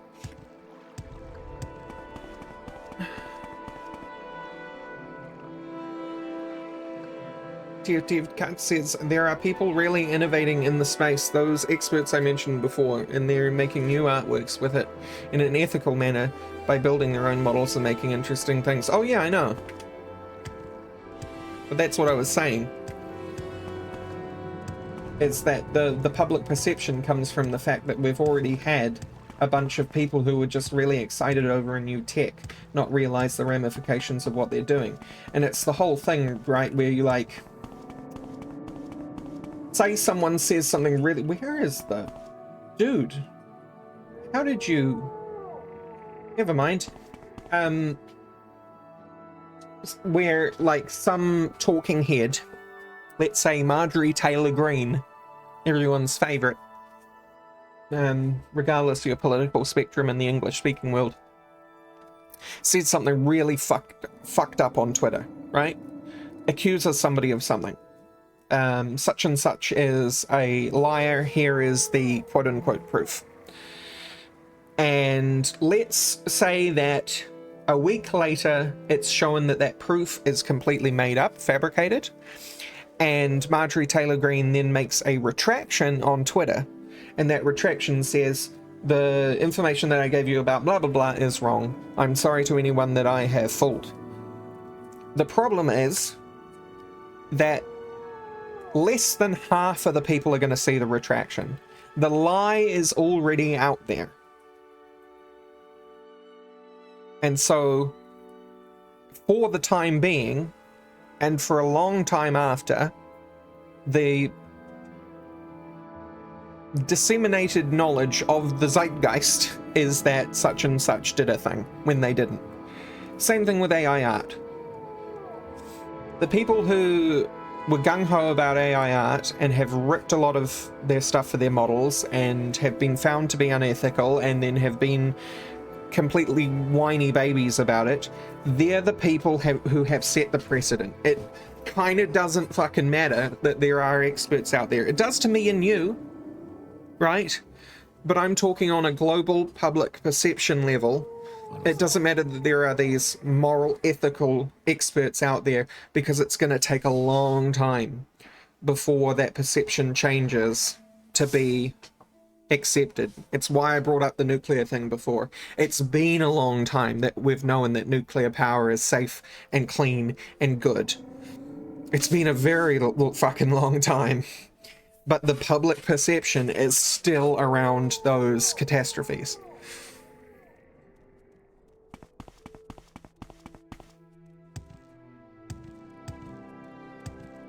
And it sucks.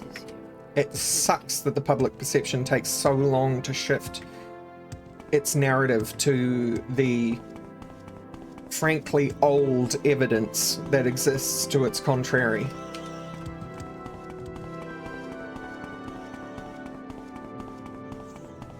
That says, real talk, I think fundamentally we work the same very general way as those AI models do, agreed. But that we are much bigger and much more generalized in our corpus of experience. GPT is basically what if there was an insect, but instead of being an insect, 100% of its brain was being used to write illegible text. Yep. Totally. I think a lot of people are really scared by that. They don't want to think of themselves as meat machines. It's meat.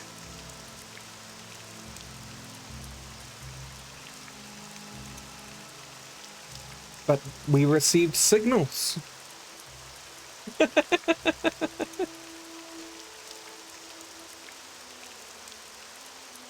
Yes, you are listening to meat. Something like that, anyway. In an infinite universe, everyone has made everything because every permutation can happen in an infinite universe. Exactly right, Sarah.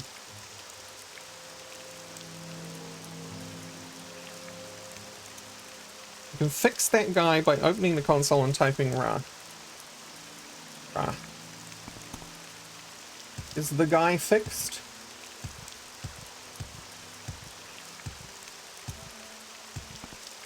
Sir, are you fixed? You certainly are. He's back where he should be.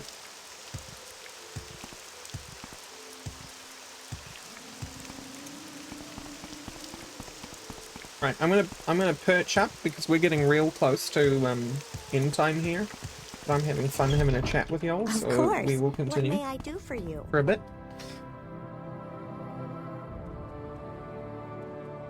And similarly, these image models are what if 100% of its experience looking at and making pictures instead of being a tiny fraction of being a human being. Yep. GPT only is as good as its data set. Feed it on Twitter, 4chan, and Reddit, and it'll be nasty. Already did it. They're made of meat. You also need to be in that same cell when you type Ra. Nice. I guess I was still in the same cell. It's not all loaded adjacent cells? I guess it might not be back in Morrowind.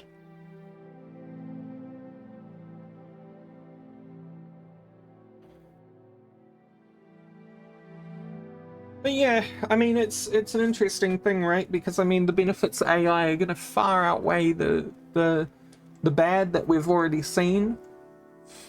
In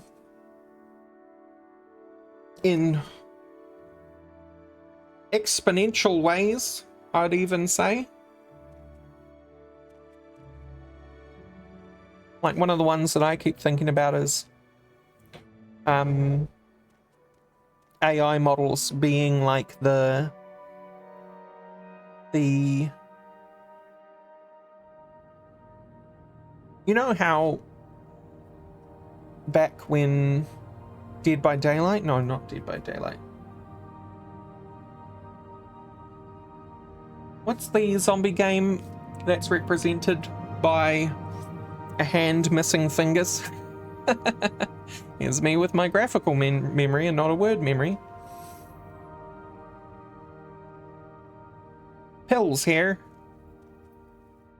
Left 4 Dead, thank you. Back when Left 4 Dead came out, they were like, here's this amazing new technology called the director, and the director determines how your game goes. Imagine how AI is going to affect that sort of thing in games. I mean in ways in terms of storytelling, not just like how many enemies you get to fight. I'm talking bespoke dialogue. You could literally, like the old games of yore, where you could use keywords to talk to NPCs and those NPCs would respond to you.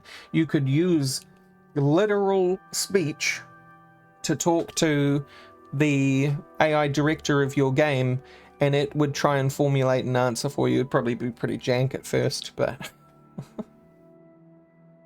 it'd be pretty cool. But then the way that it could affect human life in terms of really fundamentally important things to the quality of people's lives, like I am really excited for in terms of the mental health situation. Like it would be, for me, somebody with ADHD and dyslexia, it would be amazing just having my large language model sidekick around to help me make sure that I'm, well, no, it wouldn't be just a large language model, but being my secretary and spell check, you know, or making sure I read a sentence properly and understood it correctly.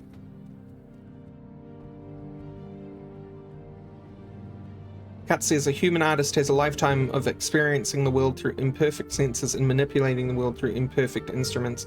And when I really think about what I can actually picture in my head rather than what gets translated to the page by the process of continual sensor motory feedback, it is a lot less concrete and more like what you see coming out of those models. Yep. I always used to think the really, really early examples looked like dreams.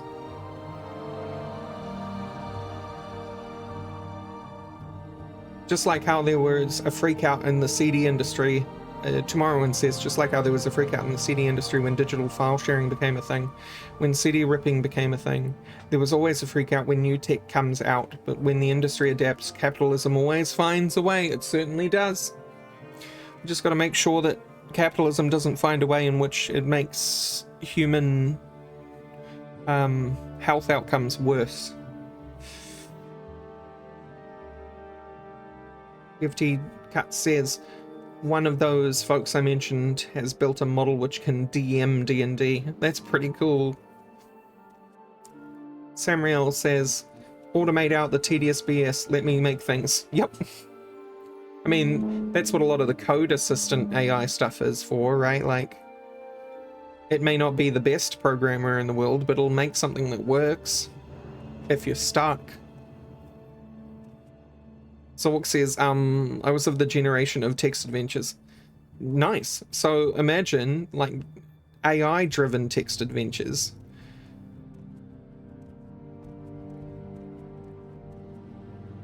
Because I played me some... Now I get the arrow. I can't believe I didn't pick up on that, Zork.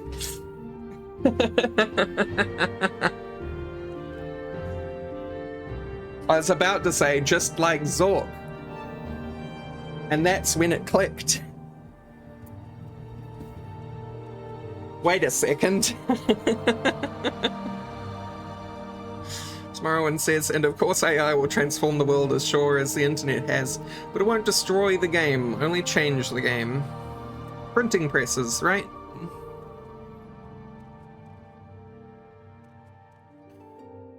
My worry, as always, is, like the Industrial Revolution, health outcomes for humans out of the Industrial Revolution were really bad for a while because it wasn't handled right on a societal level. There wasn't any guidance or safety net for the fact that everything was radically changing so quickly.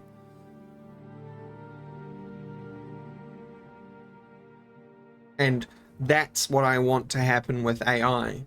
I know the world is going to be better from AI, but I want the AI revolution to have a smoother transition with as few lost souls as possible. There will never be no lost souls, but as few as possible. Whether that looks like universal basic income, whether that looks like better transitional lore, you know, whatever that can be done should be done.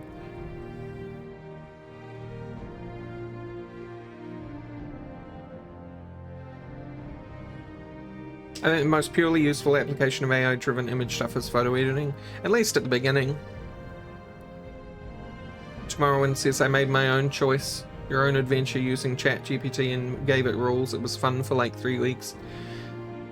My only thing is that ChatGPT has a memory of, well, I mean, the model that I used had a memory of 2,000 words. I don't know what the current one is. So it could get lost later on.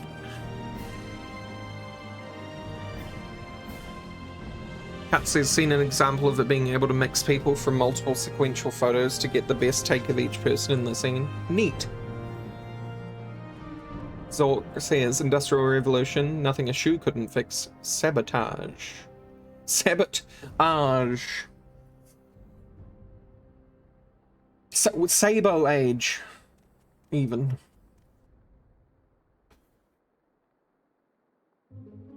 Then we got smart, did some riots, wrecked some capitalists, and got better living conditions. I think we are... Either there's going to be some radical governmental change or there's going to be a revolution. I don't know what one's going to happen first, and I'm probably going to be alive to see it. Because it's coming up pretty quick.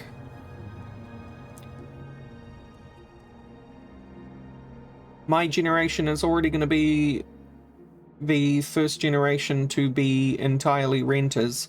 And by entirely, I mean not mathematically entirely, I just mean, you know, the majority of. And it's only getting worse from here.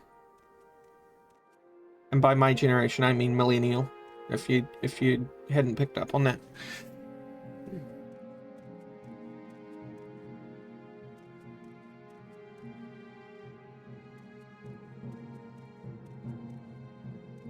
Morrowind says humans with a limited short lifespan are, yes, generally shit at taking accountability for long-term patterns, long-term degradations from tech revolution. We don't have an excuse anymore, quite frankly, because the tech that we have produced around ourselves has long abated that as a problem. The issue is that people don't want to take accountability now. It's gone from a reasonable thing to an unreasonable thing.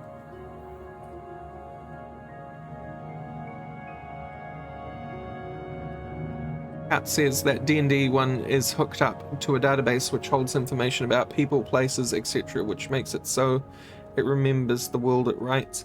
Cool. Yeah, I mean, I guess that's the problem with ChatGPT, right? It's not actually keeping like a cache as part of its own model. When you do something like a thing, it's only ever going to have, well, it's keeping a 2,000 word cache, but it's not keeping a massive database as you go through your game. But the D&D one is doing that is super cool, because now it's got its own references. It's self-referential, which is a fantastically amazing part of the human mind.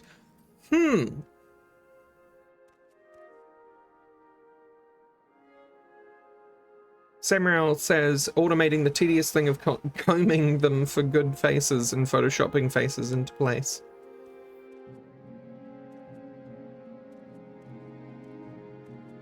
That says, well, you choose what it takes and it just stitches them together, which is super handy. Yeah. Smartphones and fast food, the population is already subdued. Somewhat. I don't think that's going to last forever. I think there is a breaking point.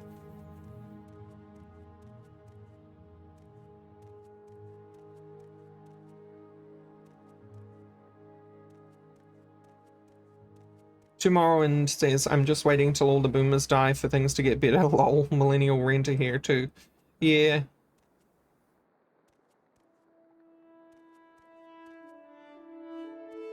It's a shame, because there are some good boomers out there, but a lot of them do have lead poisoning, so.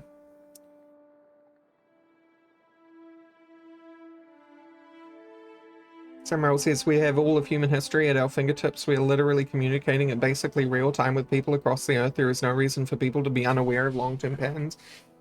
100. Tomorrowland says, I saw an article about how millennials are the most tech-savvy generation and Gen Z aren't tech-literate, with popularity of smartphones being simplified. That is a whole thing for me, Tomorrowland. It's one of my nightmares, is the fact that Generation Z and Alpha are getting worse at tech. And it's because we've built these sandboxes in terms of tech. Whereas the millennial generation and somewhat the X generation and, you know, the tech-savvy ones are the boomers and so on and so on. But from a mass population perspective, the millennials have had to go through being able to boot up a DOS-driven computer or what have you, an Amiga, it doesn't really matter, with console lines, and being able to get the right aux port to be recognized for such and such game. This is all just normal for our childhood. Whereas Gen Z pretty much have, like, when you install a thing, they have one button and it works. They've never had to interact with a digital system on an intimate level.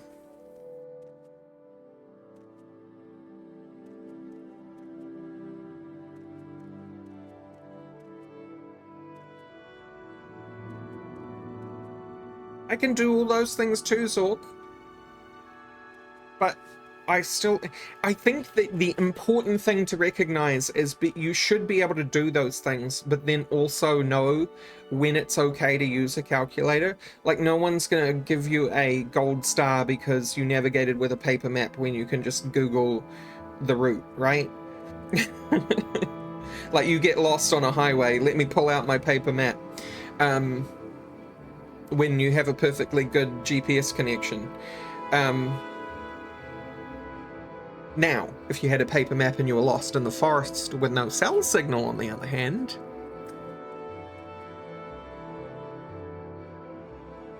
and a compass, or your phone's dead or whatever. Same with the calculator. Like, no one's going to give you a gold star because you did 12 times 6 in your head.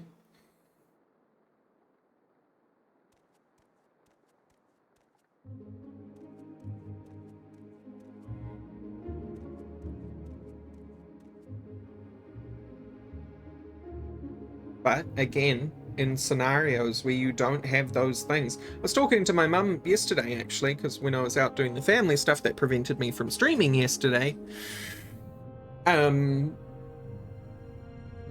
we were talking about how, yeah, we've come to understand each other a bit more in terms of the digital and the analog worlds, and how I really appreciate that my mum has basically everything hard record. She's written everything down she ever needed. I need a phone number I can't remember, I ask her and she goes and gets a book with all the numbers in it. Like, and that's just not a habit I've formed.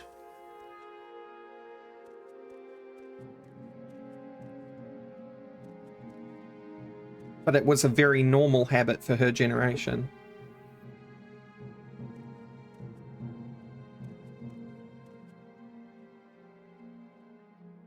When the GPS goes out because of all the debris in space, then what? Exactly, that's what I'm saying. Like, there's a time and a place for everything.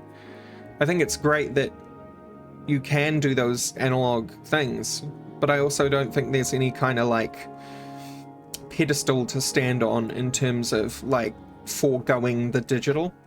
Because it is just more efficient in a lot of ways to use the digital.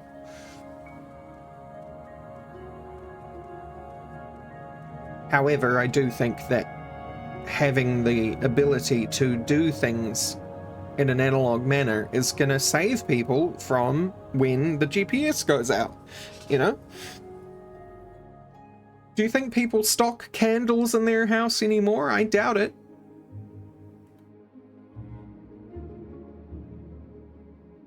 Maybe they have a candle because they want their house to smell nice, but it's not like they have just candles in case the power goes out. Cheap, cheerful, non-scented 12-hour candlesticks. Alright, cuts. Catch you later. Google Foo is a skill in its own right, and Google Foo has become less useful because unfortunately SEO has fucked everything. But yes, proper Google Foo has been more and more helpful as it's got more and more fucked.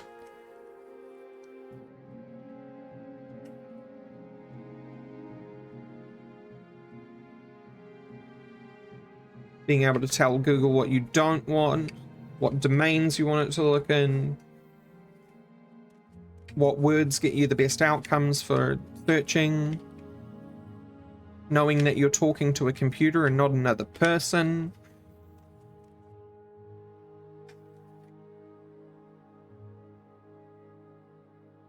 Ginger says, I like challenging myself to slowly start using the nav to get around familiar routes as I get more confident I remember them. Yeah, so navigation is a huge one for me because while I don't remember names, I'm horrible with names. I go somewhere once, I remember how to get there forever. And GPS fucks me up because what I don't realize that I'm doing, well, I realize it now, but what I didn't realize was happening when I was learning all of this and going on 2-hour drives and then remembering how to walk home, you know, and what route to take. It's because all that time I was observing, and all that time I was observing, neurons were being connected about where I was, when I was, when and where. But if I'm looking at a GPS, I'm not taking any of that information in, right? When I look around at the world around me, I don't see a GPS vision of the world around me. I see the world around me with its trees and its fences and its birds and that one house over there with the green paint and so on. And so I think navigationally, GPS has been hugely helpful when you need to go somewhere once, but GPS has also poisoned the well because I know people personally in my life who have no idea how to navigate their local community because they've always used a GPS for it.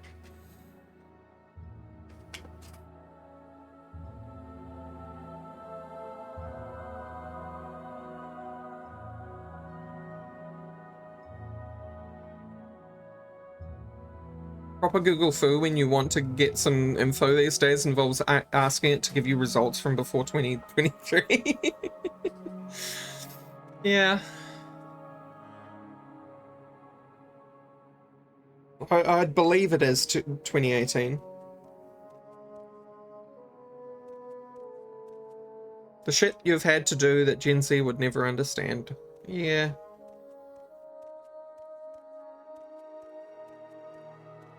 Have you seen that video about that boy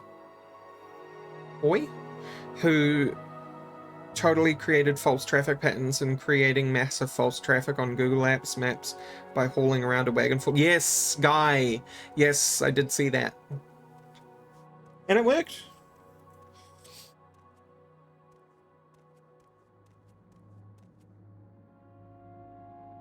Don't follow the blue lines, you'll flood the engine.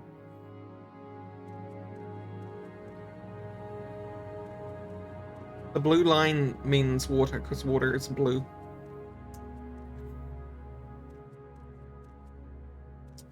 TFT Cut says, I'm awful at it. Lived in my city of birth for 20 years. Went to school in the middle of the city for 8 years. Took all that time to get the general sense of the layout. I mean, you know, that's what I'm saying, right? Like, for somebody like me, it's something that I remember immediately, if I'm engaged with it. I'm very lucky in that sense. Not so much in other ways. Again, words, names, so on. That's my dyslexia.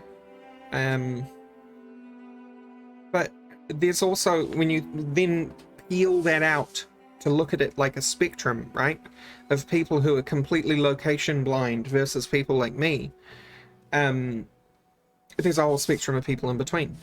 And that's going to affect things. But GPS is not helping anybody on that spectrum. No. GPS isn't helping anyone on that spectrum trying to learn traditionally.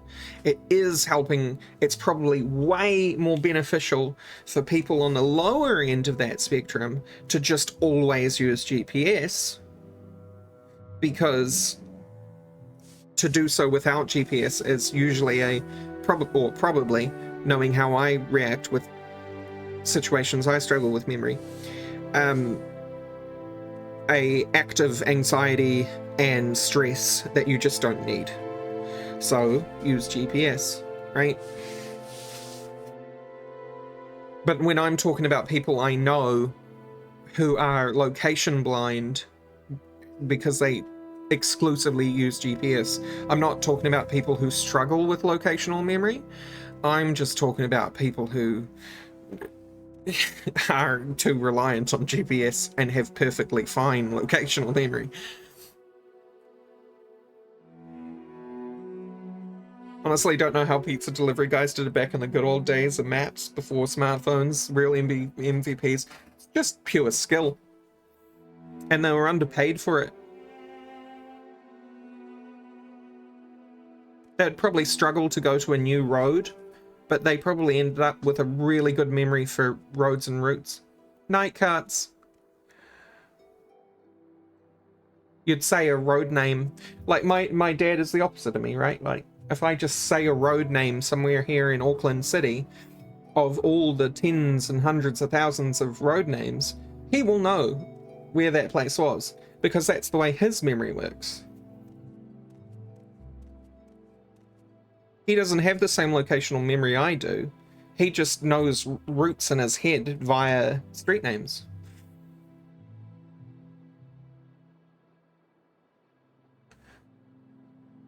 But street names aren't even given to you in a reasonable way in GPS. Tiny, along the image of the road, often too small for you to take in. You're driving, so you're not taking it in because you're not looking at the road signs to actually know the name of the road you're going. You're just looking at the line on a map.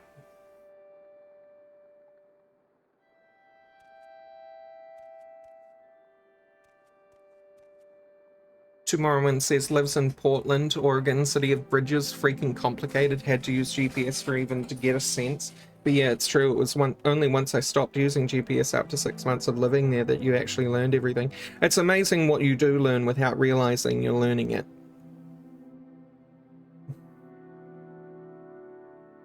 Getting started, GPS is nice, internalizing locations, better not to rely on it. I'll use GPS to go somewhere new. But then after that, if I'm going to go back there on a regular basis, or even more than once, I'll make the effort to actually take a look at what the route is, where it is, what roads I'm taking, so on and so forth. Kiwi says, I think it can also depend on if you grow up in that area. I live where I grew up, so I learned the roads visually while never caring to even learn a lot of street names. Yeah, and I've had to catch up with the names. Oh, mood. But I don't think for the same reason.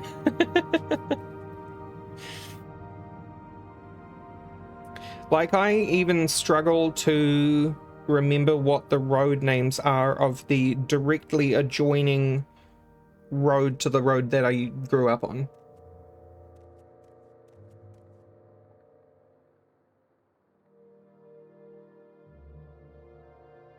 I can think of one. And I don't even know if it's the one that I'm thinking of, like if I'm matching the name to the road visually in my head.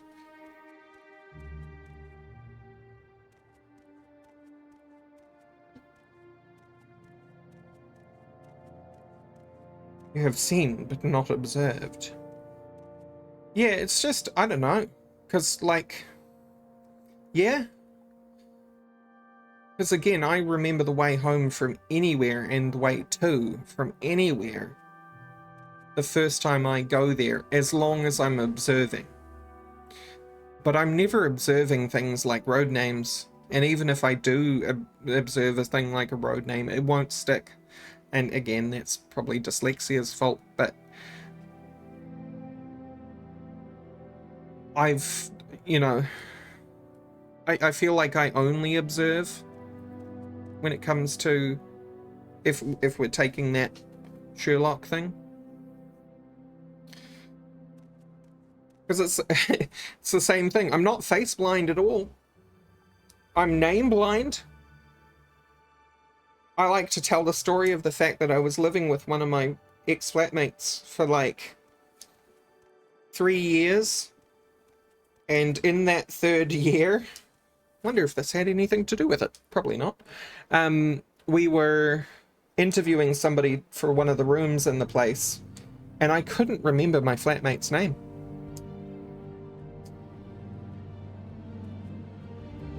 I was like, just, hi, I'm Rose, and this is... Aw, shit.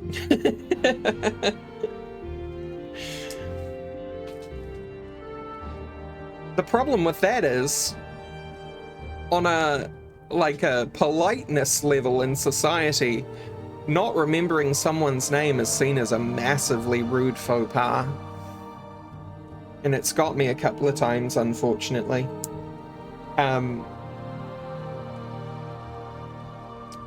But the horrible thing about it, of course, is I never forgot them. I intimately remember this person in my life.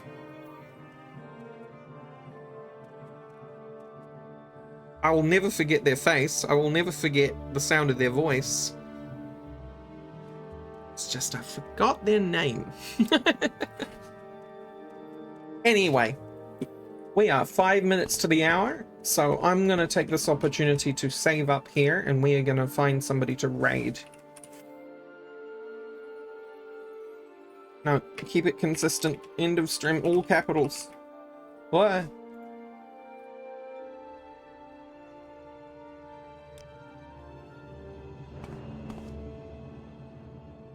Before we move on, I knew someone who had trouble with their right versus their left, but knew north, east, south, west like the back of their hand. Totally bizarre. When giving my directions while driving a car, he would say turn south, and I would be like right or left, and he'd panic and say I don't know, just turn south. Not making fun. Are you Australian, and was your friend Aboriginal?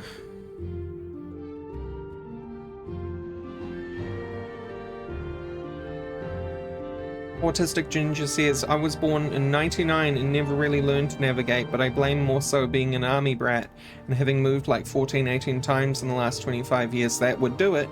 You had no reason to. My general lack of friends and lack of spirit of exploration born from being exposed to flash game sites like Miniclip early on don't help.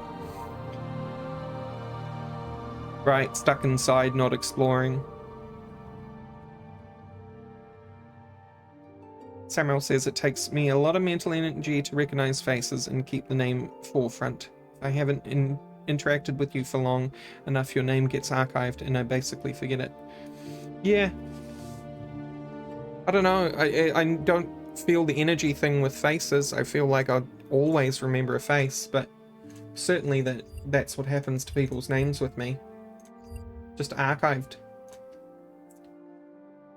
Yeah, okay, let's find whomst we will raid.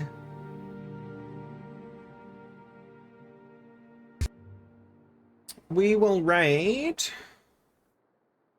Sublimiter, who's playing Minecraft. Sublimiter is an awesome Aussie dude. So he is time relevant. and likes to play a lot of Minecraft. He's a very interactive streamer. So enjoy. I will be there with you. Lovely chat. Thank you very much.